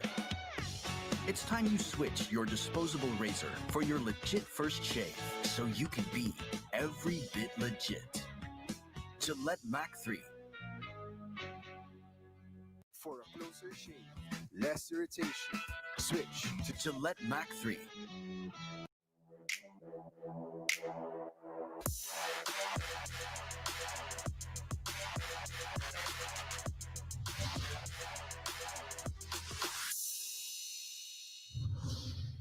What is up everyone? My name is Wolf, your host, at kasama ko ngayon ang pinaka-relentless pero pinakamaganda rin ang skincare na team dito sa MPL Season 6, ang Onic PH. What's up? What's up? What's good? What's Hello, good? Sir Wolf. Pakilala muna kayo sa mga viewers natin, your name, IGN, at role sa Onic PH. So hello guys, this is John Marbilla Luna, the tank support and the team captain of Onic PH. Hi, I'm Jay, and tank support din na Onic PH. I'm Kyle Barceño. My IGN is Rio. I'm the coach of Onic PH. I'm Gerald Trinchera, Dlar, fighter ng Onic PH. I'm Christian Manaog, Iakno, fighter ng Onic PH. I'm Peter Bryce, basic, fighter ng Onic PH. I'm Dannery James Wise, multi-role of Onic PH. Kamusta naman ang journey sa MPL Season 6? So hello Sir Wolf, thank you for that wonderful question. So about the journey of Onic PH this Season 6, I would say na mas mahirap siya compared nung journey namin nung Season 4 and Season 5. Dahil yung Season 6 ngayon is mas bigger na siya compared sa mga nakaraang season. And also yung mga kalaban ngayon is mas malalakas na and mas mauutak na compared before. Kaya mapapansin nyo yung journey namin from week 1 is medyo hindi kami stable and medyo nahihirapan kami mag-adjust. But despite nung mga na-experience namin this past few weeks, masabi kong mas nakaka-adapt na kami. What do you think, Coach, is the biggest obstacle? Anong mga humaharang sa inyo? Aura PH pa rin, tsaka Bren. And how are you planning na lagpasan ang dalawang obstacle na to? Siguro tiwala na lang sa isa't isa kasi ayun nga, gaya ng mga previous season, Season 4 sa against Sunsparks ng finals and Season 5 against Aura PH ng finals din na umabot kami ng finals. So, ayun, nagtitiwala pa rin ako na kaya namin umabot ng finals at kaya namin mag-champion.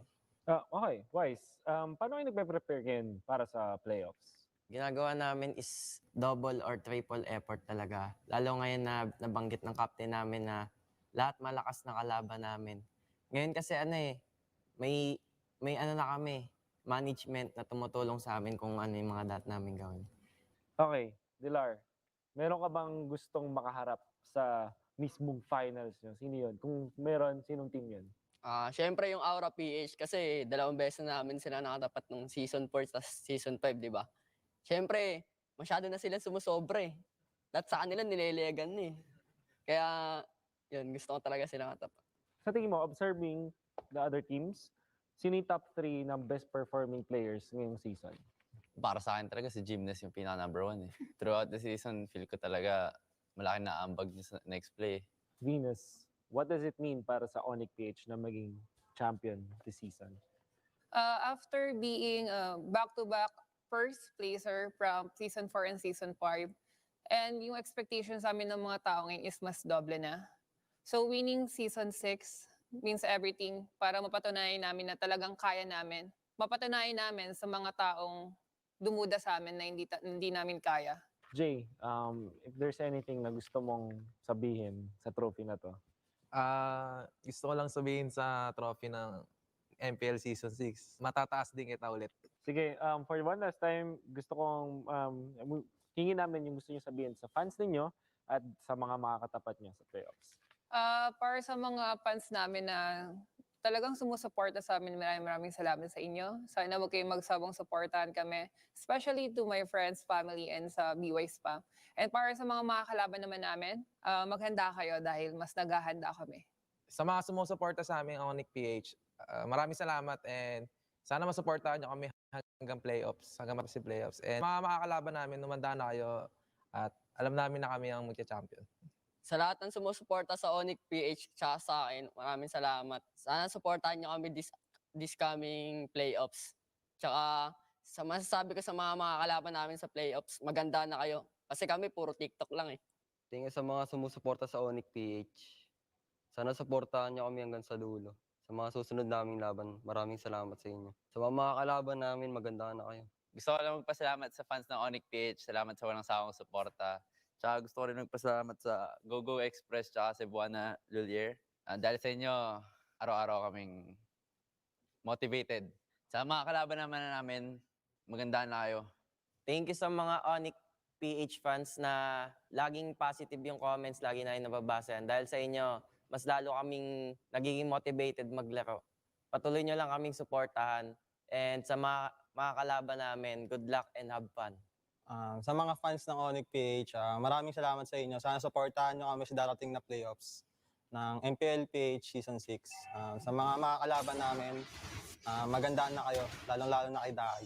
Mainit. Yun, maraming salamat, Onic PH. Of course, most relentless team. At certain the charm na ba para sa Onic PH? Abangan yan sa playoffs.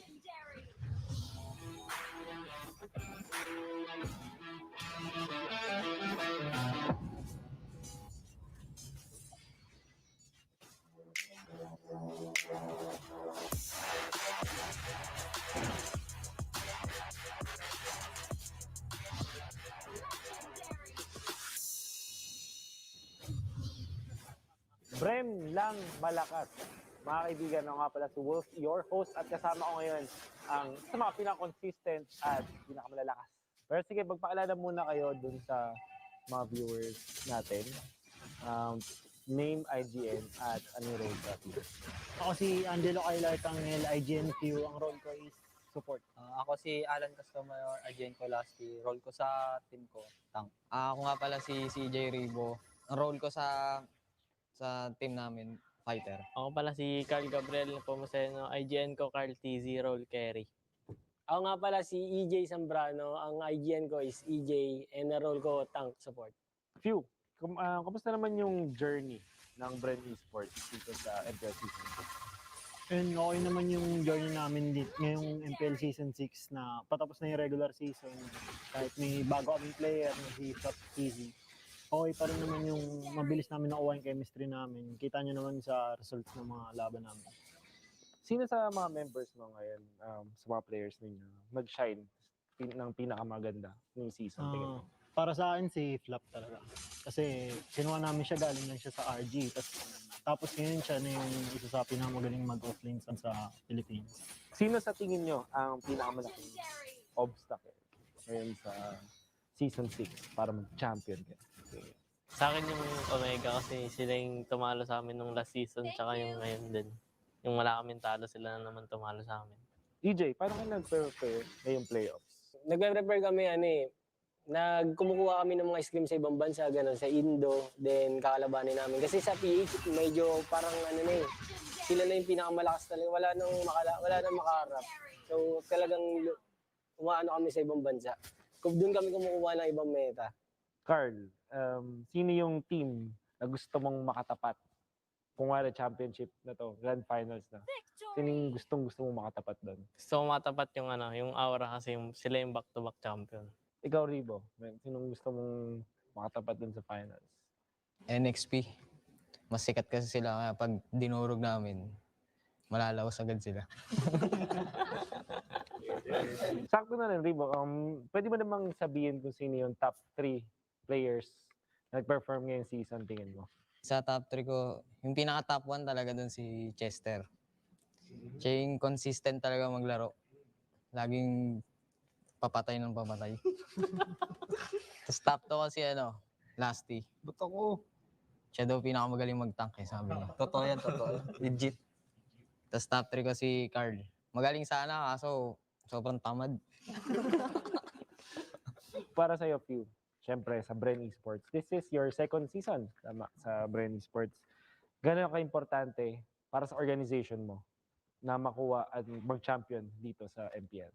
Kasi nung last season parang ine-expect nila na makuha na namin yung champion kasi nga top 1 kami sa regular season. Tapos ngayong season siguro mas ine-expect nila kasi mga 2-0 na yung mga score namin eh. So tatry namin yung best namin para makamit namin yung championship ngayon.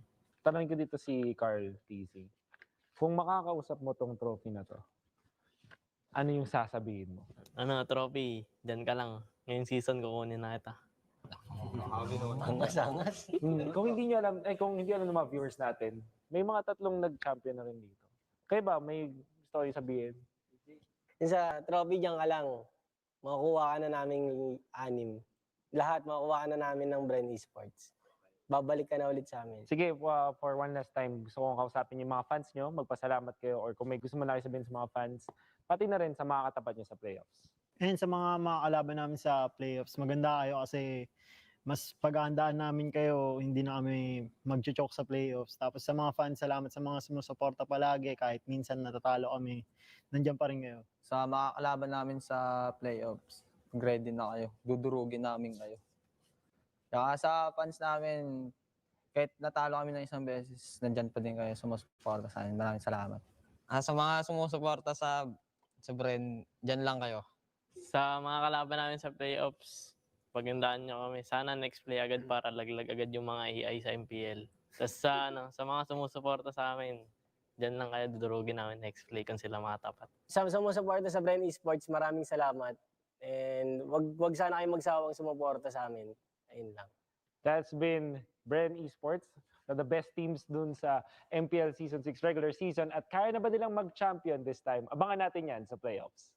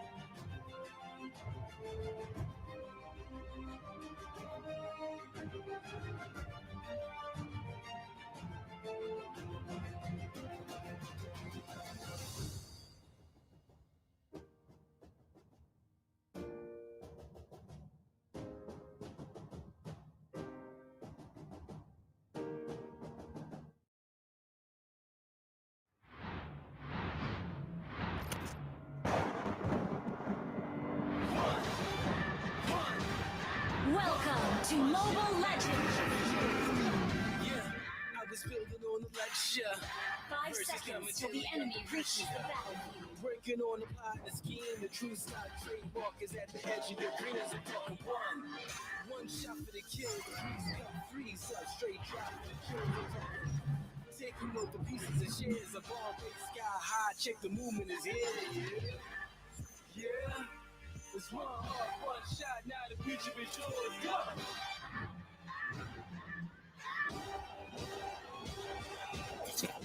One shot. Now the future is yours. Legendary. At nagbabalik ang MPL-PH Season 6 Playoffs. Mabuhay kayong lahat. And of course, to everyone watching from all around the world, welcome. We'd like to thank our sponsors before we get on with the show. Thank you so much to our telecom partners, Smart. Squad up, rank up, and keep up with your favorite teams as Smart powers up your game with free games for all. Get up to 14 gig for Mobile Legends and Facebook Gaming for 7 days. Simply download the new GigaLife app and choose free games. Thank you as well to Realme, our official sponsor. The Realme 7 series is now available nationwide. Join the revolution and own the fastest charging smartphone in the country. Like and follow Realme on social media to know more. Thanks as well to our official sponsor, Gillette. Get free diamonds with purchase of Gillette's Mach 3 Razor, Vector 3 Razor, and Blue 3 Simple Force Pack in select Pure Gold doors nationwide. Thank you to our partner in esports, PayMaya. Get free 50 pesos credits from PayMaya when you download and register using the code MLBB. Terms and conditions apply. Thank you to our partner in esports, TikTok Live. You can watch the playoffs via TikTok, kaya download na. And of course, thank you to our official gaming headset partner, Logitech G, here like a pro. And of course, the MPL-PH Season 6 Playoffs is powered by Moonton. We have an event breaking out after the grand finals on October 26th to November 13. it's a happy Halloween. Trick or treat, pero puro treats lang ito. Do the activities, log in, and you can get your free Terizla skin. It's that simple. Once more, thank you so much. MPL is powered by Moonton. Ladies and gentlemen, welcome back to the panelist desk. My name is Leo, joined here by Chin Valdez and Paolo Expert. Actually, ano na chintizi na tayo. Chintizi, right. We need to get that worked out. But that aside, this next matchup is going to be a big one. All right? Possibly the closest we can get today. Because arguably, I think between Execration and Omega versus Bren and Onic, parang ito yung hindi ko talaga masabi. Ito talaga yung 50-50 talaga eh. Di mo alam. Lalo na pag naglaro yung Onic, katulad ng ginawa nila kahapon Or, against Aura. kung naglaro yung Bren, parang ginawa nila sa next play. That too, okay. It's both 3-0s. Yes, yes. And these two teams, they have been here and they've been chasing the gold for quite a while. Black and yellow, you know what it is. And they have champions within their ranks. No? You have Jay and Rio for Onic. Yes. And then you have Coach Ducky from Indonesia. M1. As well as Few and Ribo. Lusty as well. And Cartesi as SEA Games competitors. It's crazy. So this is as good as it gets for Mobile Legends Bang Bang. Whether you're talking about hype, you're talking about narrative, you're talking about technicalities. But that aside, what are you expecting from these matchups? I'll be asking you that after we introduce our teams. First up, let's meet Onic PH.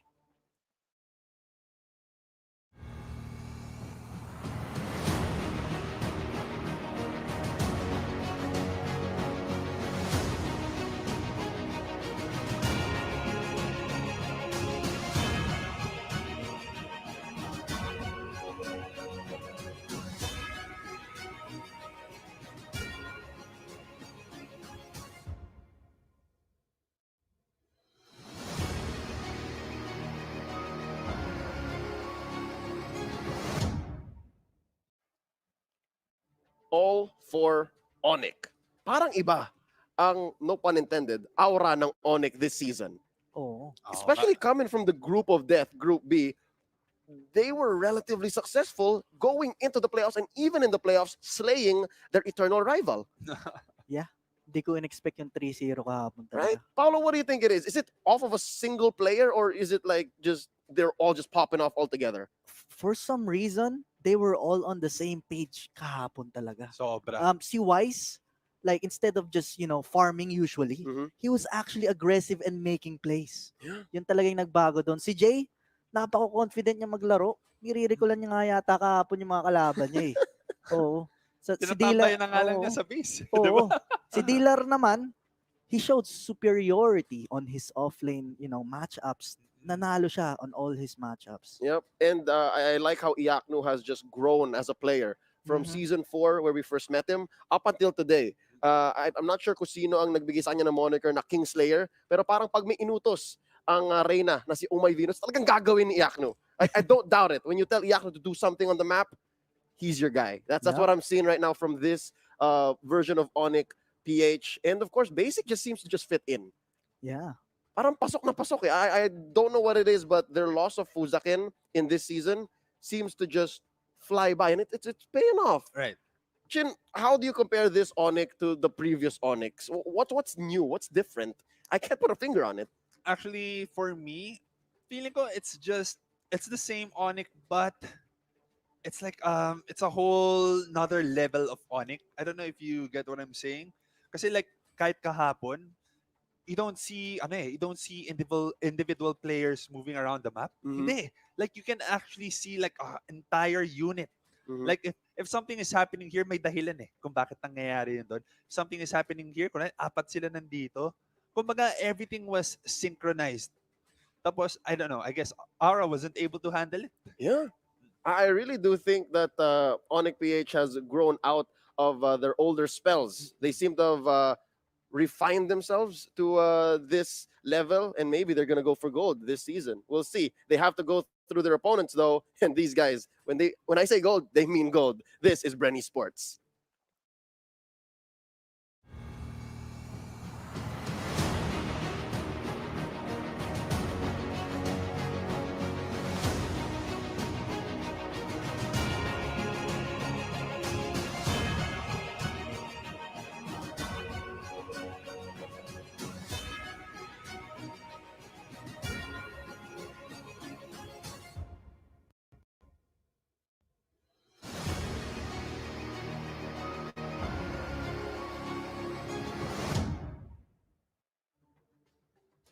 I'd like to start by apologizing. I forgot that EJ is also a champion. And I'm not sure if I mentioned it, but Lusty also is a gold medalist. You did, yep. And Flapsy is just living his best life. All right? Ganun kalupit ang Bren Esports. Like, everyone has, like, the biggest accolades, except for the rookie of the year on Flap DZ. And he's just riding it out like he belongs. And he does. All right? Yes. This set of 6 talents here, young men, led by Coach Ducky, is as stacked as it gets.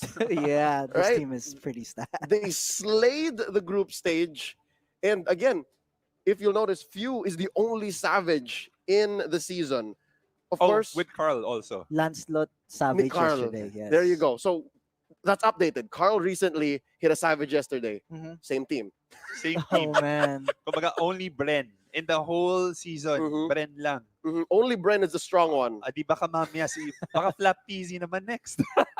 It's a race. It seems Let's like see. these guys enable each other. Parang the culture of excellence just kind of rubs off on each member, right? But that aside, let's talk about tangibles.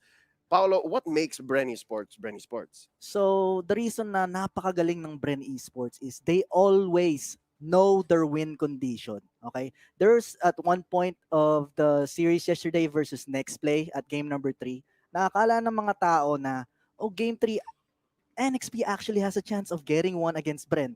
Pero that is not the case. Okay? The win condition is to get to late game and then capitalize off that.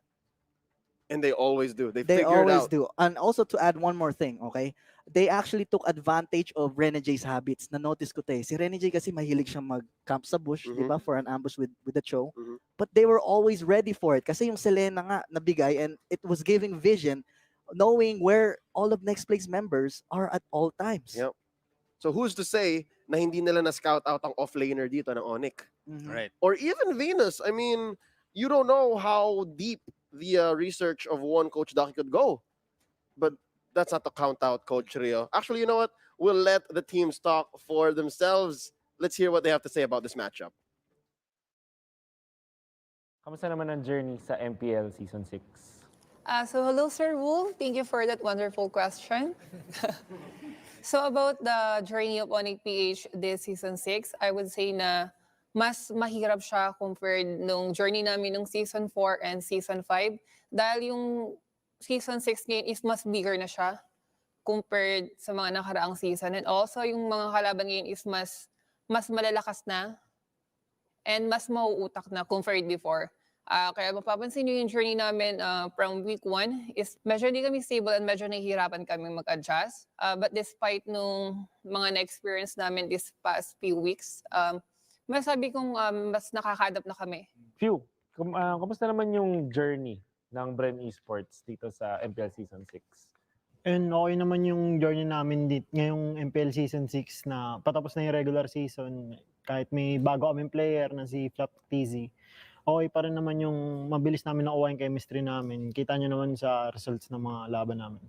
Okay, Wise, paano kayo nagpe-prepare ngayon para sa playoffs? Ginagawa namin is double or triple effort talaga. Lalo ngayon na nabanggit ng captain namin na lahat malakas na kalaban namin. Ngayon kasi may ano na kami, management na tumutulong sa amin kung ano yung mga dapat namin gawin. EJ, paano kayo nag-prepare ngayong playoffs? Nagpe-prepare kami, kumukuha kami ng mga scrim sa ibang bansa, ganun, sa Indo, then kakalabanin namin. Kasi sa PH, medyo parang sila na yung pinakamalakas talaga, wala nang makaharap. So talagang umaano kami sa ibang bansa. Doon kami kumukuha ng ibang meta. Venus, what does it mean para sa Onic PH na maging champion this season? After being back-to-back first placer from Season 4 and Season 5, and yung expectations namin ng mga tao ngayon is mas doble na.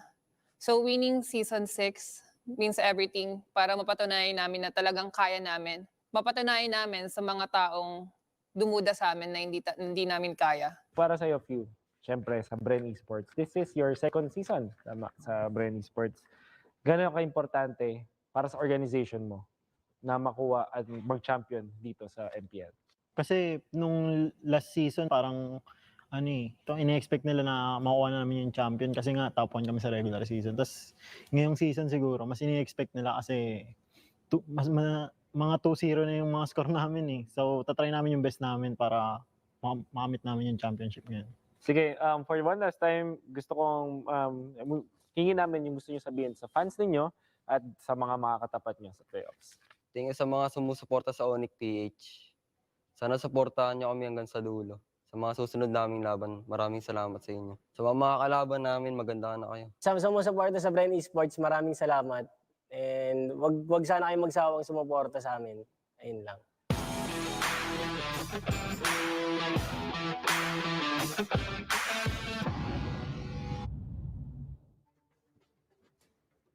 I still can't make ends of it. 50-50 pa rin siya eh. Oo. Looking at how confident these players are in these two teams, that definitely as much as each other deserve that slot. Not just the grand finals, but the title itself. Feeling ko talaga parang, I don't know.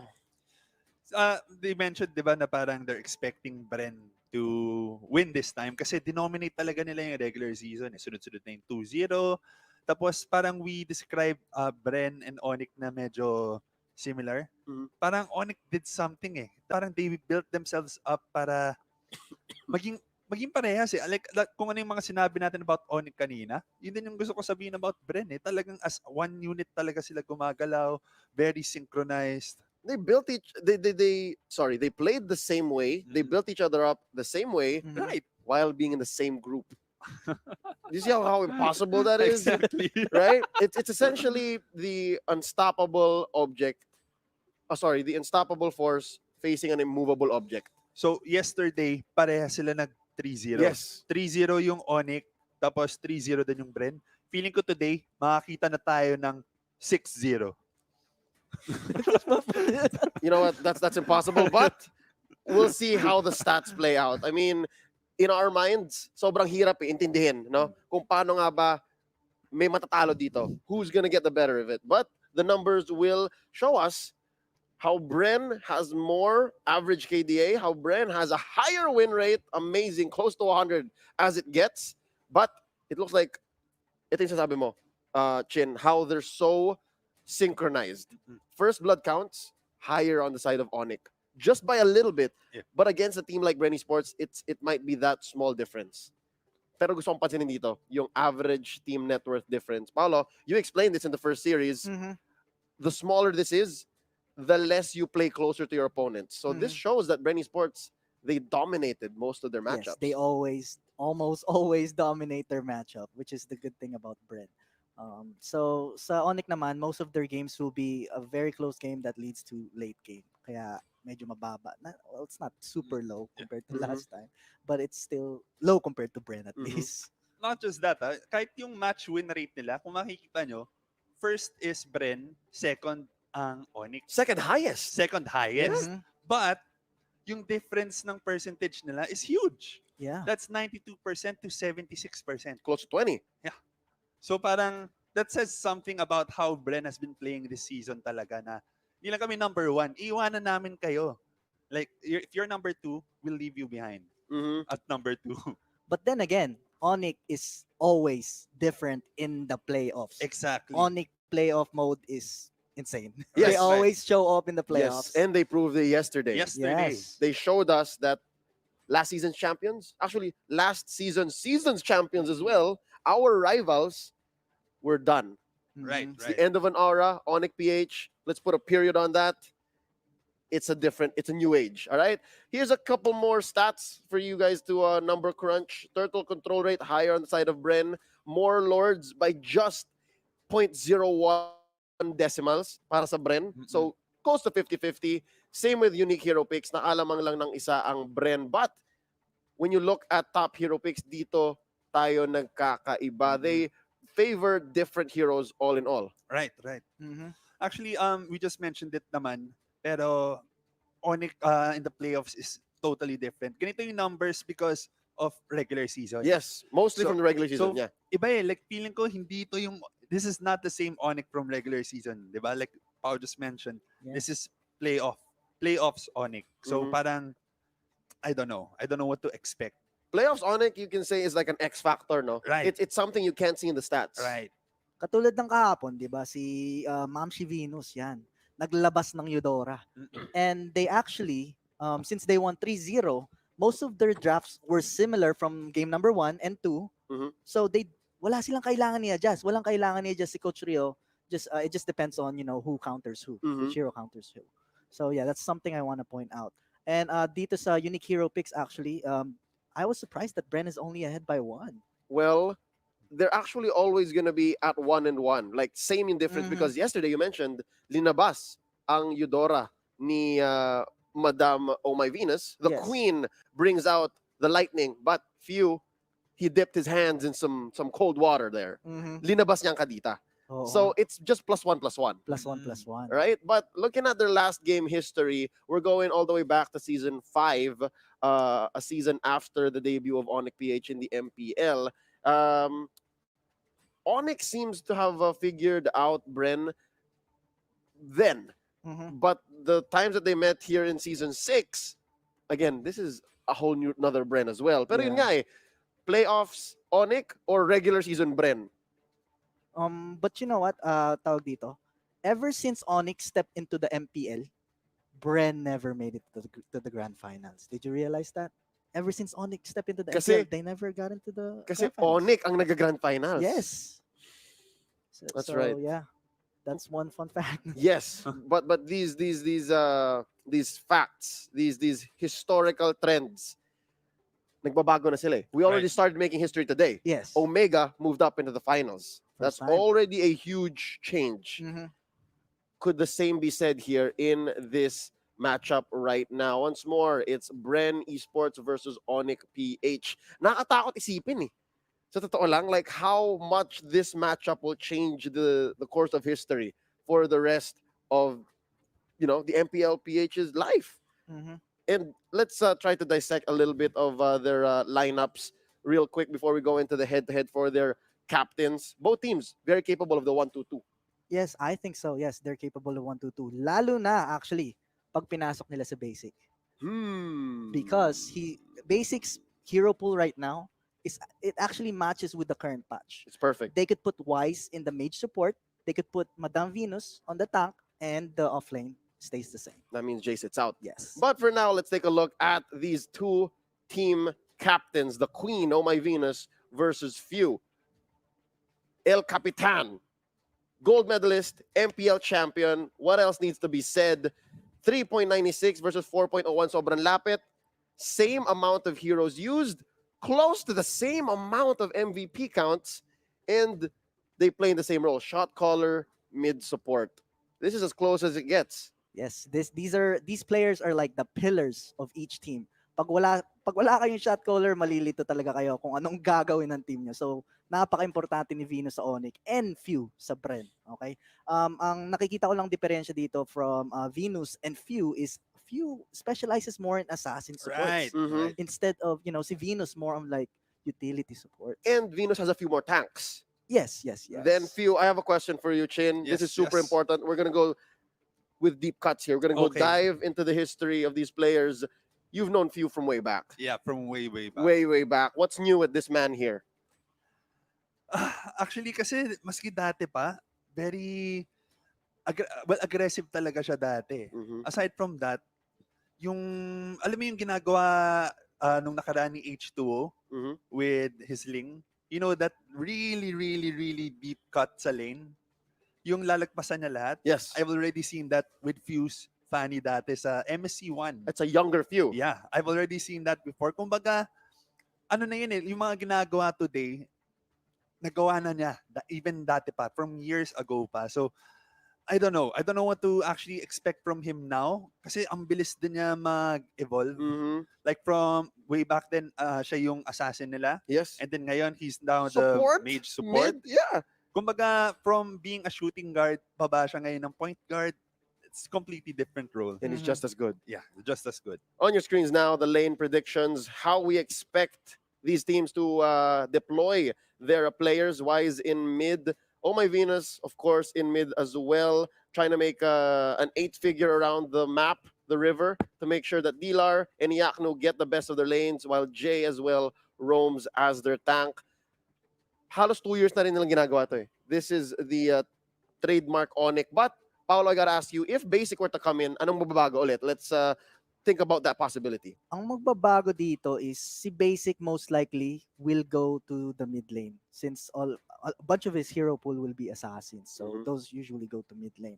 Wise can also play marksman. Nakita naman natin yun. Pati si Iakno actually, he's capable of Yes. using marksman. Iakno was on a Granger Yes. in that game 4 moment. Alam nyo na yun, guys. Kaya fit talaga dito si Basic. Katulad ng ginawa ng Blacklist, right? They put out Dexstar and put in Killer so Yes. that they can actually match up the patch. You know, the new meta. Okay? So yeah, that's where Basic would go. And then si Venus, bawal mawala yan. Kasi course. si Madam Venus ang shot caller eh. Yes. So pag nawala si Venus talagang Onic will fall. Okay? Mhm. And Jay has to sit out. Yeah. So I think we've seen that from seasons prior. Jay switching out with the Kingmaker, Fuzakin, right? When he was around on Onyx side. But for Bren Esports, this is what we can expect. Flaptizi, an offlaner at heart. You have Lusty, Mr. Heart Stealer, Mr. Showstopper. Karamihan ng mga naalala kong tank na nagnanakaw ng Lord from Lusty. Yung Grok ni Because of the Lusty. Grok. Yes, from season 3. Yes. Ever since season 3. You have Few in mid, Cartesi, of course, the core prodigy, and Rebo in the gold lane. You know what I love about Rebo? He is so versatile and he is so well adjusted to whatever meta and whatever Bren Esports has to offer. Umalis yung mga katropa niya.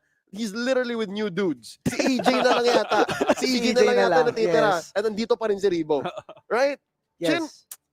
tell us about the evolution of one Rebo. Feel ko dahil matagal na rin siya nandito. Like, kasabayan yan sila few eh. Like, Mhm. from before pa. While he was in the other team. Right. So, magkalaban pa sila nun. At tapos magkasama rin sila pumunta sa very first MSC. Mhm. Yan. So, kung saan nag-champion din sila, sila Rebo. Yes. Yung nag-champion din sa MSC 1. So, like few, na I already mentioned na sobrang nag-transform, sobrang nag-grow, na who now plays utility support. Itong si Rebo din, I'm pretty sure na it's the same story. Nag-transform na rin yan. He can play probably all roles na rin. I think few also din naman can play all roles din. So, pwede na rin tayong magpasok dito at ng possibility of a 1-2-2 maybe. Yeah, and you have to give the marksman to Rebo this Yes, time. yes. Not really calling in EJ. That's another story, but we can consider that. Now, looking at the keys to victory, you can expect an Indo-style Bren draft. You have Onic play confidently, ride that playoff mode Onic. You can prioritize drafting for Venus because, again, the queen is the heart of Onic PH. Have Dilar dominate his lane and, of course, utilize basic if things get tricky. Ano ibig sabihin nun? When do things get tricky? So, let's say Bren gets a 2-0, right? Gets ahead 2-0. If they really have no choice, last resort na tong sa basic para masurpresa ang Bren, okay? Doon naman sa first point na nakalagay, expect Indo-style Bren. Yes, elaborate. About that, yung Bren kasi, yung scrimmage partner nila are mostly Indos, Indo teams. Sinabi naman ni EJ sa interview nila, that's why their draft and their play style will be really similar to Indo. So, Onic needs to expect that. Yeah. Okay, so yeah, that's it. I'm pretty sure Onic is expecting that as much as well, given that they have brothers in their mother company offshore, right? So let's look at Bren Esports now. What are their keys to victory? Keep controlling the draft. So it's a battle between Rio and Coach Ducky. As well, exploit Venus hero pool, given that the queen does prefer supports. If you force her onto a tank, things might get shaky, or vice versa. Cartesi on playmaking heroes. Ano nga ba ang number one playmaking hero ni Cartesi? Well, we saw yesterday it was Lancelot. The numbers say Lancelot. Yeah, Lancelot. And any assassin, to be honest with you, nung nakuha niya yung Leomord, medyo naglay low siya. But it was still effective. I'm not saying yung Leomord ni Cartesi is weak at all.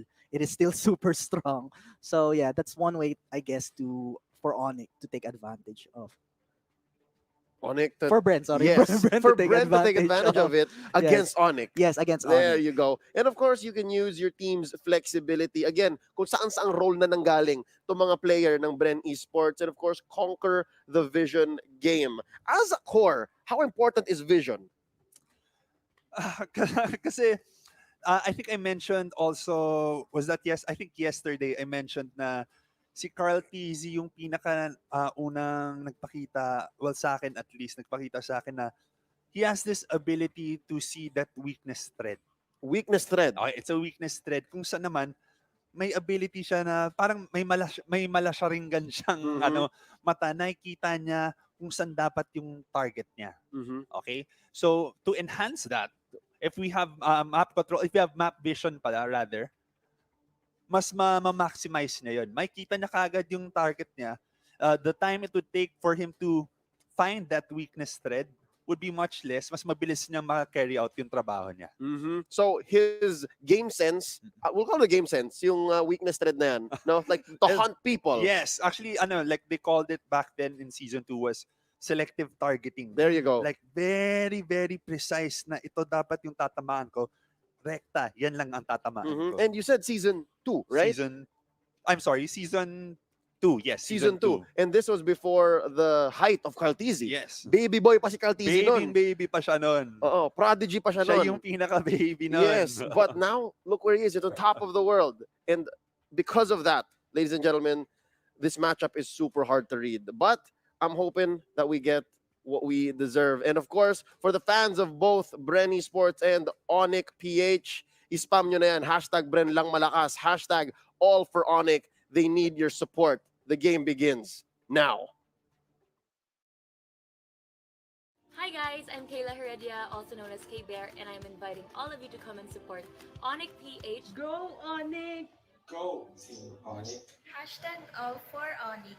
Hashtag all for Onic. Hashtag go Onic. Hashtag Bren lang malakas. Suportang MPL. Bren lang malakas. Bren lang malakas. Hashtag Bren lang malakas. Suportang MPL. Hashtag Bren lang malakas. And welcome back, ladies and gents. This is Game 1 for Bren Esports versus Onic PH. My eyes are being flashed by yellow. Overlay, absolutely. It's going to be a yellow day.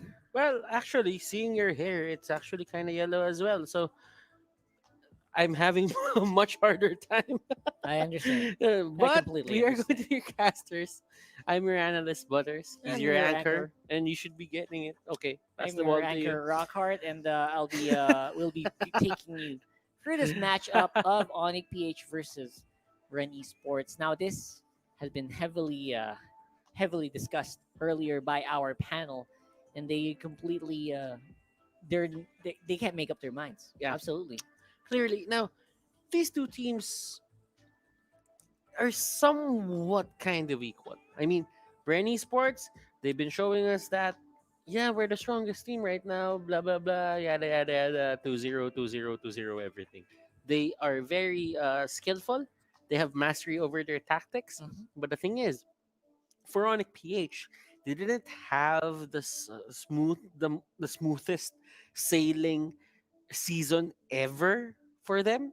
That's true. But the thing is, what matters most is how you finish the season.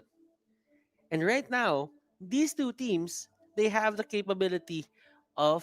opportunity and the capability to end this strong. Remember, it's not about how you do in the regular season that's gonna make you champion in the playoffs. It's more on the idea of how you adjust to this cutthroat playoffs. Yep, all of these stats, they don't matter Oof. as much. Yeah. I mean, they're here to give us a bit of an oversight Yeah. of maybe gauge our teams, but those stats, they're out the window, especially considering the performance that we've seen from Onic in the past, the past few days. There are players that sometimes when you are put in more pressure, the more you perform.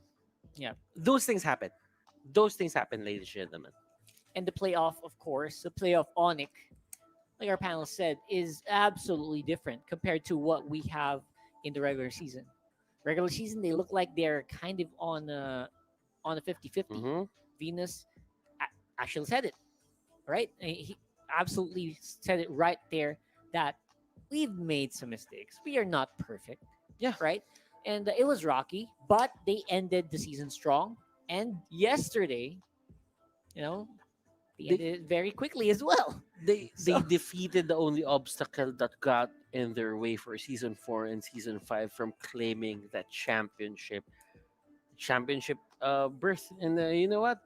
Getting the championship means everything right now for Onic PH. Remember, you you see players crying, you see players, having an emotional moment after being eliminated from the tournament, from the semifinals or the quarterfinals.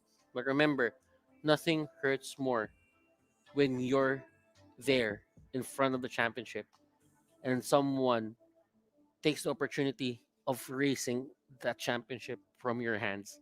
That is the most you know painful thing that you can do to competitive players like these. Yep, that championship, and now that there's no kryptonite, Yeah. for Onic, is that gonna be a different story? Yeah. That's what everyone who's watching right now are waiting for. And on the other side, it's Bren Esports.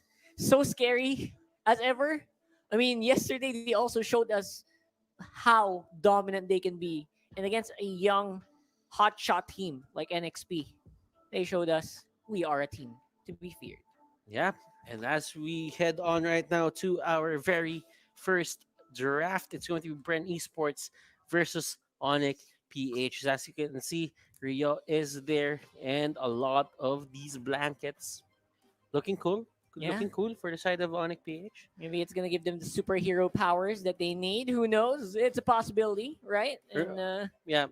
And as you can see, they are here in the MPL studio. that's right. We can basically reach out to them and Yeah. grab them if we wanted And to, but we won't do that. remember, guys, we gave them Options. We gave them options. Yes. Like we gave every team in the MPL the option to play in the studio. And so that's basically one less reason for everyone to, Yeah. So- connectivity is not should not be a problem Yeah. anymore. So if it was offered to them, then that means you shouldn't be having problems if you turn it down. If you have problems after that, it's on you. It's on you, right? It's on you. And Okay. so far, I think the playoffs has been a lot cleaner compared to the last weeks of the Yeah. regular season. Oh my gosh, war flashbacks.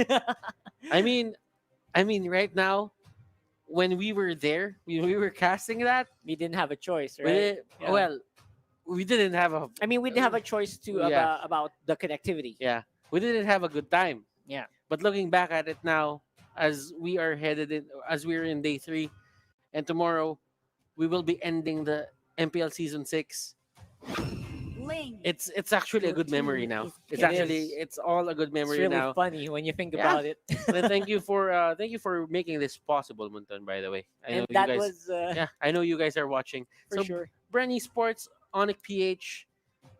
Let's look at their draft. They banned out 3 heroes here. Yep, It's going to be absolutely. Roger, an Alice, and a Natalia. Onto the side of Onic PH, it's going to be Selena, Lance, and the Uranus. So I really like that. Much respect for the Lancelot of Carl Tizzy. And of course, Selena. This is one hero pick that it always boggles my mind. This doesn't get banned out against Bren Esports. And not giving that to few just boosted Onyx's chance in getting this. Now, there's still a lot of options. It's very difficult to completely ban out the hero lineup of few here. But again, without the Selena, man, that's just one free win that was denied for Bren Esports, I think. It's always, it almost all certain a win. So Onic has been doing their homework here. Yeah. Absolutely. Absolutely. You have to be very careful into just controlling whatever there is to control onto the side of Brent Esports right now. And for them, they got a lot of their favorite heroes. And you know what? For Bren, they are really putting Carl Z on that assassin role right now. Yep, absolutely. They locked it in right away. They don't want to deal with anything else. The Barats is open for Onic PH, and they will pick it up. And again, Wise back on the Yisan Shin. He's been having such a fun time on that hero. So I'm thinking Onic is getting the heroes that they want in this draft. From the looks of it, especially when you see them react, they look like they got it. They got what they want. Yeah. And these are very I don't know. I haven't seen Onic PH play that Barats. And in the MPL, but you know what? I think if they pick it, they see something in it. But Wise, this is his ever trusty hero, Yi Sun Shin. Your team is banning. Ever trusty hero. Yep. Works well for Wise. Now we're on the bans. Valir is out. Eudora ban. That's the first if I've ever seen one. First time Eudora ban. Ren Esports were watching yesterday when Oh My Venus picked it up for 2 games out of 3. And it netted them a free 0. Mhm. Although Bren Esports is very capable of also handling that hero, the support role is still going to be contested in this last pick rotation. You know what? I'm excited on how this Bren Esports Esmeralda lineup is gonna go. Because as we all know, Flap is just a monster in the Esmeralda. And you know what? I like the Eudora bat. Like you have to take into consideration that Oh My Venus is going to pick it. Eudora is actually just disgustingly team strong is right now, banned. I think. And our pro players have shown that it is true. It is a fact. Your Kadita team still is has picking. also been shown to be a possible pick for these teams. Kadita is a very underrated pick for a lot of the other teams of MPL-PH, but these two teams are the possible teams to pick that hero up. It's so strong. It won. It destroyed games in MPL Indonesia, and it's probably gonna do the same if it gets picked up here. But remember, we are not the same as Indonesia, though. Exactly. We have hero picks that don't work in Indonesia. No, but they already picked it, so Yeah. they can pick it up I mean, if they want to. I mean, right now, if we were gonna stick with MPL Indonesia, someone's not gonna pick. Well, no one's gonna pick the Hilda. Yeah, the Hilda's gonna be out for sure. Yeah, they don't like the Hilda. Except Jay likes that. Jawhead. And they're gonna go for the Jawhead. Yeah, Jawhead's great. Jawhead's a So- great pickup. I don't think right now Hilda is the right option for the side of Brent Esports. Yeah, I think a Kufra would be good.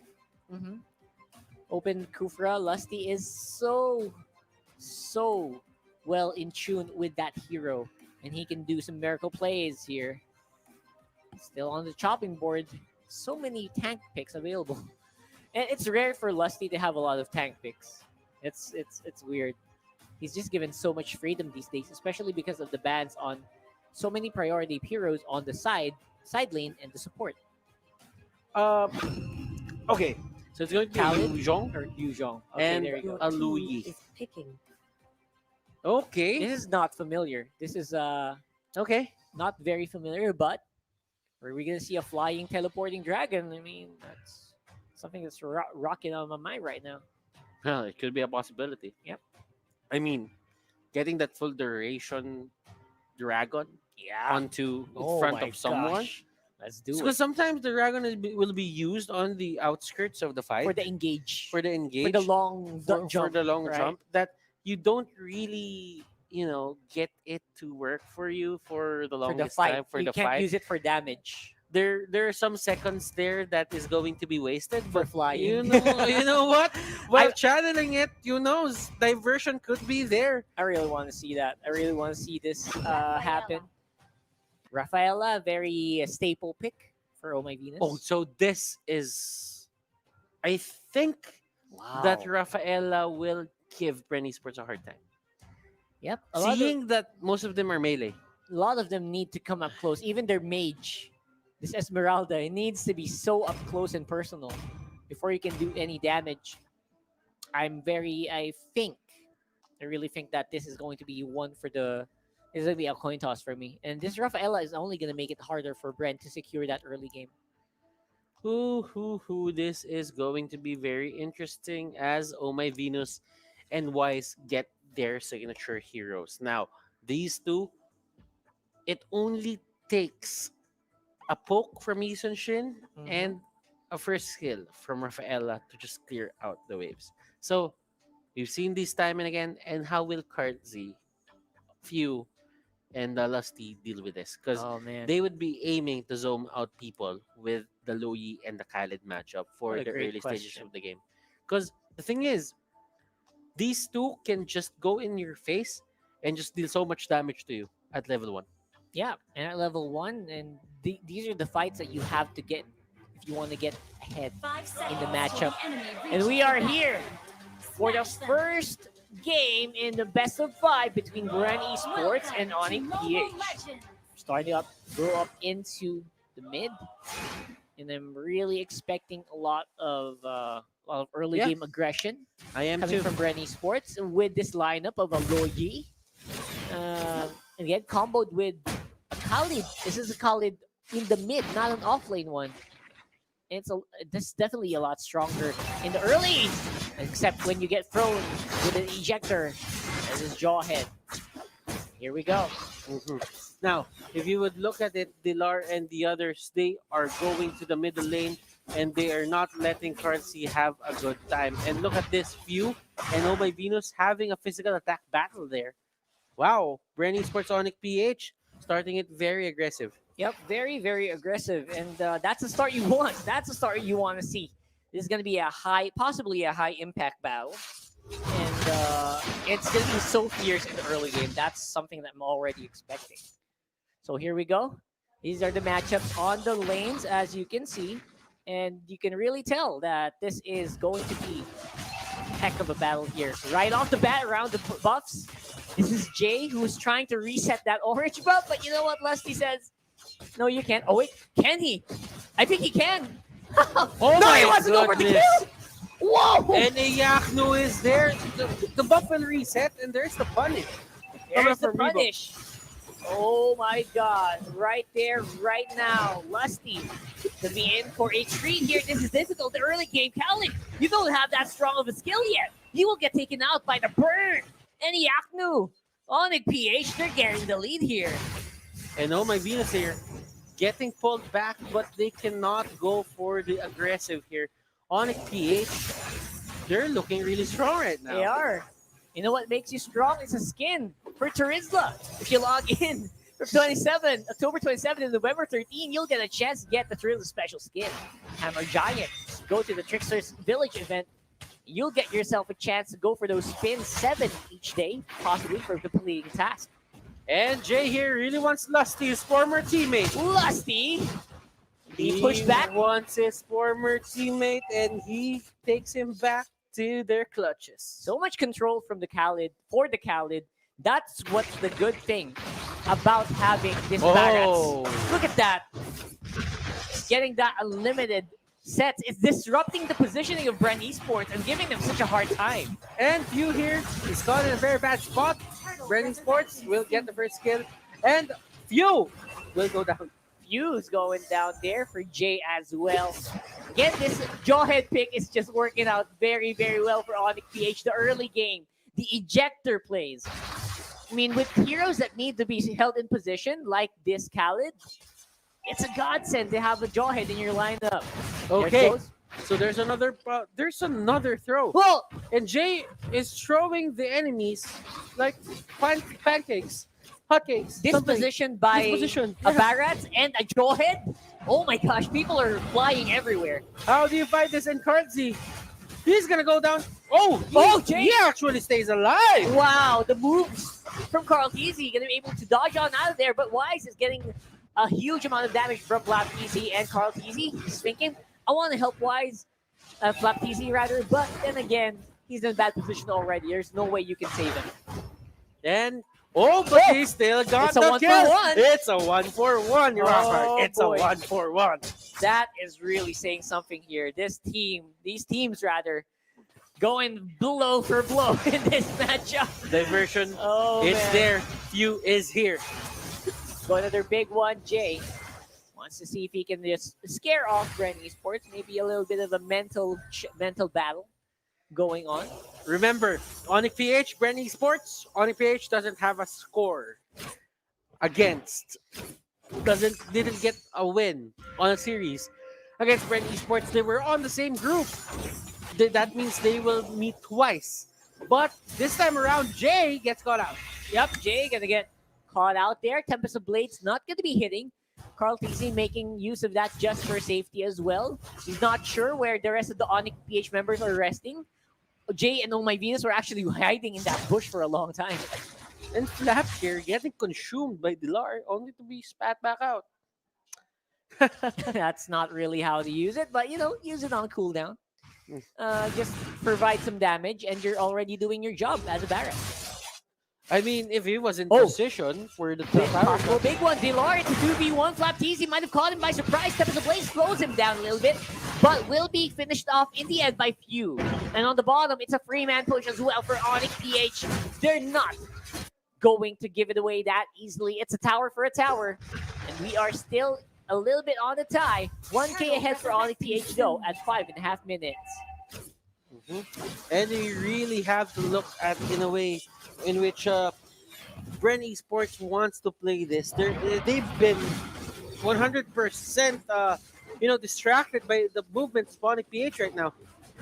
The Onic PH members trying to see if they can spot out that turtle. It's very, very low. If they give to Carl TZ, it will be very bad for them. Oh, Wise gets it! He gets the steal and will be deleted right away, but denying it will be big. That's going to be Fuse. Spat out once more by DLR. And by raw, pure damage, Onic PH are pushing Bren Esports back. They don't have their ultimates anymore. They're forced to run back. And that only means Carlsy and the others, they won't have control over the jungle this time around. Onic PH, they just lose Wise. They lose Wise. They deny the turtle buff, though. That might be a consolation prize. But Onic PH are still ahead by 2,000. That's saying something. Against a team like Bren Esports, you don't do it that easily. It's going to be Yaknu.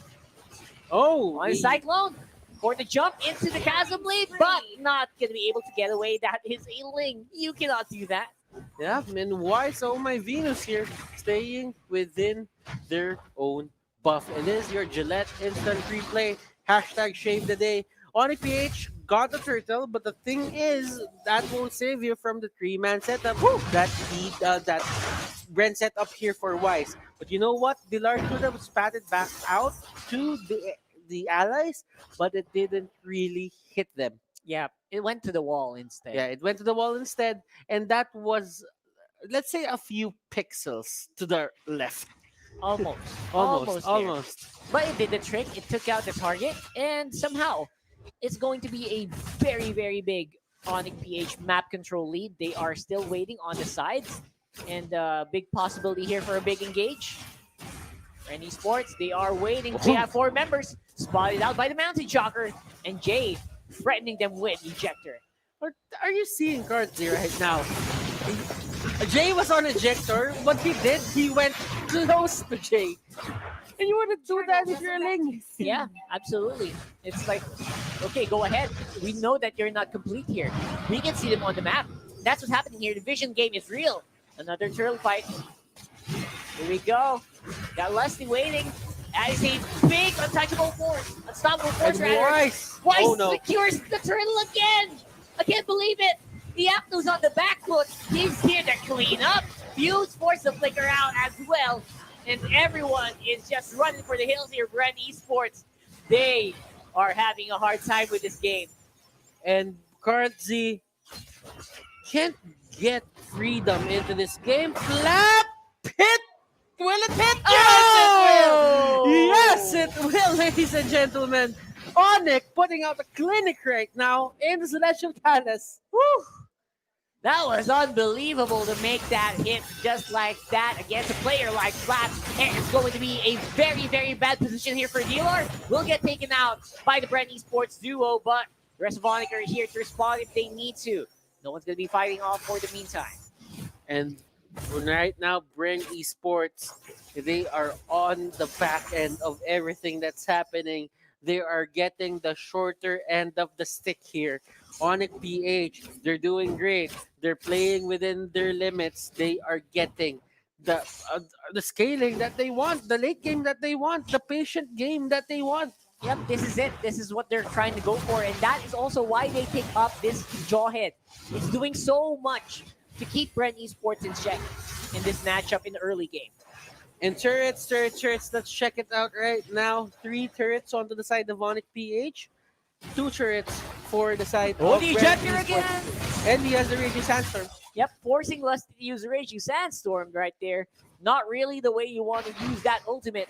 And again, these are because of the plays that Jays are making. Okay, Rebo here. Oh, that okay. doesn't go then. Thank you for the assist, says Iaknu. Ooh, I don't mind if I do. And that's going to be it. Jay with another ejector. Going to be purified right off by Well timed. by Rebo. Man, the Yeah, well doctor. timed. Well timed. The doctor's reflexes are pretty much intact. Yeah, and this guy has been playing ever since season 1. And you don't see any lapse or any, you know what? Any slowdown from this guy. Absolutely. He's been a pro for a long time now, for a few years. And he is not stopping right now. Here we go. Jay dives in for the back. And here comes the Flying Dragon. Yu Zhong with the backline attack into that Yu. Flap! Oh my gosh! Flap TZ, what a monster! Goes on the back foot and takes down Wise. The rest of Onic Esports are suffering one by one here. Oh my Venus, gonna be free fodder for Carl Easy. Teleport is here, but few just way too late. And that happened to View twice already. Rockhart. First time was near the Little Wanderer. Second time was there near the red buff, orange buff, if you will. Yeah, that's a free for one. That's for Onic PH. That is not bad for the side of Bren Esports, and these teams, they are looking to show us that, hey, we know how to take our fights. Don't get us wrong. Nice spit off there. Rebo out of position, but will not be stunned. He can use that falling star move to get out of the way, but fights are happening all over the map. Tempest of Blades will be going off and forcing Iaknu to use that flicker. And Jay, looking to see if he can protect. He catches Lusty again. You know what? Whoa! You know what? He could have taken down. He could have taken cards. He could have taken down Iaknu if he had the orange buff. If he had damage over time, but to no avail. Oh! What a long tongue! And that will be able to take out. That Here boy comes the Venus. dragon. Here comes the dragon. Enter the dragon, ladies and gentlemen. But that is enough for the hype as they will disengage. It's a 1-for-1, but man, that was one of the longest Detona's welcome I've ever seen in my life. Have you seen a tongue that long, though? I have never seen a tongue All right, that long. all right. Good to know. That is just disgustingly OP. What a beautiful ultimate usage from Dilar there. And again, we still have a lot of plays being used, being done by Onic PH on this barracks. And He's just using it at will, though. Just letting it happen. I mean, looking at Onic PH right now, they're getting what they want. But still, Bren Esports, they're not going to back down from a fight. As you can see, currently finding the right position to get to Wise. They're ahead in gold. They're ahead by gold by a little bit, but that's saying something. Considering it's been Onic who has been proactively seeking out fights ever since minute 5. And now, we're going to see some items here.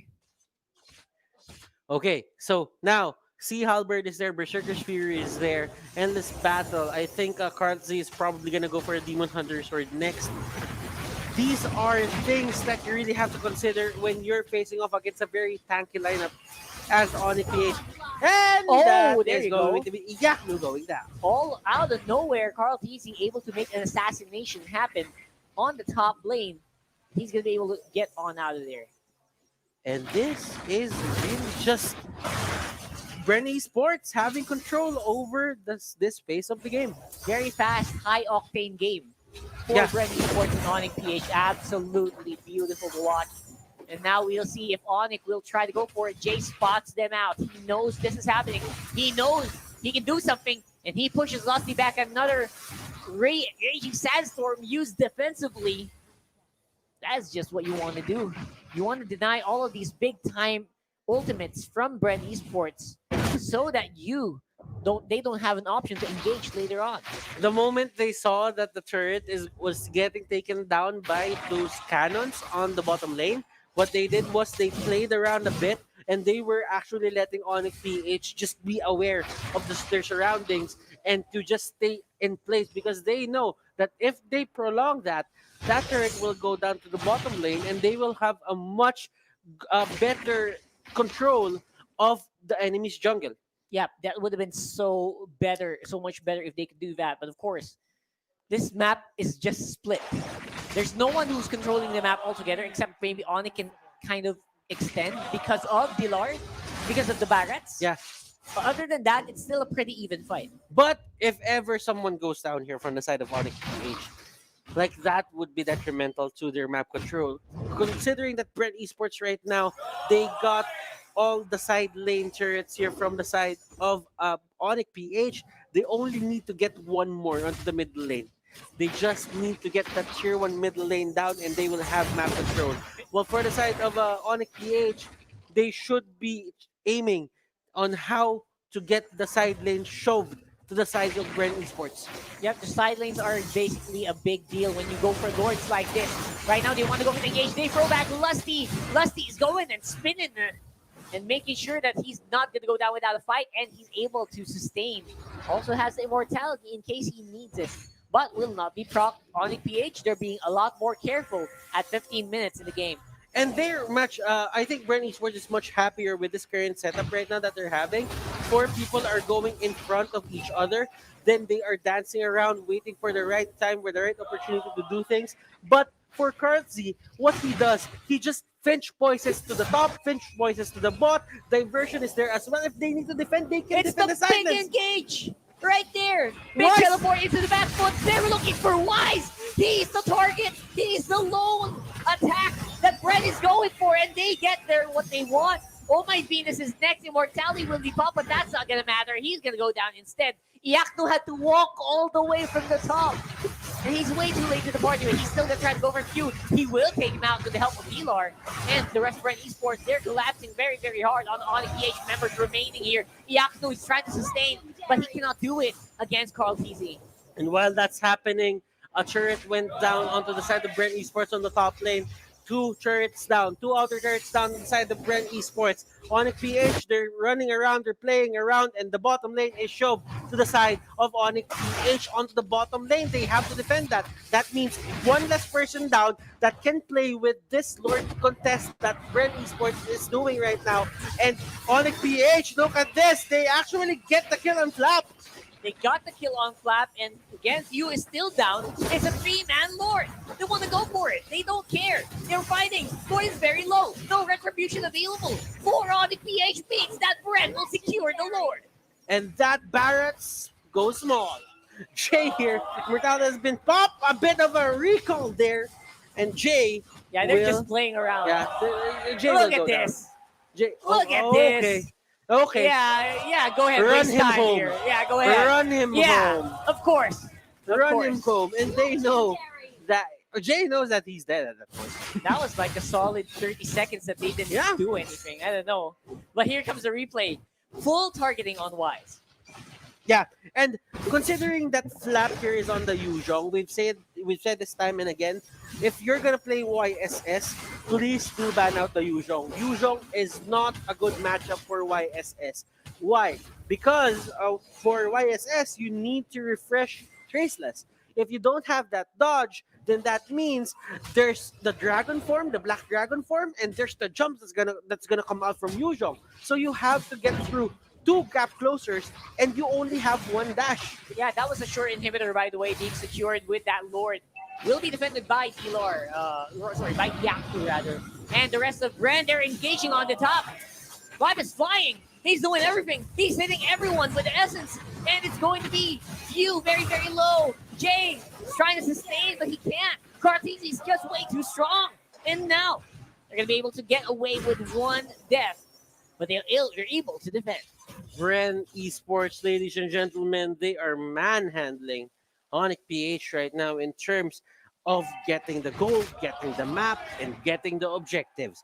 But look at this, 17k for Karlzy, 13k for Wise. What's happening here? This is not what's happening. This is not what usually happens.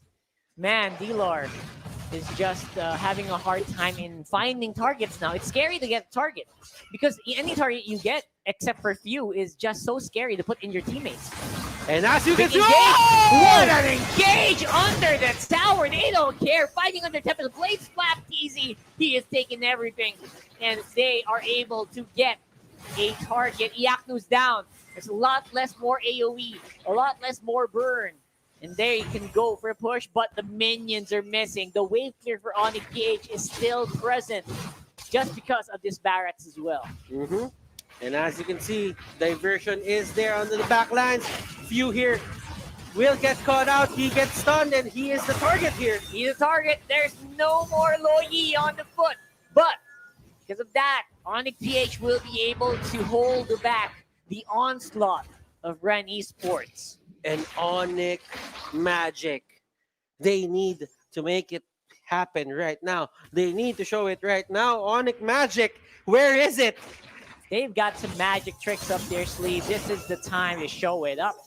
And any smart use of the parrots is going to be needed here. Like, they're always going for a few. That is the right thing to do. But the Carl Teasy magic, Carl Teasy power is just something that you need to deal with instead. For Onic, you can see that they're really lacking the damage right now. I mean, they can take Bren Esports head on, but in terms of damage output, Onic PH will just lose that battle all throughout. Yeah, Weiss is the target. Even Carl Teasy goes to the back line. Flicker out by Oh My Venus, and the fight is erupting all over the map. They go after Jay instead, and they will take him out. Lusty has to be in front as well. It's a very healthy Onyx squad. They're only 4, but they are very high HP, which means they can go for the chase if they want to. They're doing that right now. And look at this. Pilar on the back line. Oh, Yaktu. He's absorbing all 3 Bren Esports members. Carl Peasy, he's looking for Wise, but Wise still has the immortality. I don't think he's going to go down very easily. And there goes Few. He's back. That's how long this fight's been going on. Few's already back on the field and able to disengage with minimal damage. They can sustain. Onic PH can sustain the damage of Bren Esports. But the thing is, they cannot take down the people here from the side of Bren. If you would look at their items, Dilar is relegated to attack. So that means in terms of damage output, they have 2 tanks in J and with Dilar. Now, where does the damage come from? It comes from Iyaknu. It comes from Wise. Iyaknu has tank items too. There you go. Another big one from Dilar, but he will get taken out before he can spit it out. There you go. It's a big defensive Raging Sandstorm, but that's all you need. They just need to stay alive. They just need to take down the... Carl Teasy, he wants to go for the finish. He didn't have minions. No minions, but he's going to be able to push on very, very close. That inhibitor shirt should go down soon. He has the immortality. He's flying all the way out. And Yaknu makes it in time to keep the inhibitor alive. All right, now Bren Esports, eye on the prize. They go straight for that Lord, that Luminous Lord. Ladies and gentlemen, it will bump into the base. If they get this, it goes to the bottom lane. So that, with that in mind, Bren Esports should be placing themselves comfortably up top, mid, or probably walk with the Lord. And the Lord will be taking out Bren Esports. Again, Onyx defense is just spectacular in this matchup. Despite being down by 7, actually make that 8,000 gold.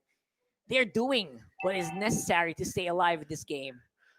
Bren Esports, they run a Luyi. They haven't run this ever since the regular season. Exactly. What can't they do? That's the question. That's the beauty of Bren Esports as well. There's always something in the back of these guys' pockets. But you know what? Onic PH, they found themselves losing game number 1 of the regular season, and they just do fine. Let's see how will this pan out. And Few here on the back line. Why are you there?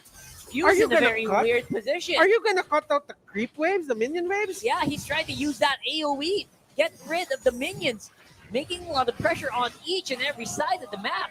But Bren Esports, they're not going to use that Lord push. Apparently, they're just waiting for a good chance to hit someone. Yeah. They will. And they put Jay there and Lusty getting tossed back. That's the immortality pop for Lusty under the tower. Raging Sandstorm will save him. Only for the meantime, Few is in a bad spot. Forced to use Winter Truncheon. And the flicker out instead by Yaknu. Oh, there's a chase. Rebo! He's not done with you yet. And this is why Rebo is still with Bren Esports for the longest time. Onic here takes down Few. Few here is going to be the only casualty on the side of Bren Esports. Well, Yaknu is the only casualty on the side of Onic PH. But let's make that 2 as Rebo here gets caught out. Carl TC again goes in with big Tempest of Blades. Not yet being used. He's saving it for the last moment. And there he is. He goes in with Wise as well. It's going to be up to Wise to defend this for Onic might be just trying to keep everyone alive. And they're just about enough. They're having just about enough of this damage output. They want to go for the fight. Wise is doing his very best to stay alive here with the help of Enos, but everyone's just piling on to him, and he will get taken out, and that will be a win. It's 1-0. Bren Esports win over Onic. Bren Esports there, you're showing us why you do not pick a YSS versus a Yu Zhong. You did see the traceless, ladies and gentlemen. He got out once, but when the jump and the knockup came, it didn't really make sense for the YSS to live anymore because he was just caught out in the middle. Yep, this is one of the most ineffective YSS ever of Wise. It was just, he was holding it steady, but they can't do anything offensively. And that's because, again, the only reason that happened is because of the Bren lineup. Because of this Yu Zhong, it's just so difficult to stay alive. It's difficult to free hit. We've never seen Wise free hit perfectly in this matchup, even with the Barats in the front line. This is his comfort hero. This is Wise's comfort hero. This is his most successful hero into the MPL regular season. He's taking it to the playoffs. And to be honest, ladies and gentlemen, this is a really hard task to do for Wise if you don't set him up properly in the draft. 100% sure that Bren Esports will be aiming to get that Yu Zhong time and again because this is gonna stop Onic PH from picking Wise's most comfortable hero. Exactly. And it was already drafted pretty well. It had the bodyguard Johead. It had the Barats to make sure that, Bren Esports was always busy. But still, Bren Esports knows. They know how to prioritize. They right? know how to. They Yeah. prioritize. No matter what your frontliners do, we are going to dive into you. And it showed to be an effective strategy. So, I know we'll have to analyze that a little bit further. But first, let's go to our solo analyst, Wolf. Best of 5 series between Bren Esports and Onic PH. Tingnan muna natin ang draft at ang mga heroes na napili ng ating pare sa teams. I was actually looking at the draft and na-feel ko na even. It was even.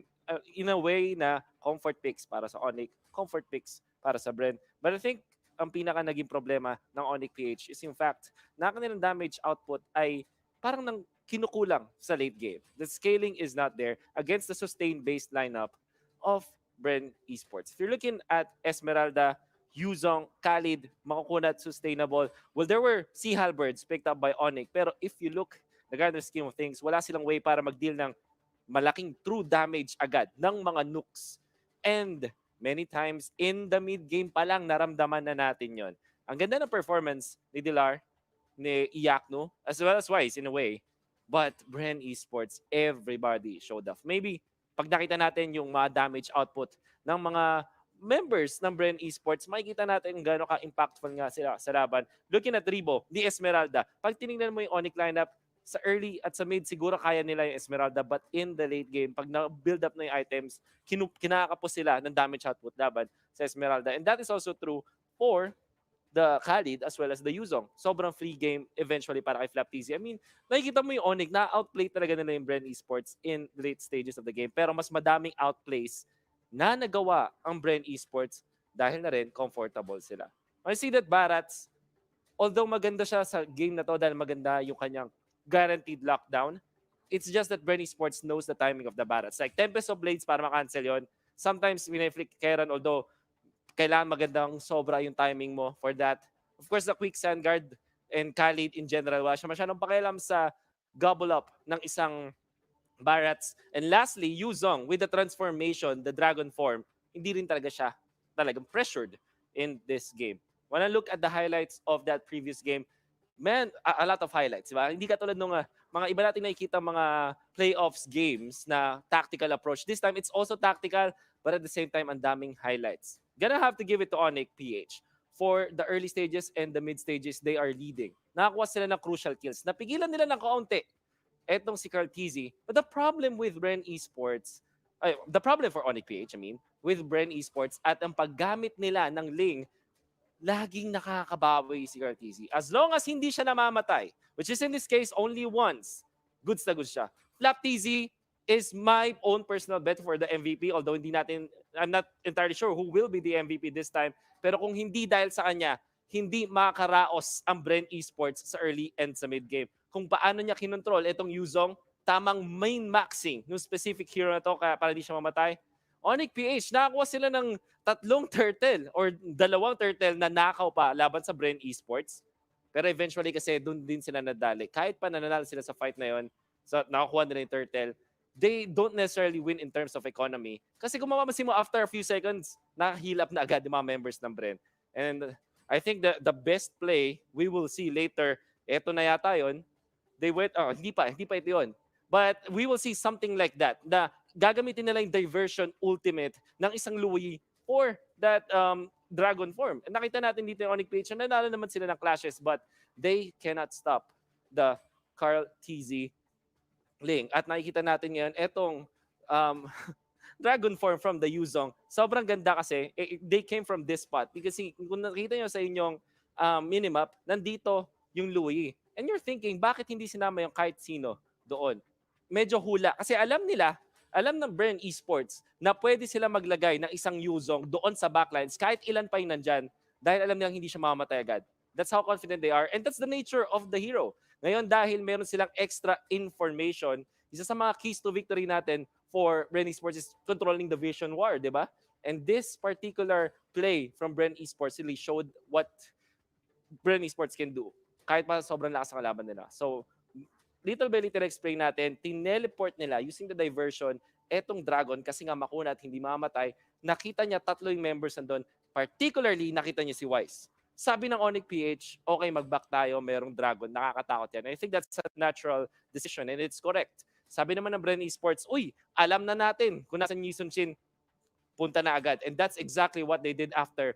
Chase from Bren Esports, definitely destroying Onic PH. Kasi nagkagulatan, kahit gaano ka kalupit bilang isang Yi Sun-shin, kahit ikaw ang Yi Sun-shin God ng Pilipinas, you cannot survive this play because Bren Esports ang ganda ng pagka-checkmate nila. Nagkakaroon ng balitan ng mga plays from both teams for Bren Esports and Onic PH, but it always favored Bren Esports in the end. Onic PH gave out their heart. Ang ganda ng mga plays ni Delar. Iakno was trying his best. And even Wise, after that play, bihira na siya mahuli. Unfortunately, dahil focused para sa pag-survive si Wise, bigla na wala ng damage output ang side ng Onic PH. MVP of the game. Let's flap TZ. And I know that anybody who watched that enough, that game, hindi ito magiging successful para sa Bren Esports kundi dahil dito. 3-4-11, not the best stats in the world, but game-winning plays coming up from Flap TZ and the rest of Bren Esports. Kaya naman nanalo sila sa game 1 ng best of 5 na to. Mga kaibigan, that's just game number 1, however. We've seen Onic PH struggle before. So far, I think Bren Esports ay nananalo palagi sa Onic PH in MPL Season 6. Will Bren Esports get the 2-0 or makapag 1-1 pa ba ang Onic PH? We'll find out. But if you want to show your support para sa Bren Esports squad, do scan this QR code. Maganda kanyang trajectory. Kung gusto naman ng all for Onic or #Onic Magic, pick it up dito sa support, dito sa QR code na to. Just scan it out and show your support for the teams. Hindi lang naman sa teams na gusto natin matulungan. Of course, the whole of MPL-PH scene sa ating tulungan. So if you want to support it, scan this QR code as well or like and follow the page fb.com/MPL-PH official. Also, we would like to hear from you guys. Kung meron kayong mga opinion, it's better if we get it through this QR code as well. We have 2 sets of QR codes for your surveys and sana makikooperate kayo lahat. Makakatulong po yan na malaki para sa eksena ng Mobile Legends in the Philippines. Siyempre, para mag-give back sa inyo sa mga nagstay para dito sa analysis na to. Don't worry, every time that there's an analysis segment with me in here, ako bahala sa giveaway codes. We still have 3 giveaway codes every single game, every after game. And I do hope na sasamahan nyo ako ngayon na aralin yung mga games natin na susunod. Like I said, this is just game 1 of a best of 5 series. Madami pa tayong makikita. And I'm sure that Onic PH, hindi sila magpapabawi. Then again, Bren Esports, mas gusto nilang manalo ng sunod-sunod. And I'm sure na hindi sila magdadalawang isip na magbully or maging aggressive laban sa Onic PH. I'm excited to see that for sure. My name is Wolf, your analyst. Ibabalik na natin sa mga casters. And I have to say, that really was one of the most successful defenses of of a team I've ever seen. But of course, despite that, you cannot really just stop Bren Esports in their tracks. Very difficult to do, especially against a team like that. Yeah, and clearly they had the sustain to go head to head with Bren Esports' lineup. But the thing is, if you can sustain hand in hand, then that means the one who has better damage will be the ones on top. And Absolutely. Bren, they had better damage. It's as simple as that. That's just it, right? There's just no way to substitute pure unadulterated damage with just defending, right? It's just not done that way. Yeah. So, yep, there's still a lot to be done here for the draft. I think that was a pretty good draft, but they need to be a bit more offense oriented instead if they want to keep up with, especially with the moves of Carl Teasy. Man, it was not in. It's like a jawhead is not enough to defend against him, right? Even a Barats was not enough to defend against him. So there is a delay in the stream, and they are actually trying to see who's the MVP. Oh yeah. And as you can see, there is a delay, ladies and gentlemen. Yes, there's a While delay. we are casting in front of you right now, That's what they they see. only are in that, you know, post game analysis segment. So who knows? Yep. Well, I don't think that it's a valid reason to tell us that, you know, it's a stream swipe or anything. Then again, ladies and gentlemen, we are headed to game number 2. And this is semifinals 2. If you haven't watched the first series of the day, Omega cemented themselves as the grand finalists, the first grand finalists of MPL-PH Season 6 playoffs. Now, after the series, we will know who is going to be their opponents. That's right. We will know.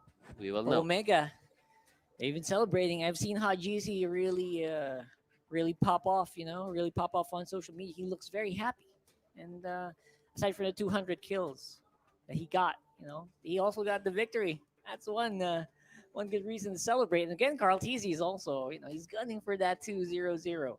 So definitely something to watch out for is the amount of kills that Carl Teasy will get under his belt in this series. Yeah.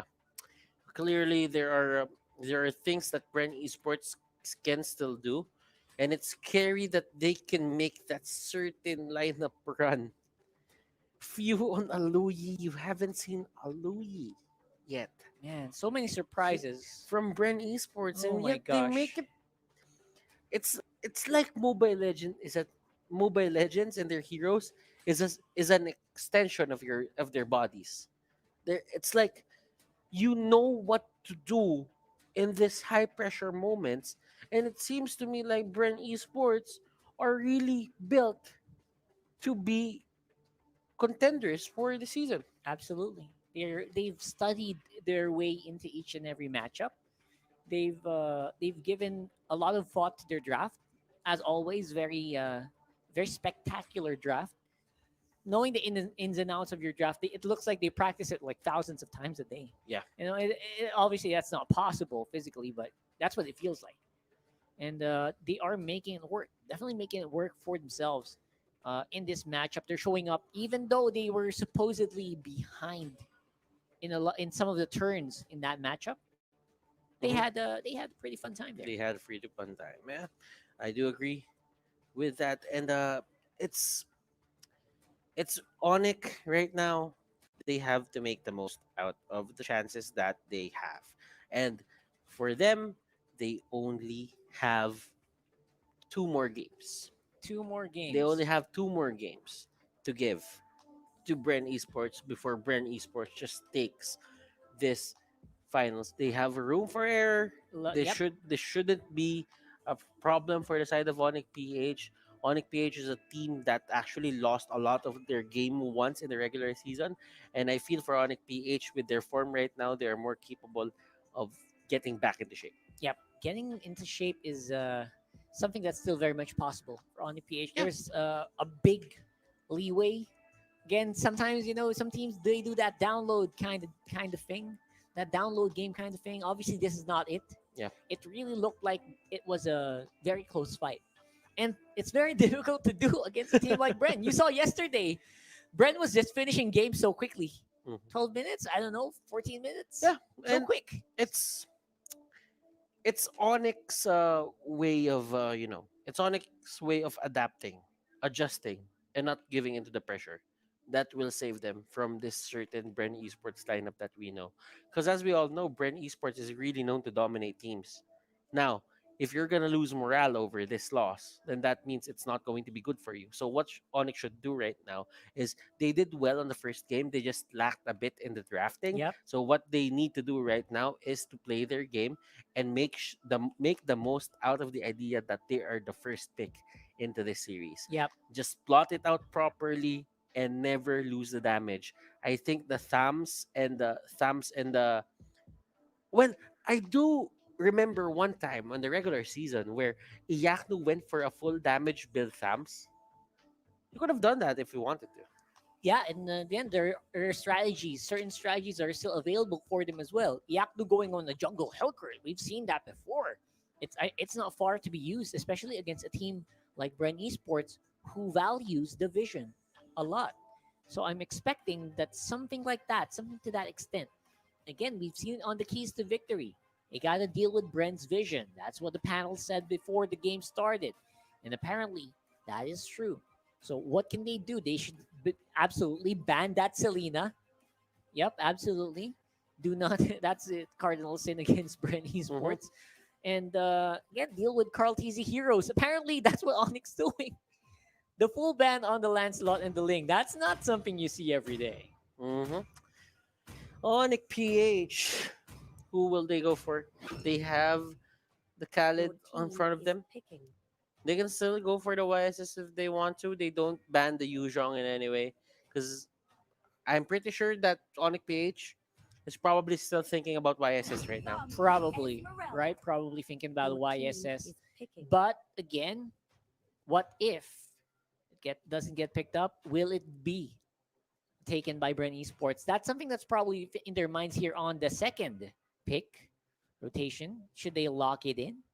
Or should we risk of not picking it and then run it and then get into a possibility of one, it can get picked up or it can get banned out, or two, it can get picked up by Bren Esports. That's just you don't want that. You don't want that to happen at all. Yeah. So I think it will be a lock-in. I mean, the YSS earlier was fine. It was just that there were so many tools for Bren Esports to deal with it, and they go for Roger instead on that carry. They have had success with this before. And I would like to greet our stats man a happy birthday. Your team is And yeah, may you have many more birthdays to come. Mhm. Wolf, we're talking about Wolf. So Yes. for Bren Esports, oh, they pick Harith. Wow. This is I like it. okay. This is different. That's a lot of that magic damage on the side of Bren Esports. And happy birthday, Wolf! If you guys are watching, go to Facebook and greet him on his Facebook page. Absolutely, you know he's one of the best here in the MPL.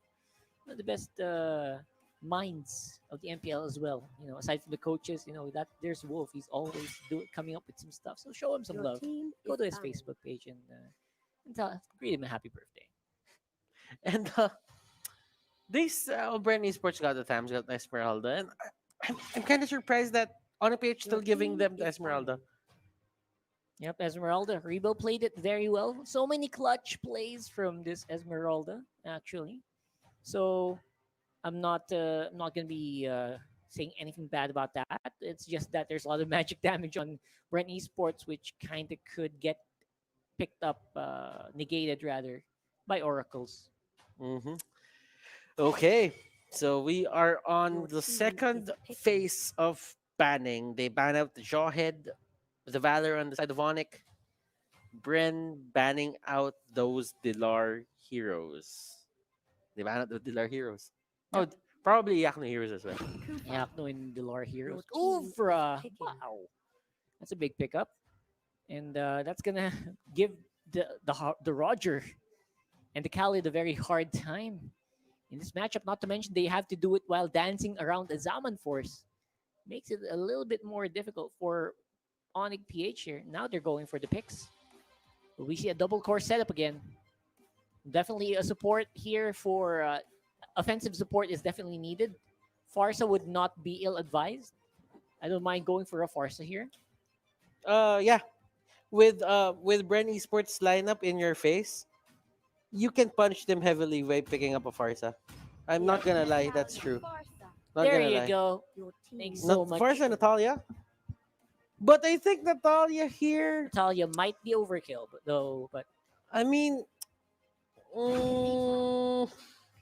if you're really there, you go. This is no, what I'm talking this about. is where it hurts. This is what I'm talking about. Here we go with another Kadita. This is where it hurts for the side of Onic PH. Not gonna lie, that Kadita could make or break their lineup here.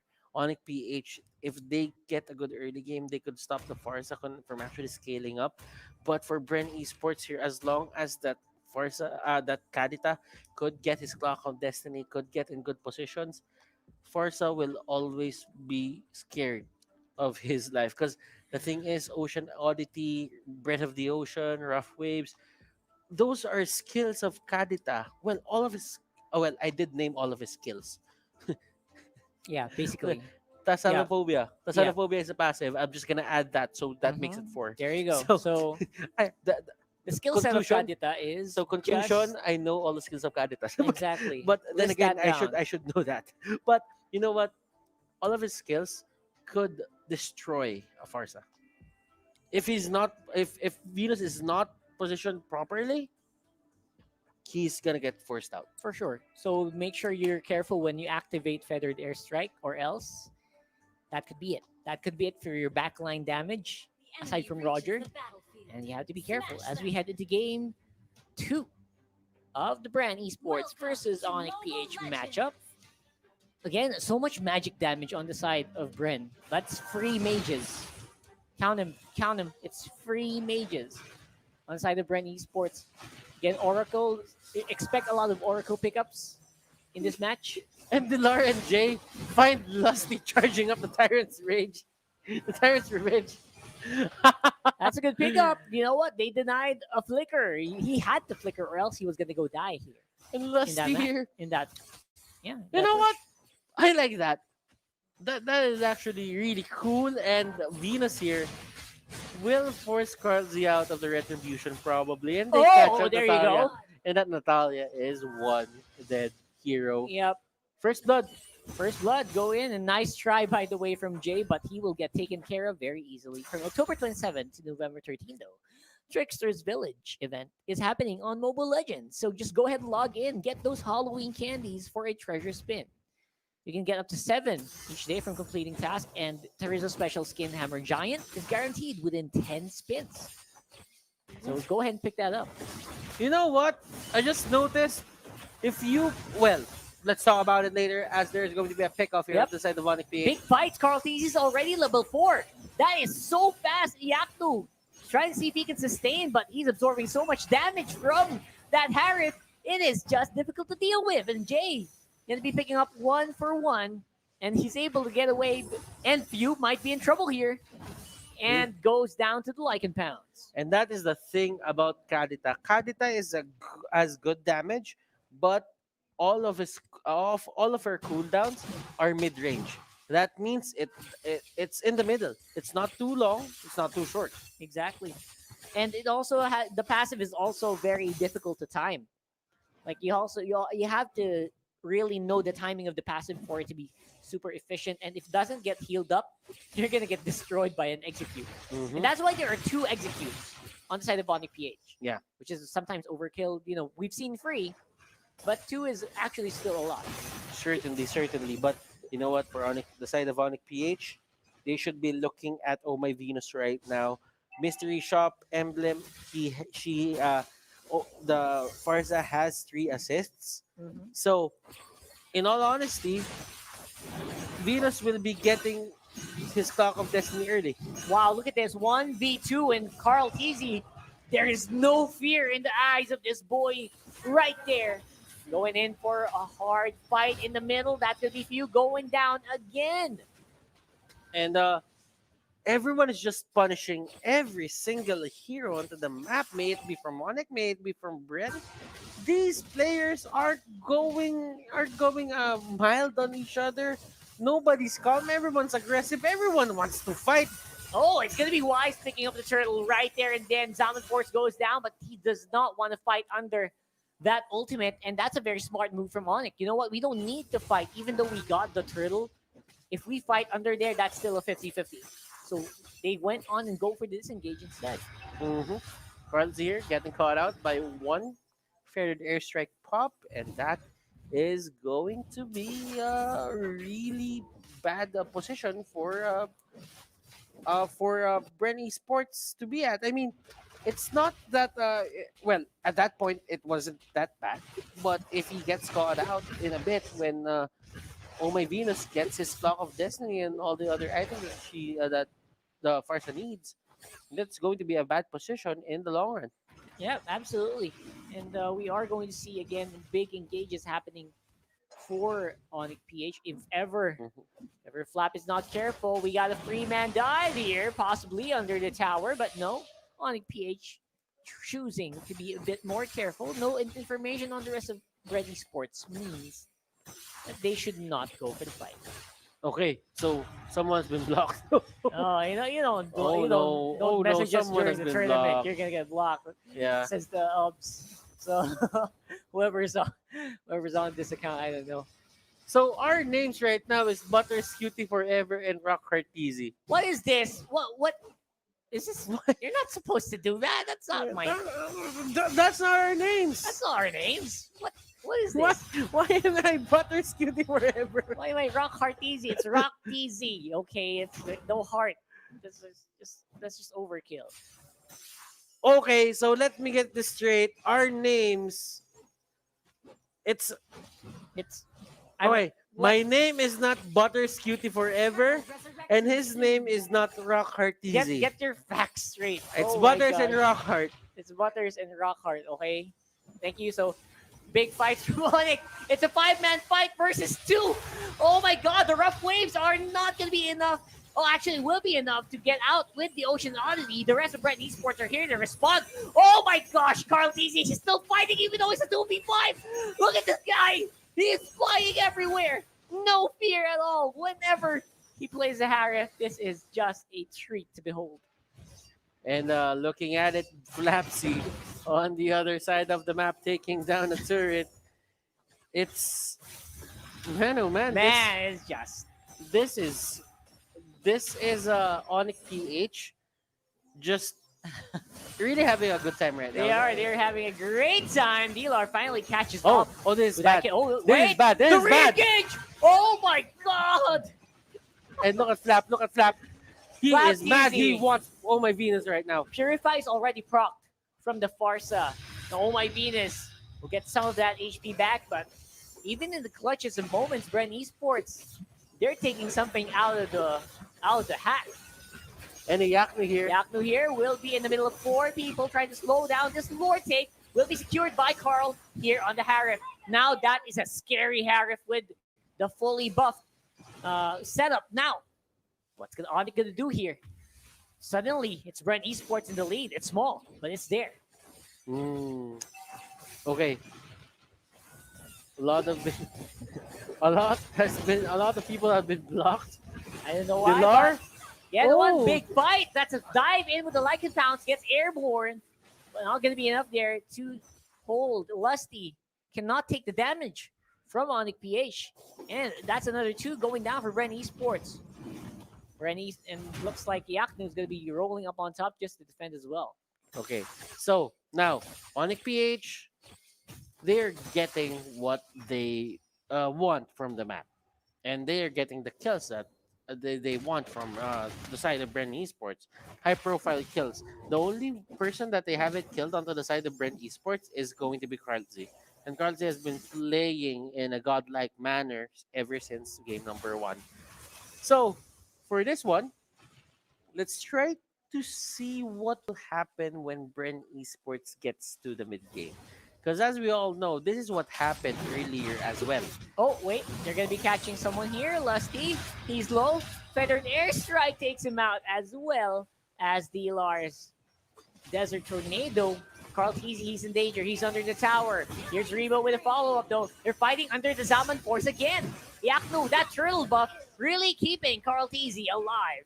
And Rebo with a great falling star moon on the back line. Finally able to equalize against Onic in a big straight-up match. Straight-up fight. Jay, he's trying. He's sizing up his man. And he will go in, and then he'll get the kill. There So you go. that was a good call coming up from him. But here comes the boss. Here he comes. Cardsy really Carl wants to get Teasy. the kill, but doesn't want to get detached from the Salmon Force. Oh my God, so smart for Onic PH to just run away when they see that Zaman Force. They know that they don't need to force anything at all. Especially now that the turtle buff is going to be available for the taking. No more turtle buff on Carl Teasy's Harith. Okay, so Yaknu and Rebo going at it, and Rebo will just get away from there because he knows that the shields won't be as effective in front of Yaknu.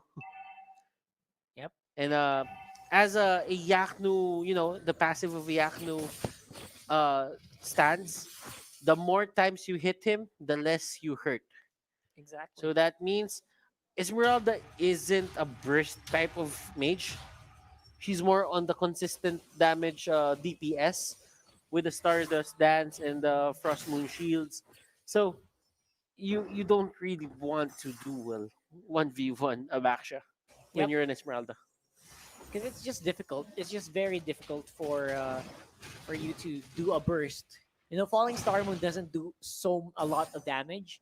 It's more of the consistent hits on the Stardust Dance. And right now, the Wise is going to be in trouble.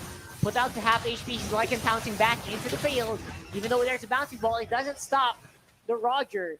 And it's going to be Jay looking for a target here. He has that execute. He is itching to use it. But Bren Esports, they're going to stick together. And they're going to go for the push instead. Look at Flap with a couple of recalls as well. Of course. Can't go home without your sticker pack. It's always fun to know. I wonder what's the emote pack Bren Esports carries. I feel like they have a lot as well, aside from the teleport. the recalls. Wise. Cheeky play there by Stole Wise. that. Jay is here. No. Very, very easily. Can they catch up Jay? Jay is on the wrong side of the map right now. It's Yeah. like he wants to become Bren Esports or something. Yeah, he's just trying to go into the base, seeing if he can regen from there. Apparently, he can't, so he's going to be blocked by the towers. Wrong ID. You don't have an ID, you can't enter. Okay, Cardzi and Rebo trying to check if they can take down Yaknu. Yaknu actually falls into the clutches of that death brush. Oh, Yaknu, he's trying to sustain. He is very tanky as a Baksha, but you can't do that as much against Carl Teasy. And again, it's a trade. It's a 1-for-1 on opposite sides of the map, but it's going to be Bren pushing on the mid. And look at this. Bren Esports gets that middle turret, and they get the outer turrets onto the middle lane. Onic PH, that was a lapse in judgment. Someone should have, defended that turret. That turret was very important to their cause. Big lapse of judgment there as well for not leaving at least one guy to deal with the minion wave. I mean, that minion wave could have been dealt with very easily. Again, they were trying to go for a big play on the bottom and really was read out by Bren Esports, out-tempoed at that point. Item check. Oh, let's try to check how much damage can Venus deal. He has the clock of destiny and the necklace of Durance. So there's still no high magic damage output item for Venus here. It's more on just messing up the regeneration that they have. For Bren Esports here, they know that Onic PH does not want to fight right now. They need a couple more items to actually make it work. But they actually let go of the Lord. That was a waste. If they just went straight for it, I feel like it could have been taken down really quickly, but they're not taking any chances. They know that Onic can be here in any bush, and they're right. Dilar is nearby. So is Yaknu. This could be big. Yaknu's rolling in. Flap TC is the target. Sword is very low. 2 bars remaining on the health. Will get reset, and the re-engage is happening for Bren Esports. Very low. The dive in by Rebo on the backline. Wise and Venus, they don't know what to do. Oh, no. Rough Waves makes a full impact on the Wise. He will get taken out. Yaknu's on the run, getting chased still by Feud. Oceanati for the chase, and the Tyrant's Revenge slows down Dilar. He can't get out anymore. Oh my goodness, this is bad for the side of Onic PH. Onic, they see Jay, and okay, they got the minion. They got the minion through. They got the minions through. They got the minion through. They can take down these minions. They can take down these turrets. They want to. Oh boy, Jay, he's nowhere to be found. He's trying to proxy on the top, on the mid lane. He's trying to stop some of the future minions coming in, but the bottom lane already of Bren Esports will get taken out. This is a big threat. Carl TC is there. He's charging it up. He does not have the Zaman Force. He can't go for the unlimited chrono dashes, but it's not enough. That'll be it. Bren Esports. That's a 2-0. And they do it. Match point. Match point. Bren Esports. Just like that, Bren Esports. They are feeling very good about themselves. Flapkey, he's burning up. Will this be the match that will end Onyx's run for the finals? It's a battle between the black and yellow and the white and black. And honestly, things are looking good for the black and yellow. This is going to be a battle in which Onic PH changed the status quo of the finals when they defeated Aura PH for the first time, this MPL-PH Season 6 playoffs. But then again, there's this status quo, too, of Onic PH eliminating Bren Esports to make it to the grand finals. So Yeah. that means You've been here before. we've been here before, but at a very different position. Yeah. Onic PH just one loss away from being eliminated in the MPL playoffs. It's very big. This is a very big story, and we could be in for a big heck of a game 3. It is hot, and again, we have been through a time where Onic Esports have defeated Bren. But, again, those are different times, different staff, different coach, and somehow different players.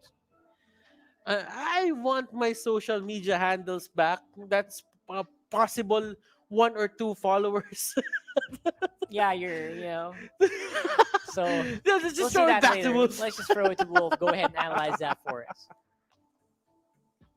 From Bren Esports, Cortese was amazing. And my name is Wolf, your analyst, and we're going to be talking about year number 2 in just a bit. Mapapaisip ka sa lineup ng Onic PH. Ang ganda sana ng unang 5. And Bren Esports, napuwersa sila ng Onic na mag-pick ng Harith.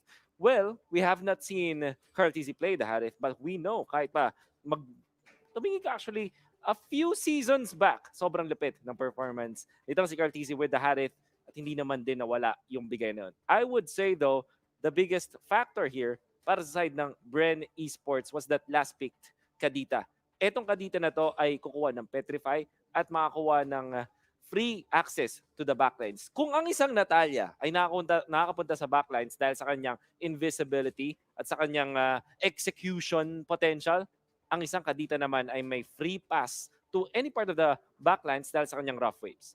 Crowd control immune at syempre sobrang deadly ng Petrify into rough waves or kung ano man ang combo niyang gagawin. At nakita natin yan matters in this game. Now, backshot pick coming out from Onic PH was good. Maganda siya laban sa double sustain lineup ng Bren Esports as well as Khalid. This first pick from Onic PH. Alam naman natin na paborito din yan ng Onic PH. Siguro, dito tayo nadalis dun sa last pick nga naman na Kadita ng Bren Esports. Now, Cortese dealt so much damage. That's 62k. And if you're looking at the other members of Bren Esports, ganun din naman, malaki yung ambag nila. We want to look at Onic PH. Ang ganda ng performance ni Wise on this Roger, but it's just that na-check siya ng kanyang mga kalaban. That's the nitty-gritty of things. But I think na mas maganda nating tignan ang mismong mga highlights ng ating laro. I want to say, hindi ganun ka-importante yung mga initial na clashes. Kasi para sa Bren Esports, ang kailangan nilang lang gawin ay makapag-farm si Harith. That's exactly what they did. The fact that Onic PH is always chasing Bren Esports. Lagi sila naghahabol, lalong-lalo na kay Cortese. Doon na nagulo yung plano ng Onic PH. Parang dahil nga naman, lagi nilang hinahabol etong si Harith at hindi siya namamatay. Tulad nga sinabi ng mga casters natin na parang ito yung paborito mong kampe sa patintero kasi hindi siya natataya. Well, you have to agree with that because Harith in this particular game did not die once, not even once. At yung Onic PH masyado naghabol for that. You can see the highlights perhaps kung gaano kalaking epekto ng mga paghahabol na yon ng Onic PH. Kasi na maganda ulit ang start ng Onic PH. Just like in game number 1. Come the mid-game, doon na lumalabas yung mga trade-off. Sabihin na nating nakakapatay ang Onic PH, but not Harith. And you want to eliminate the Harith as much as possible para hindi siya makapag-farm. So, even when there are kills para sa Onic PH, kahit nakapag-farm, yung mga supports din nila, hindi valuable yung mga nakakuha kills. Like this one, Wise was able to survive and get a kill onto 1. Pero anong kapalit? His own life. Cartesi, he's safe. And this will happen over and over again. Kaya comfortable si Cartesi. Maraming beses nakamunti ka na si Cartesi. Pero nakakatakbo pa rin siya because of the nature of the hero and the fact na protektado siya ng mga kuya niya sa Bren Esports. Cartesi was also amazing. And the Rebo Esmeralda, sobrang reliable.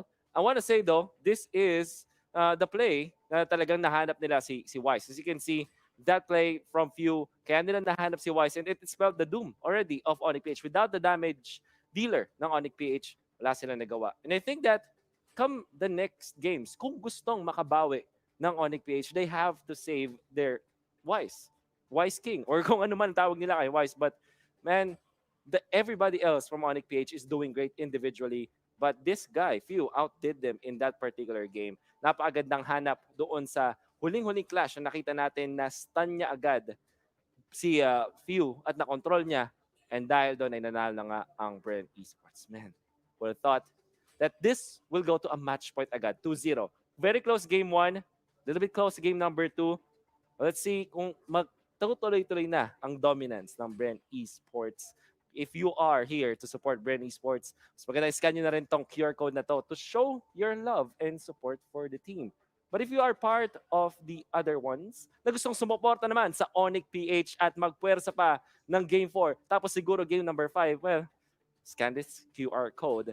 And syempre, gusto rin natin na ma-keep etong community natin sa MPL-PH. If you do want that to happen for more, naku po, visit nyo lang tong QR code na to and syempre fb.com/mplph.official. We'd also like to hear from you guys, so we would love it if you scan this QR code, answer the survey, pati na rin yung susunod na survey form natin dito so that we can get your feedback for MPL-PH. Mga kaibigan, this is such game number 2 of a best of 5.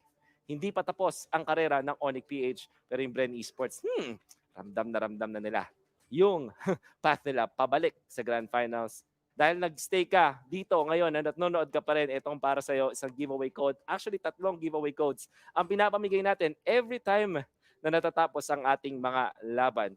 So kung gusto pa na mas marami pang giveaway codes, mukhang kailangan mo na sumuporta sa Onic PH para mas marami pa tayong laro. But if you want this to end agad, nako, mga Bren Esports, they're on a good trajectory. The momentum is there, mukhang madami pa silang bala. And this is time for Bren Esports maybe reaching into the finals once again. Maraming salamat po sa mga nanonood. Marami pa tayong mapapanood. And fortunately for us, bago pa tayo pumunta sa actual na winning moment, kung mati 3-0 man to, dahil nga nasa match point na, punta muna tayo doon sa malulupit nating analyst sa match point analysis segment natin. My name is Wolf, passing it back once again. Isa pang wild animal out there. Leo, what's up? Thank you so much, Wolf. From one analyst to another, my name is Leo, also called a panel host, joined here by Chin and Paolo. I don't want to call you Chin Valdez anymore kasi hindi ko alam kung ano status ng last name mo eh. What did your dad say? What did Mr. Valdez say? Ginoong Valdez, tumawag ba? Nag-text? Kasi mukhang nagmamadali yung Bren eh. Hindi na niya ako, hindi na niya ako kinokontak. Non-responsive? Oo, feeling ko medyo delix ngayon. Tsaka, I don't know, like for that last game, feeling ko, kasi malalakas talaga kami mga TZ. Ako si Chin TZ, si Flap TZ, Game 1, Carl TZ, Hajiz. Yan, malalakas talaga kami mga may easy sa, sa pangalan. But jokes aside, ladies and gentlemen, let's look back at what happened here in this series. Isang best of 5. And again, it looks like Bren wants to go on the speed track to the grand finals. Ito ang game 1, their draft. Ling ni Carl Tizzy, nagwawala. Only conceded 1 death. And of course, the MVP of that game, the Yuzhong on Flap Tizzy. Sa kabila naman, Onic, medyo maganda eh. They revealed their side lanes very early. Yun ang nanonood natin sa draft. The Barats and the Atams on Dilar and Iaknu. Pero pag-usapan natin yung very last pick, yung Rafaela. We were noting that it could have been a Kadita. But yung problema kasi doon, guys, is di natin alam kung naglalaro na Kadita si Venus. Yes. Di pa niya nire-reveal. I don't know if it was a panic pick sa Raf. We all know na naglalaro siya ng Raf. Oh yeah, since season 4. So yeah, ito nga yung nasa keys to victory natin. Maybe exploit Venus's hero pool. Choke it out. And baka nangyari yun sa game 1. Okay? Yeah. Actually, meron siyang kadita sa ano niya, Saan? sa hero pool niya.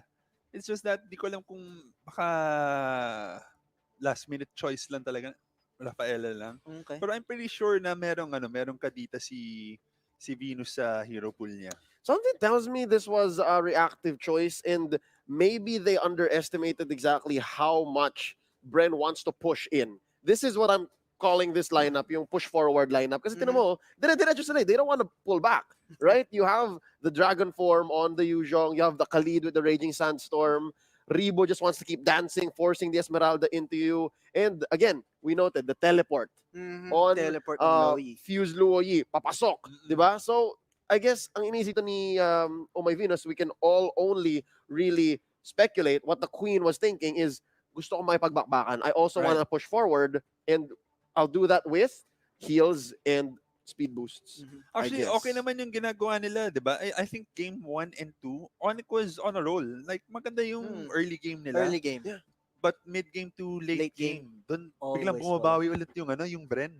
But that is because they always get outscaled. Katulad ng sa first game, Yisen Shin lang yung main DPS nila. They cannot kill a Yuzhong, an Esme, and a Ling that just jumps around and flies around with just a Yuzhong. Barats doesn't give you enough DPS. Si Tamus as well, they're like more of a semi-tank. Rafaela obviously not gonna give you any more damage. The ult is a skill shot na may stun, pero yun nga, isa lang yun. So I guess they needed more from the Queen here and I think hinanap nila yon. Sabi nila, okay, Venus, mag-farsa ka na. Alright? And they put J on the Natalia. Let's talk about this Natalia. It has a 50% win rate today. I think so, yes. Hayes used it earlier to And harass they- Benny Cutie. they won. It's good. Dito medyo nabitin. What happened? The way Onic uses Natalia kasi, si Jay lang kasi na Natalia talaga sa kanila eh. And if they want Jay to get this Natalia, kailangan syempre may tankiness rin sila sa side lane, which yun nga, Baxia side lane. And then we end up having Khalid with a lot of sustain on the second skill heal. But the problem with this draft kasi sa Onic, guys, is walang peel. Walang peel para kay Roger. Ang makita niyo naman kanina, inultian ni Esmeralda si Roger. Mag-isa lang si Roger talaga. Walang magpipil sa kanya. How exactly do you peel a Roger with an Esmeralda chasing you and ulting you, Tamus jumping on you, Harith dashing around, and then you have the Kadita with the Petrify knockup combo and with the burst. Yeah, it's so hard super hard. to counter and to check what Bren is putting on the table. And let's note here, Carl Tizzy back-to-back with that Ling, impressive performance. On this Harith, all the more, not conceding a single death. Yeah. At ang maganda sa ginawa ng Bren dito, Coach Ducky, you crazy, crazy man, they drafted the heroes that counter Harith. Right. You got the Esmeralda, you got the Kufra, and then you call it a day. Yes, they actually denied pick the Kufra. Okay, it was on the second phase of the ban. And yung Onic, nagban sila ng Valir, which was kind of questionable for me kasi yes, na-pick na yung Farsa, but Farsa could have been a side lane, you know. Like Toshi does. Yes, right? nakita na natin si Farsa side lane. And then Madame Venus could have used like Valir to counter the Kufra and the Esmeralda. To That could have push been them an back. yes, that could have been an option. And Necklace of the Rats as well. I don't know. Chin, which was the more impressive Carl Tizzy play to you? The way he used the Ling or the way he used the Harith? Para sa akin, maybe yung sa Ling, only because here, Bren showed me something also na kung napansin mo yung endgame stats, tatlo yung silver ng Bren eh. but they still won, and then walang death yung Harith. Yeah. Kumbaga, I think it was like a huge team effort compared to yung talagang mechanical prowess lang talaga ni Carl Tizzy on his assassins with the Ling. So, ayun. I think if we're just talking about Carl Tizzy, maybe it's still on his Ling. You still like the Ling. Numbers will say Harith, but you like the Ling. Actually, I wanted to quickly point out the Kadita is actually a super good pick, Super. last pick here Super for duper. Bren. Because kung iisipin nyo guys, yung Khalid pag nag-heal, he is a stationary target. And Kadita could just literally use second skill to cancel that heal and force Khalid to move para hindi na siya nag-heal. Same thing with Farsa. Pag nag-ulti si Farsa guys, stationary target siya. Pag may second skill ka ni Kadita, it's forcing you to get not use your ulti and get out of there. So yeah, super well played from Coach Daki. Yeah. So now we kept saying after seeing the MPL Indonesia finals, right, lalabas at lalabas ng mga hero na to. And now we're seeing Kadita become a more normal part of Fuse Arsenal. Right. And of course, the Eudora for Venus, it showed up yesterday. Today it was respect band for it was game banned number earlier 1. for second phase. Yeah. Yeah, and even second phase, I don't know what Onic has to do here. I don't know too. Baka, like I said earlier, baka ipasok nila sa basic. Hopefully, this is like their last resort. Hail Mary. They need something. It Show seems us like a 1-2-2 possibly. Yes, their original plan did not work. They need something new to surprise Bren if they So, want to. just in general, what you're saying here, Paolo, is playoffs mode Onic PH is not enough to face off against playoffs mode Bren. So they need something else. They need a shot in the arm. They need an injection of power. San manggagaling yon? We're throwing out all of these possibilities, but in the end, manggagaling ito sa Onic PH. It's gonna come down to the shoulders of Coach Rio. He has to make the right decision here, and the players need to execute. Can they do that? Can they force a game number 4? We'll see. Bren sitting happy and comfortable at 2-0, and they are 1 game away from locking an Omega versus Bren Grand Finals. Kakapit pa kaya? Hashtag all for Onic. Your team needs your support right now. Hashtag Bren lang malakas. Uuwi ba tayo ng maaga? We're about to find out. Let's get into game number 3. Thank you so much, Leo, and the rest of the panel, Sushin Valdez and Paolo Expert. We are here on possibly the last game for this series. It's Bren Esports versus Onic PH on a 2-0 in favor of Bren. And I'm thinking it's not over yet. I'm thinking it's not over It's not over yet. I mean, I have a good feeling. I'm not with any team here, obviously. I have a good feeling this is going to be a long night. I don't know. I've seen, what, one of the reasons why I've seen Onic. I saw Onic on my way to the restrooms. Yeah. I passed by them. They didn't look two-phased. Yeah. I don't know if you saw them as well, but yeah. I looked at them too, and they look somewhat kind of jolly. I mean, they do. Those are the faces of people who haven't who hasn't not lost any kind of hope yet. Yes. To make it in the grand finals. Now, this is going to be a tall order for them though to make it in. They need a 3-0 sweep. This is what we were talking about. You were talking about, right? The reverse sweep. That's almost impossible, right? That's almost very rarely happens in esports, in any esports. Yeah, you see that happen once or twice, but then again, that's probably like 2 out of 10 events that happen. Yeah, so it might be smaller than that though. Yeah, but less than once a year, probably less than once every few months. Could this be the reverse sweep of the year? I don't know, man. But we'll definitely find out as we head into the draft here for Game 3 of Bren Esports versus Onic PH. Now, that Natalia definitely was not what they were looking for, right? It has a shining moment, but Jay might look a lot more comfortable with primary tanks instead. I feel that Onic PH is trying to make this a bit complex for their side. in which that they were really trying to get the best heroes of the meta. They were trying to fix their playstyle around Bren Esports. But the thing is, the more stuff you try to adjust, the more loopholes Bren Esports find. You know what made them lose that game number two? Yeah, yeah. That perfectly placed last pick Kadita on the Yeah, side of it's Bren. like you That don't expect that anymore, right? It's very difficult to expect.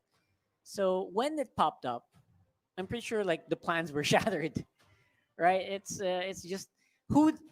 Let's put it this way: what team picks three mages these days? Yeah. They already had the Harith, already had Esmeralda. Who would have thought they would still pick the Kadita? Your team is That's just even no matter who you are, you would be surprised by that, no matter how good your team is. hmm you could say that Brent Esports right now is actually rearing to stop the rampage of to stop the rampage of Onic Esports. Onic PH has been getting a lot of wins recently, especially that 3-0 win against Aura. Yeah, that was just Man, that was. Did you expect that? I did not expect that. I absolutely put unexpected. them. I I told myself that Onic PH could win that, and they probably have a higher probability to win that, but not in a 3-0 setup. Yeah, just like oh my gosh, seriously, they had so many opportunities to slip up, but they didn't. Right, so free one was what we were expecting. Free two, but not free zero. Absolutely, so absolutely a big surprise. Mm. So now we are into the picks. And Bren Esports, they see a Urine's opening. They say, you know what? This looks good. This looks good. We'll pick it up. There's gonna be an Esmeralda pick for Onic. They know it, but they're ready for it. That's what Bren Esports is showing right now. Yeah, and Uranus on flap 100% player win rate. Rebo probably has that as well. There you go.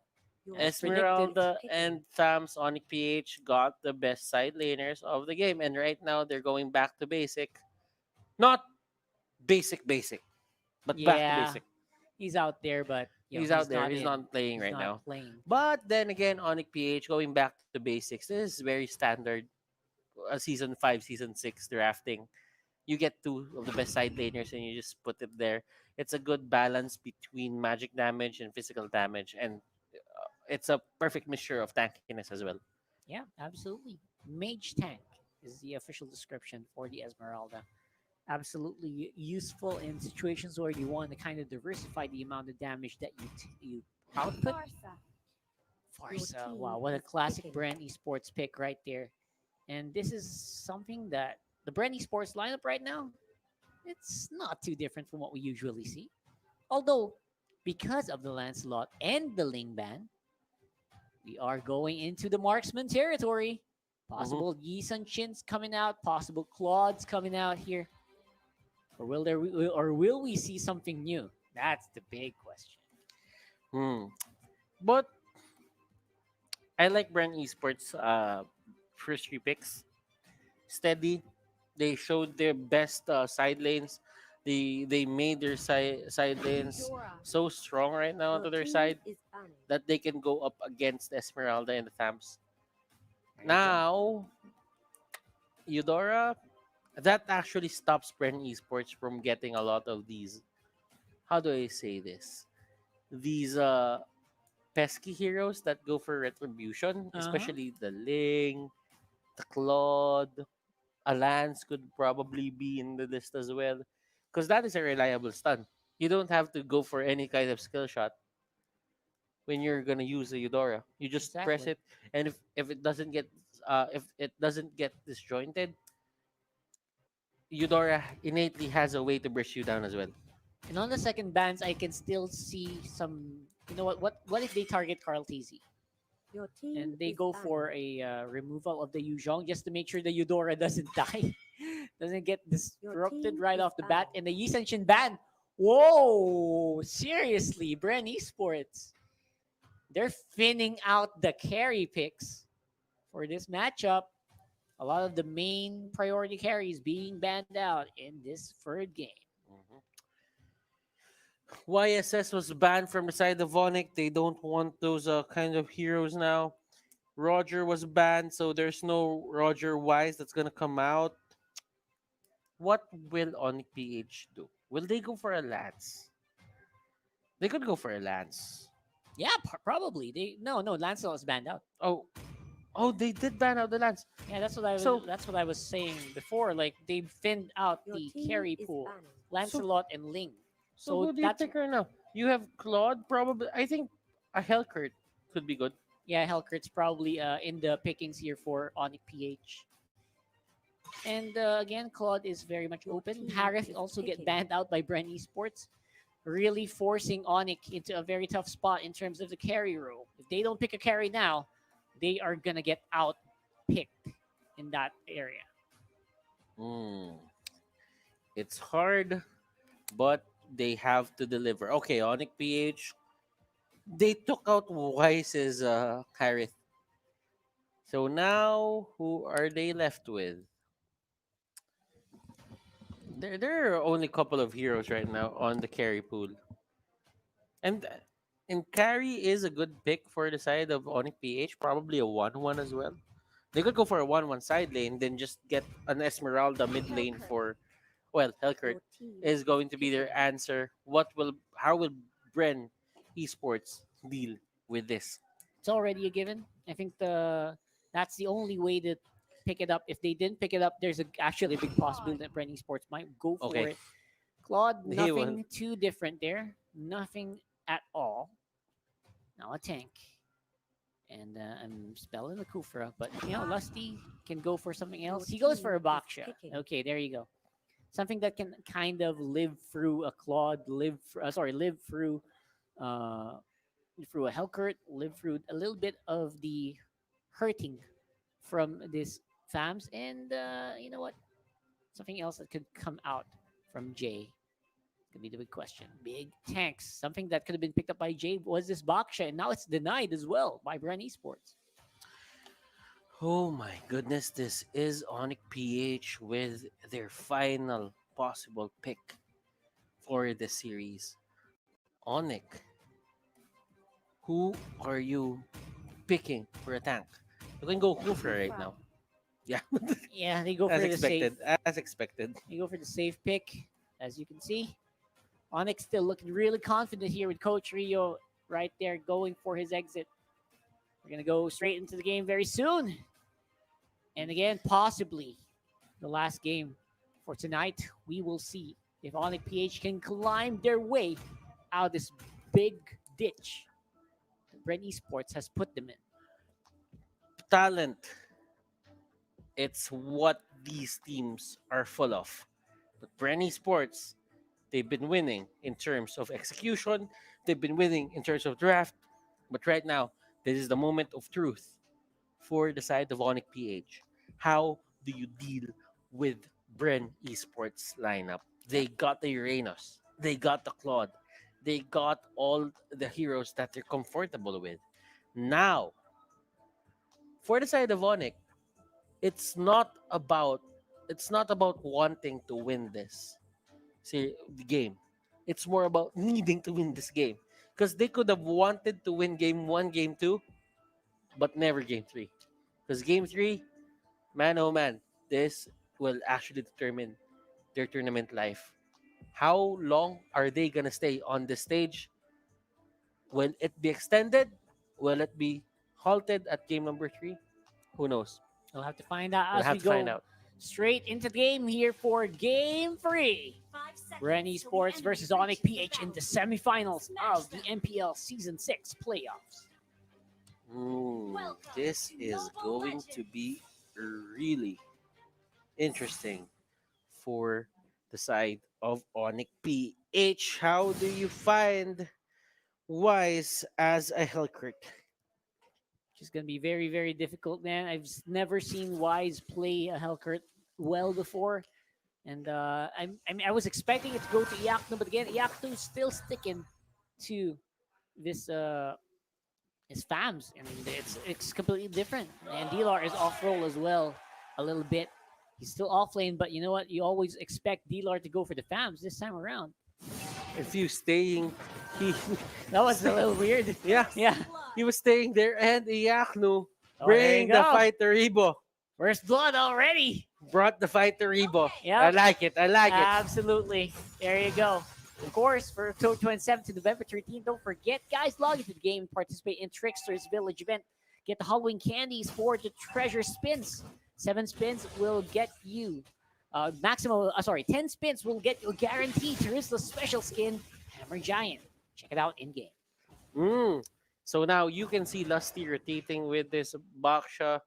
And they actually kind of changed the roles or changed heroes, to be honest. Kufra was on Lusty last game, but it was Iyaknu on the Baksha on the previous game too. So they kind of just switched it up a bit.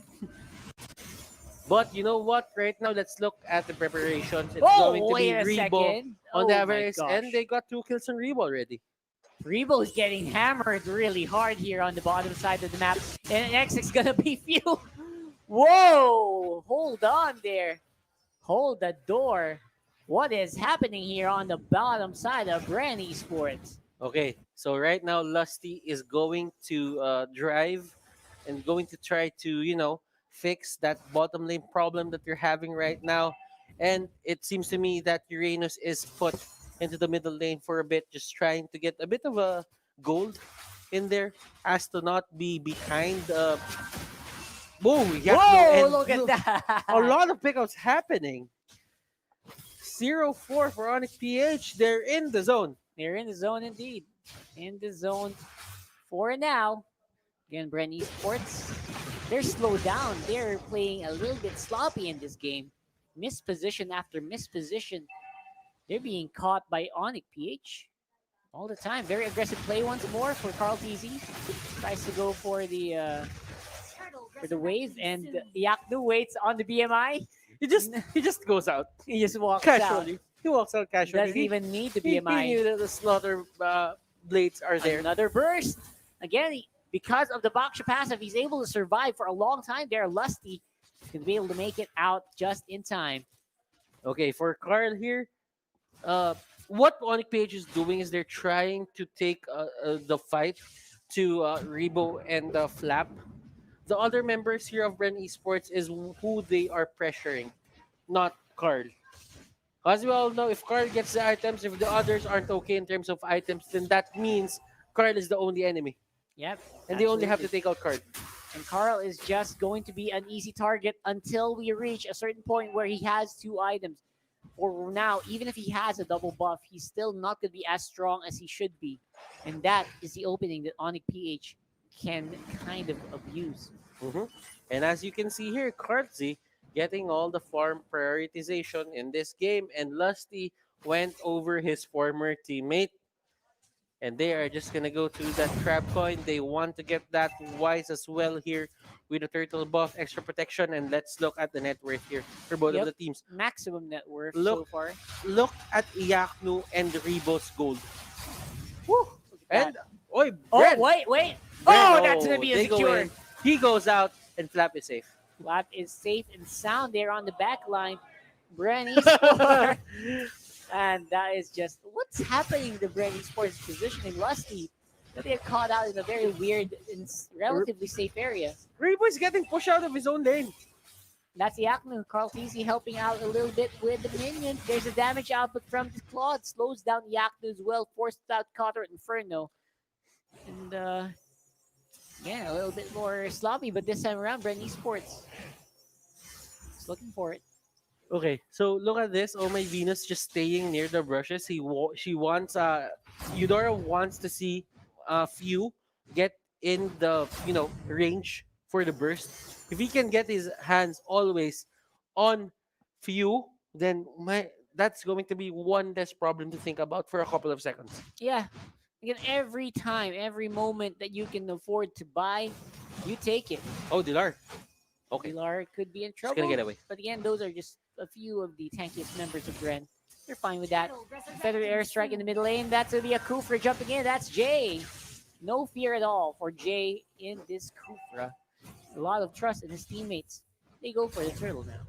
And Bren Esports don't really aim to get anything out of this early game. What they want to do is they really Oh, just want to secure the late game from themselves. And as long as Carlsy is farming, Carlsy is at level 10. He's doing fine. he's doing absolutely fine. I think Carl TZ is one of those people that just, he can farm out even if he's behind. It's not just how good he is. So I'm not. That's not what the point of contention should be. Point of contention should be whether or not they're gonna get towers, and they are. They're getting towers. Bren Esports. They get some of that gold back, but they're still behind by 3 points, 3K. Okay, so Bren, how do you deal with this? I mean, for them, this is actually kind of a big lead for the side of Onic. This is probably the biggest lead that they had. Well, I think there's a 4 to 5K range on those leads. But you know what? For Bren Esports, this is not out of hand. They can just come back from this. And currently hasn't joined any fights yet. Now, for Onic, they need to make sure that Oh My Venus gets his items on time.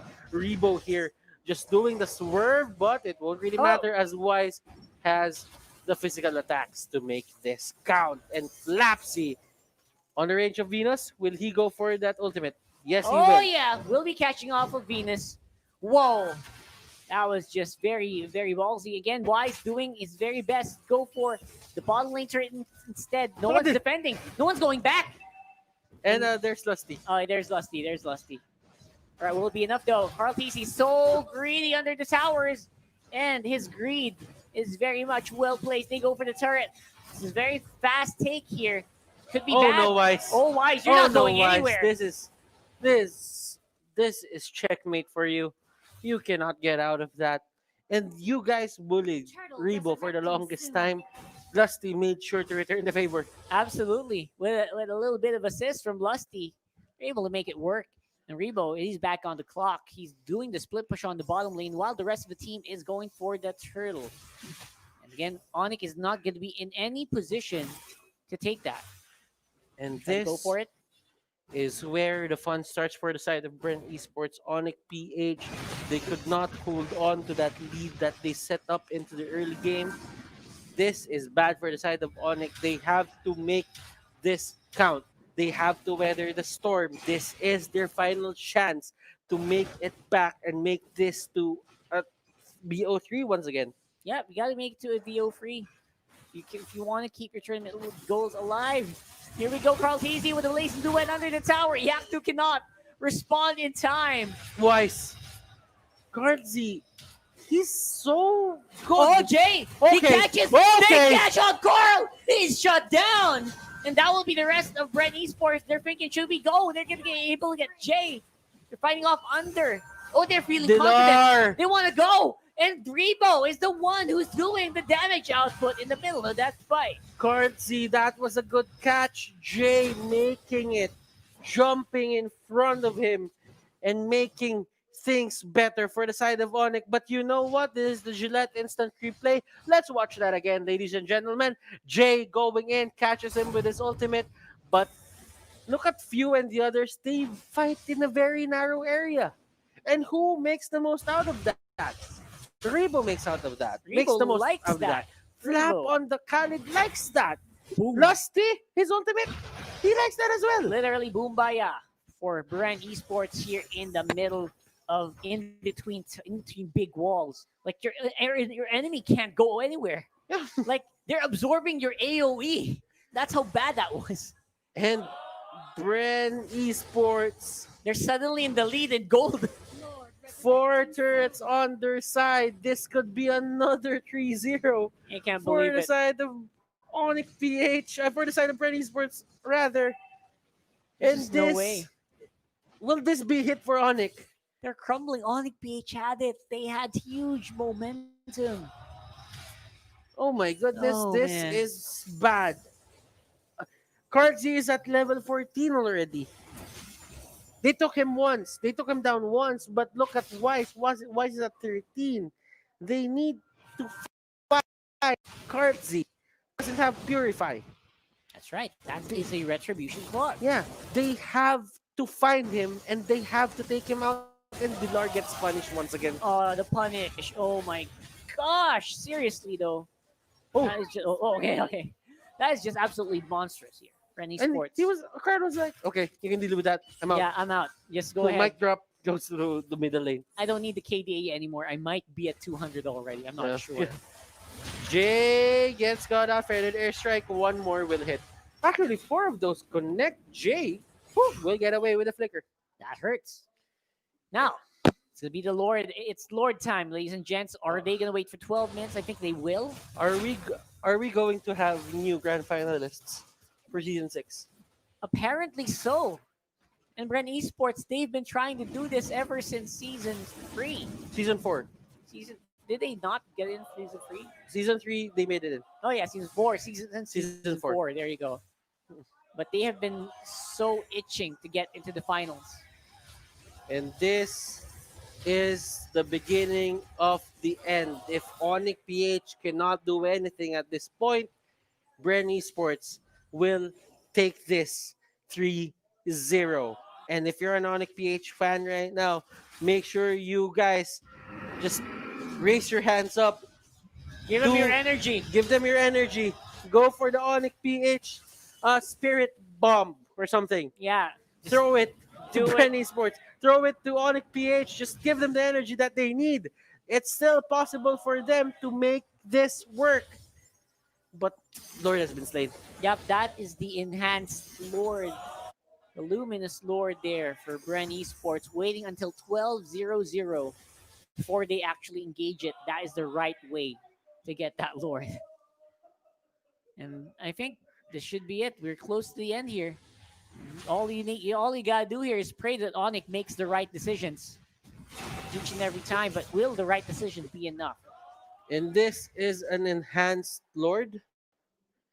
This will bump through the turrets. And they catch out Jay. Okay, Jay with the Tyrant's Rage. Not going to be enough. The tank is down. The tank is down for Onic PH. And there goes the TP, the recall, and they are marching on. Bren Esports, they've been itching to eliminate Onic PH because they wanted to return the favor. Dilar trying to get away. Dilar will go down on the hands of Carlsy. That's going to be it. That's the last push. Yaknu's trying to hold out, but that's not going to be enough. A triple kill for Carl Teasy, and that is a win. Your next grand finalist is Bren Esports. And Flapsy choking himself out. Yeah. And his first playoffs is going to be his first grand finals appearance as well. Man. Rookie season. And Flap keeps on choking. Because everyone was there. Everyone keeps telling them that they're keeps on choking. Yeah, in the playoffs, not anymore. Apparently, Not anymore. I actually put down my glass for that. I just wanted to see if I'm seeing right. Okay, now it's back. Now we're back, and that is going to be it. Onic PH is eliminated from grand final contention. They will return tomorrow for the battle for third against Execration. But again, that is it for the championship dreams. We will have different set of grand finalists for tomorrow. I am speechless. I really am. We did not expect. We're expecting a close fight, man. These two teams. Okay. All matches that happened on the top bracket were all 3-1s, 3-2s. There were a lot of games, but onto the bottom side, it was all 3-0s. Oh yeah, that's true, isn't it? And man, we have Omega and Bren Esports for the grand finals, and it's a dance between Rebo and Hayes. That's going to be it. I mean, the battle between former teammates. It's going to be really big tomorrow. It is green and yellow going through the boards and cannot wait at all. Again, it's been a pleasure casting that for you. And we are your casters. I'm Rockhart, your anchor. With Butters, your analyst. And last words. Don't miss out on the grand finals. This is the heaviest MPL playoffs that we've been through in the PH, and I'm expecting 7 games tomorrow. Absolutely. Let's go ahead and do that. And let's throw it to Wolf for the post-match analysis. Napakagandang simula sa Onic PH. I'm sure na lahat ng fans ng hashtag All for Onic ay nag-cheer na sa loob nila, although kinakabahan pa rin sila. Unfortunately, it did not end well for past 3 games. Bakit kaya ang Onic PH ang nananalo sa early game pero ang Bren Esports ang nananalo sa dulo? This guy is the key. Pero masasabi natin hindi naman magsiscale si Carl TZ bilang hyper carry ng Bren Esports kung hindi rin dahil sa kanilang mga kakampi. I want to say though that probably Onic PH ang kanilang naging fault dito sa game na to is hindi nila na-respect ang staying potential, clear potential ni Few. This guy, the Farsa, was able to delay the game. Sabihin natin hindi napag-farm si Ribo. Mas mayaman si Iakdo sa matchup na yun. In fact, first blood belonged to Iakdo. Na-outplay, nakapag-stay si Delar sa top lane kahit pa dinodoble na siya doon sa may top lane. And Wise was phenomenal. Oh my Venus was playing the Eudora of his life. Talagang ganda na performance siya, but the nature of the heroes of Bren in the end, late game, no matter what happens, lalamang talaga sila. Kukulangin ng damage output. Bren Esports. Nakita natin mamaya siguro sa stats ng bawat mandalaro, malaki ang ambag talaga ni Few. Look at that. 55,000 hero damage. And I'm sure kung merong stat line about minion damage, nasa taas din siya yun. Siya ang dahilan kung bakit nakapag-delay ang Bren Esports para hindi mag-snowball ang Onic PH. And we do know that this kind of lineup, lalong-lalo na may Claude, it will almost automatically win in the late stages. I want to say though, yung decision ng Bren Esports na mag-back siya laban sa sustain lineup ng Onic PH with the Thompson Esmeralda was perfect. Napakagandang choice at nilagay pa nila sa tank para talagang nambubuisit even in the latter stages of the game. Revitalize was also key against the burst potential of Onic PH. Nung una, hirap na hirap ang Bren dun sa burst potential ni Eudora. But eventually, if you build up enough items against Magic, gaganda na nga yan. I want to say, this game, kung meron mang title itong game na to, Onic PH, para sa kanila, it's the gamble. After 2 games na natalo sila sa Bren Esports at after 2 games na tinatry nilang ubusan ng hero si Carl TZ at hindi nila napagana, tinry nilang isugal ito sa game number 3. It worked wonders in the early stages of the game. Makita natin sa highlights kung paano nga lang nag-develop ito para sa Bren Esports. So, makikita natin talagang dominant performance coming out of Onic PH in the start. Think that there will come a time na itatry nilang i-trade yung base turret, inhibitor turret sa may bottom lane, exchange for any good stuff. Look at the positioning of Wise at tingnan nyo rin yung fact na wala siyang ultimate. Now, this fight happened. As you can see, here in the bottom side of the map, nakita natin si Wise at tingnan nyo yung status ng hero niya, wala siyang ultimate. So, technically speaking, kapag inikutan siya ni Lusty, kapag si Lusty ay paikot-ikot na ganyan, wala, mahirapan si Wise na tumalon patak. Kasi sasaluin lang yan ni Lusty no matter what happens. And looking at the middle part of the map, you can see na nagte-trade off na nga Bren Esports. Walang wave clear ang Onic PH na katulad ng Farsa. Siguro meron silang Eudora, but you wouldn't want to expose yourself. Farsa is the perfect defense hero, but katulad na rin ni Chango, kasi si Chango masyadong malayong range. Farsa can run away. At nangyari na nga yung trade-off. Unfortunately, para sa Onic PH, this did not pay off. This is the beginning of the time where doon na nga tatalo ang ekonomiya ng Onic PH. We can see that lamang din sila in this specific part of the map, but again, the trade-offs did not favor them in this particular clash. Napakagandang simula para sa Onic PH. Unfortunately, na gulong din sila dun sa dulo because by the way, what a play from Jay. Alam nila kasi na walang retribution, na walang other spell. I mean, retribution na hawak ng isang Claude.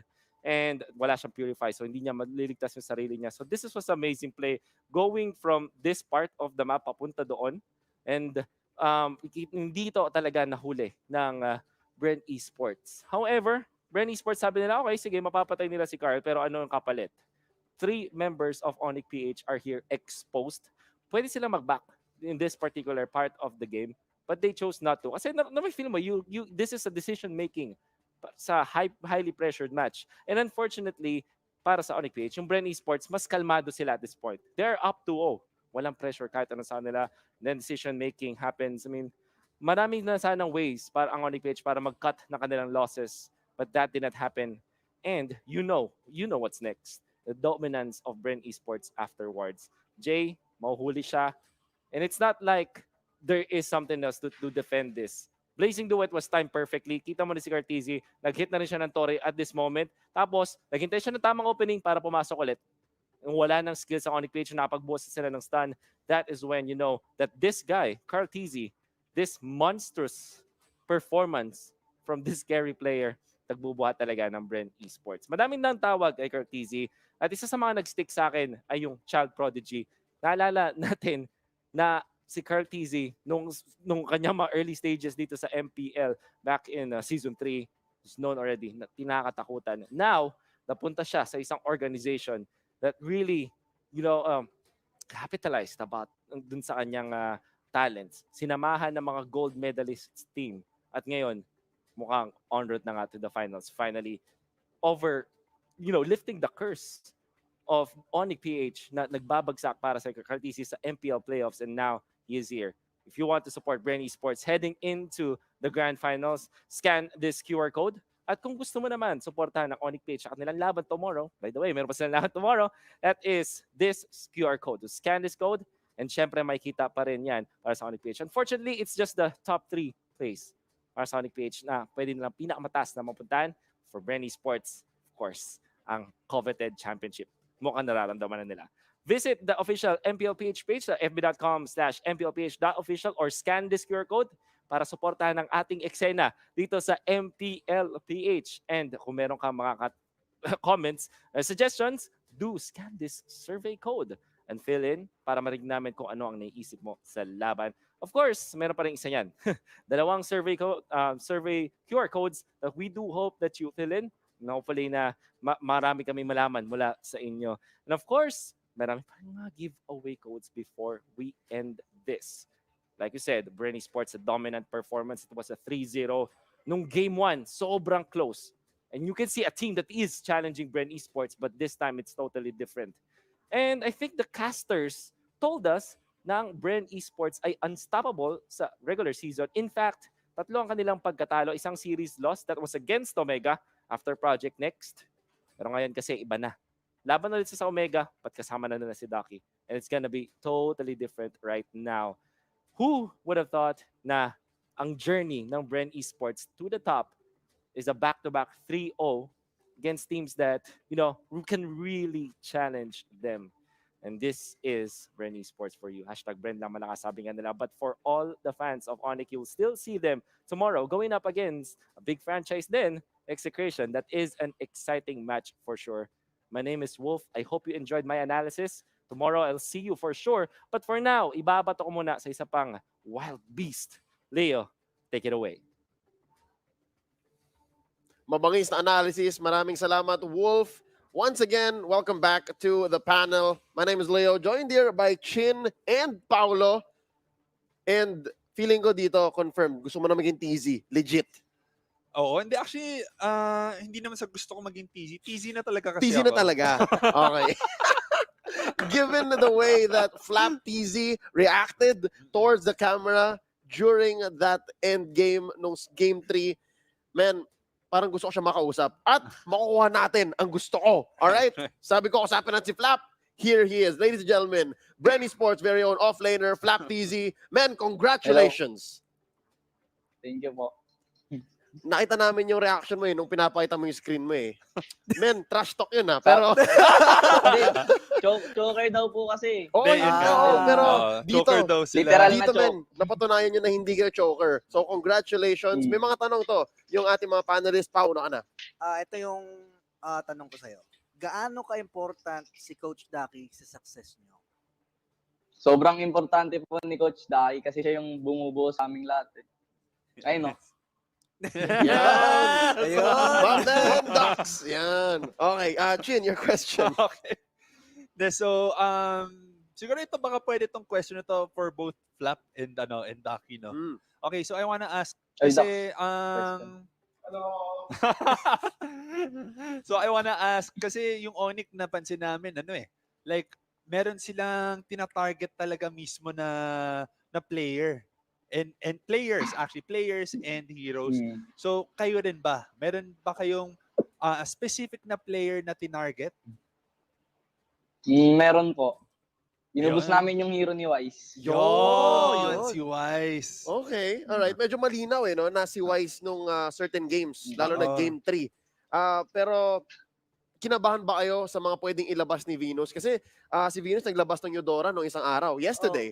And today binaban nyo rin. Was Venus as big a threat as possible, Flapsy? Nagulat ba kayo? Or na nervous ba kayo sa pwedeng gawin ni Venus dito sa game na to? Hindi po. Wala po kami nervous. Walang nervyos? Kalmado. Oo, kalmado. Wala. Okay. Flap TZ, one more question para sa'yo. Men, lumaki ka sa ML. Sinundan kita nung nasa, nung nakasama pa yung mga Signal, Ultra, no? What does it feel like now kasama mo yung big boys dito sa Bren? Sobrang saya po. Kasi mararamdaman ko na yung feeling ng champion eh. Yun! Mahusay! Okay, well, Flap, I mean, may isa pa kayong laban. Kakalabanan nyo bukas ang Omega. And for sure, gusto nyo nang mapagpahinga. Pero konting celebration muna. Kasi hindi to madali. 3-0, laban sa Onic PH. Real quick, before we let you go, shoutouts at messages for your supporters. Shoutout po sa Bren supporters. Tapos, kila Boss Jab, Boss Jeff. Yung ROG na now, ano raw yung ano? Basta yun, yes. Gagi yun si ano kasi. Hindi, okay na yan. Flap, ito na lang. Message mo, men. Message mo para sa Omega. Haharapin mo ang Omega bukas. Ito raw po. Ayan. Shoutout din daw na yan. sa Laika, Yes. sa ROG, sa Now. Yun, shoutout. Okay, Flap, question mo para Po. sa Omega. Sila ang kalaban nyo bukas. What do you have to say to Omega? Maganda-handa kayo. Yari kayo sa amin bukas. Ayun! Gusto ko yung confidence na yan. Okay, Flap TZ, maraming salamat. And to the rest of Bren Esports. Thank you po. Thank you. Magpahinga na kayo. Magkikita-kita pa tayo bukas. It's going to be a best of 7 for the title. Okay, good luck. Sige, sabi mo kay Daki, magpahinga na kayo. Thank you. Good night. Magpahinga. Yeah. Magpahinga ka na. Flap TZ, ladies and gentlemen, ang offlaner ng Bren Esports. Before anything else happens, no? Kasi parang Gina-G siya na si Flap TZ eh. Gina-G na kagad. Pwede nga yung Grand Finals, mangyari ngayon, okay na siya eh. Ready na yata eh. Oo, checkping na daw. No, but ladies and gentlemen, that being said, I like the energy. Minsan lang tayo makakita ng team na, I mean, na 3-0 mo yung rival mo NXP. Na 3-0 mo yung on fire. Kinuha niya yung init ng aura, kinuha ng Onic. Tapos, ginanon lang ng Bren. So, I can only imagine what Flap TZ is feeling. Kaya yung mga salitang nasasabi niya, I don't blame him. Right. Kaya super confident niya. Kasi actually, sobrang ganda din nung pinakita nung Onic. Ako personally, nung tinitingnan ko kanina yung game, sabi ko, mukhang Onic to. Pero hindi. Di pa rin tayo na-disappoint. Oo, may monsters pa rin talaga sa sa Bren. Actually, I was thinking, itong si Few, may kasalanan yan si Few eh. Kasi, kailan ba nag-champion ang Bren? Season 1, di ba? Either main, yes. Tapos, may nagnakaw ng championship doon. Sino yun? Si Few. Yung lason ng Selena ni Oo, Few. yung may magnet yung araw. Oo. Sinasabi ko sa inyo, SV-AIM. SV_AIM 9999 din si Few. So, laro yan, oo. So, ninakaw niya. Ninakaw kasi na yung championship eh. So, kailangan niya siguro ngayon, tatry niyang ibalik ngayon yung championship kay Bren. Fix what was undone. Right. Okay, well, ladies and gentlemen, real quick, napakabilis ng mga pangyayari at unexpected, to be honest. Some 3-0s you kind of see coming, if you know what I mean. But this one was something else, all right? Onic PH drops into the bronze match, facing off against Execration. That's happening tomorrow at 2:30 p.m. At ang susunod doon, the grand finals. Omega versus Bren Esports. Mark your calendars. Turn on your alarms. Ito na ang inyong inaabangan. 6:30 p.m. mga kaibigan. I'm just so ready to see the most technical Mobile Legends I've seen in a while. It's a best of 7 too. Yes, parehas methodical yung team na to. So, mahirap talagang sabihin na kung sino yung mananalo. At saka yung Omega yung nagtalo sa Bren sa regular season. Eh. So, oo. Poetic justice. Yes. Dito rin tayo magkikita pala. And again, it's going to be a great battle of coaches. It's going to be Coach Dale versus Coach Ducky. Both are very good at drafting. Both are very good at execution. And they have all the tools. Di ba yun yung pinag-usapan natin in the Blacklist versus Omega matchup? Bonchan has an amazing mind. It's just that some of their players are younger and just haven't reached their mechanical skill cap. Right. Dito yung Bren and Omega, no holds barred. No holds. Anything goes. Well, you still have the rules of Mobile Legends, but I'm just saying, right? Ladies and gentlemen, in addition to the best of 5 for third and our title matchup, the best of 7, we also have an all-star match. There it is. It's going to be happening at 5 o'clock. It will feature your favorite Mobile Legends influencers. And of course, it's going to be something else. All right? For the past 3 days, we've been watching super technical, super ridiculous, down-the-wire, amazing Mobile Legends. Diba? Yung mga ginagawa ni Carl, ginagawa ni na Wise, ni na Dilar dito, ni na Flap TZ, ni na Hajizi earlier today, ni na Hate, but tomorrow we're gonna have some fun. All right? Right in the middle of that best of 5 and that best of 7, meron tayong all-star match. The details, it's all over social media.